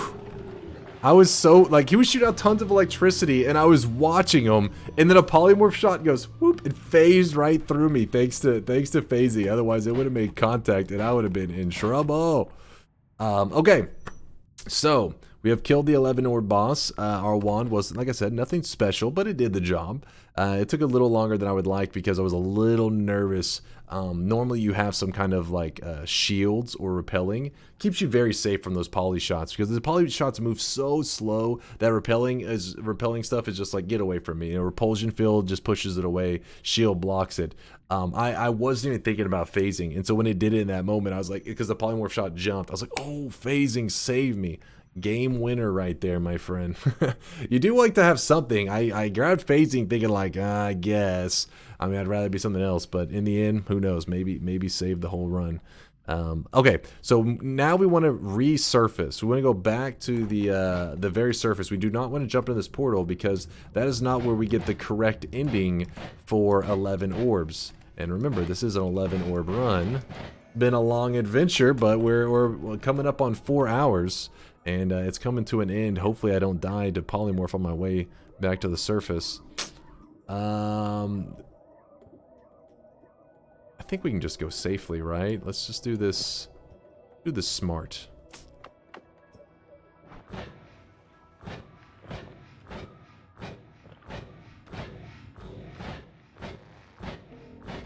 Dig the route that we've already dug. Or follow the route we've already dug, not dig the route we already dug. Guys, remember how earlier I had to resurface? That's why it wasn't too big of a deal to do that resurfacing, because I knew that I would need a path to follow whenever I make the journey back up, somewhere that I know is remotely safe. So that's what that zone is doing for us now. And then I went over.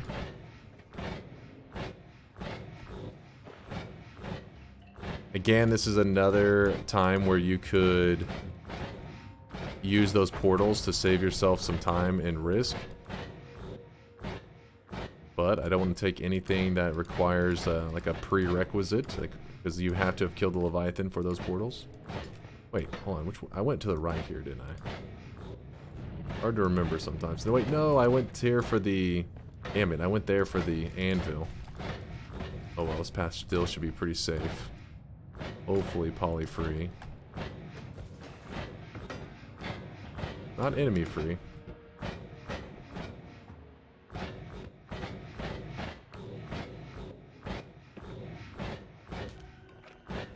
So this ending right here, the 11 orb ending, is actually known as the...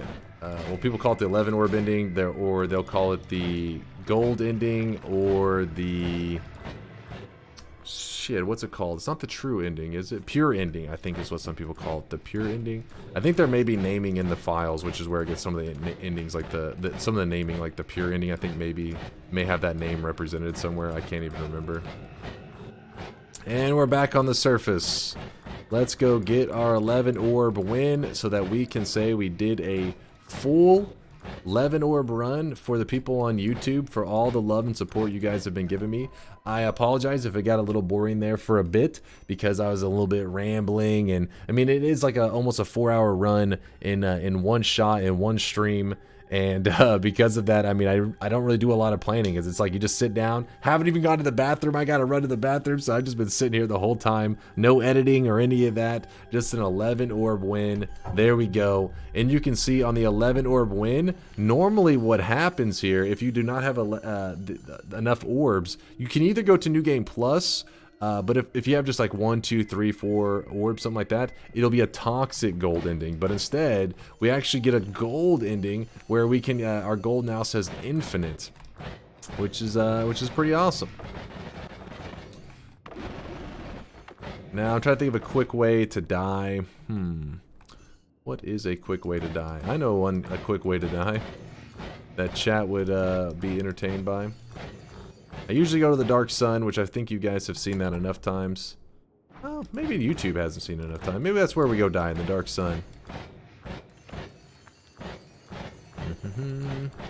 I was going to go die to the bridge boss, but then I realized, well, some of my stats, like my health, gets overridden because of the... Not that it's we have a record or anything, but... Where is the Holy Mountain for this? Oh, come on.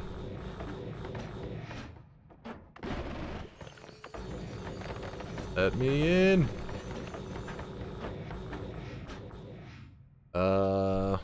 We are trying to find the Holy Mountain. I believe it's to the left of this. Almost out of there. There we go. Come here, Holy Mountain. There we go. So the reason we want to go in here is so that we can real quickly make this into a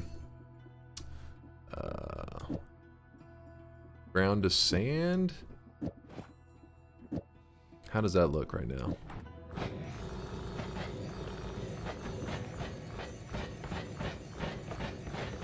That works pretty well, right? It's a little slow when you're traveling down. Basically, it's turning the solid gold into like a loose gold, which allows me to fall through it. Second one of these. Put a triple down. that, and that, and that. That's how we had it, right?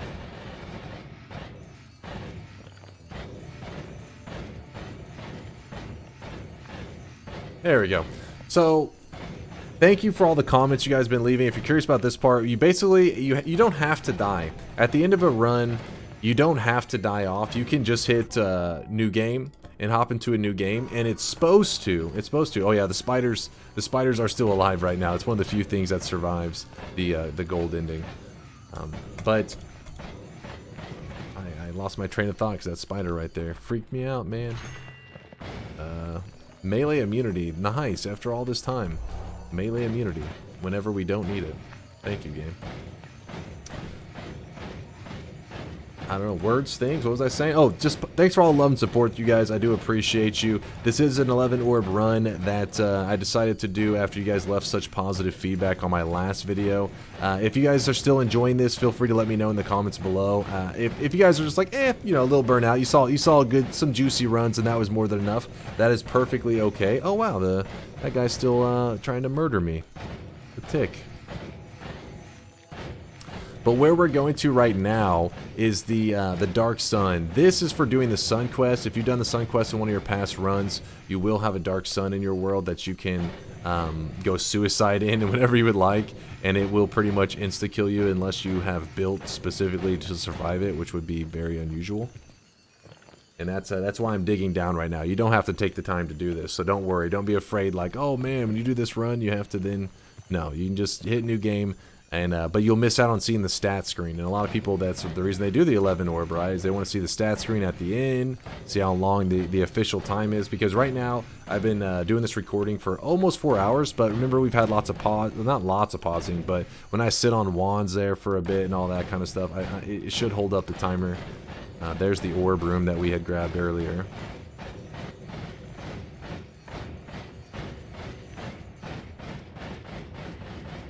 Alright, so we go to the far right wall. We re-drop. Those mod restarts, those are probably messing with that timer a little bit, that's for sure. Also, like frame rate and all that can affect time. So real time, it was closer to 4 hours, but I'm guessing the in-game timer will probably say like 3.5. I don't know, maybe it didn't cut off that much, maybe like 3 hours 40 minutes. Either way, it was a good run. I remember I did not use anything in this run. At least I don't think I used anything that required you to kill a boss to like unlock spells or anything like that. So people are asking all the time, or they'll comment like, okay, so which boss should I be doing when I want to get 11 orb win? Which bosses do I need done? And it's like, well, you don't need any. Because, I mean, you could do the bosses in the run, but you also don't need to do them either. Like, there's other routes, there are other spells that you could use to do similar things. With that said, yeah, usually I would like to kill the Alchemist, and I would like to have used that add trigger, would have helped me quite a bit with building a more badass wand. But, hey, we got the job done. We got us an 11 orb, true, no, not true ending, what did I say, pure ending. There we go, the whole world is gold. And we are like the only thing alive besides a couple enemies. Most things do not survive the gold ending here. And we have infinite gold. Thanks for being there for this long journey. It usually will freeze for a moment when I jump into the sun. Let's see. Yeah, see, just that small hiccup there for a moment. That right there is the Dark Sun. If you guys did enjoy this run, then I think maybe that'll be in the near future. It would be like doing a sun quest.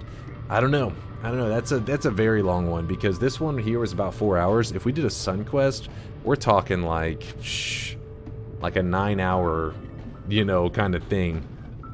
If you've never done a sun quest, it'd be more like 15 hours or something. It depends on how well you are at following like guides and all that. But doing it your first time can be very, very time consuming. Let me speed this up so you don't have to stare at the credits the whole time. But yeah, I created that in one of my past runs. Right there, the Dark Sun. And that right there, you see the stats, 3 hours and 26 minutes. Oh wow, it was even less than that. Holy crap. So yeah, 3 hours 26 minutes. And if you're curious, this win right here, I do revert my wins because the only wins that I truly count to my records are the wins I do live with my community on Twitch, because it makes it more fun. They follow the adventure, and every time I hit a special win amount, like 1,300, that's our next special win amount. we will have 1,300 wins. Whenever I go for that, we are going to do a 36 orb run to try to get win number 1,300. And I'm trying to make it special because people in the community have watched hundreds, some of them over 1,000 wins in Noita. So I try to make sure that there's never any wins that were done separate from Twitch. So the ones that I do on YouTube, I tend to save my stats before the run, and I do that by going to Open Gift Directory.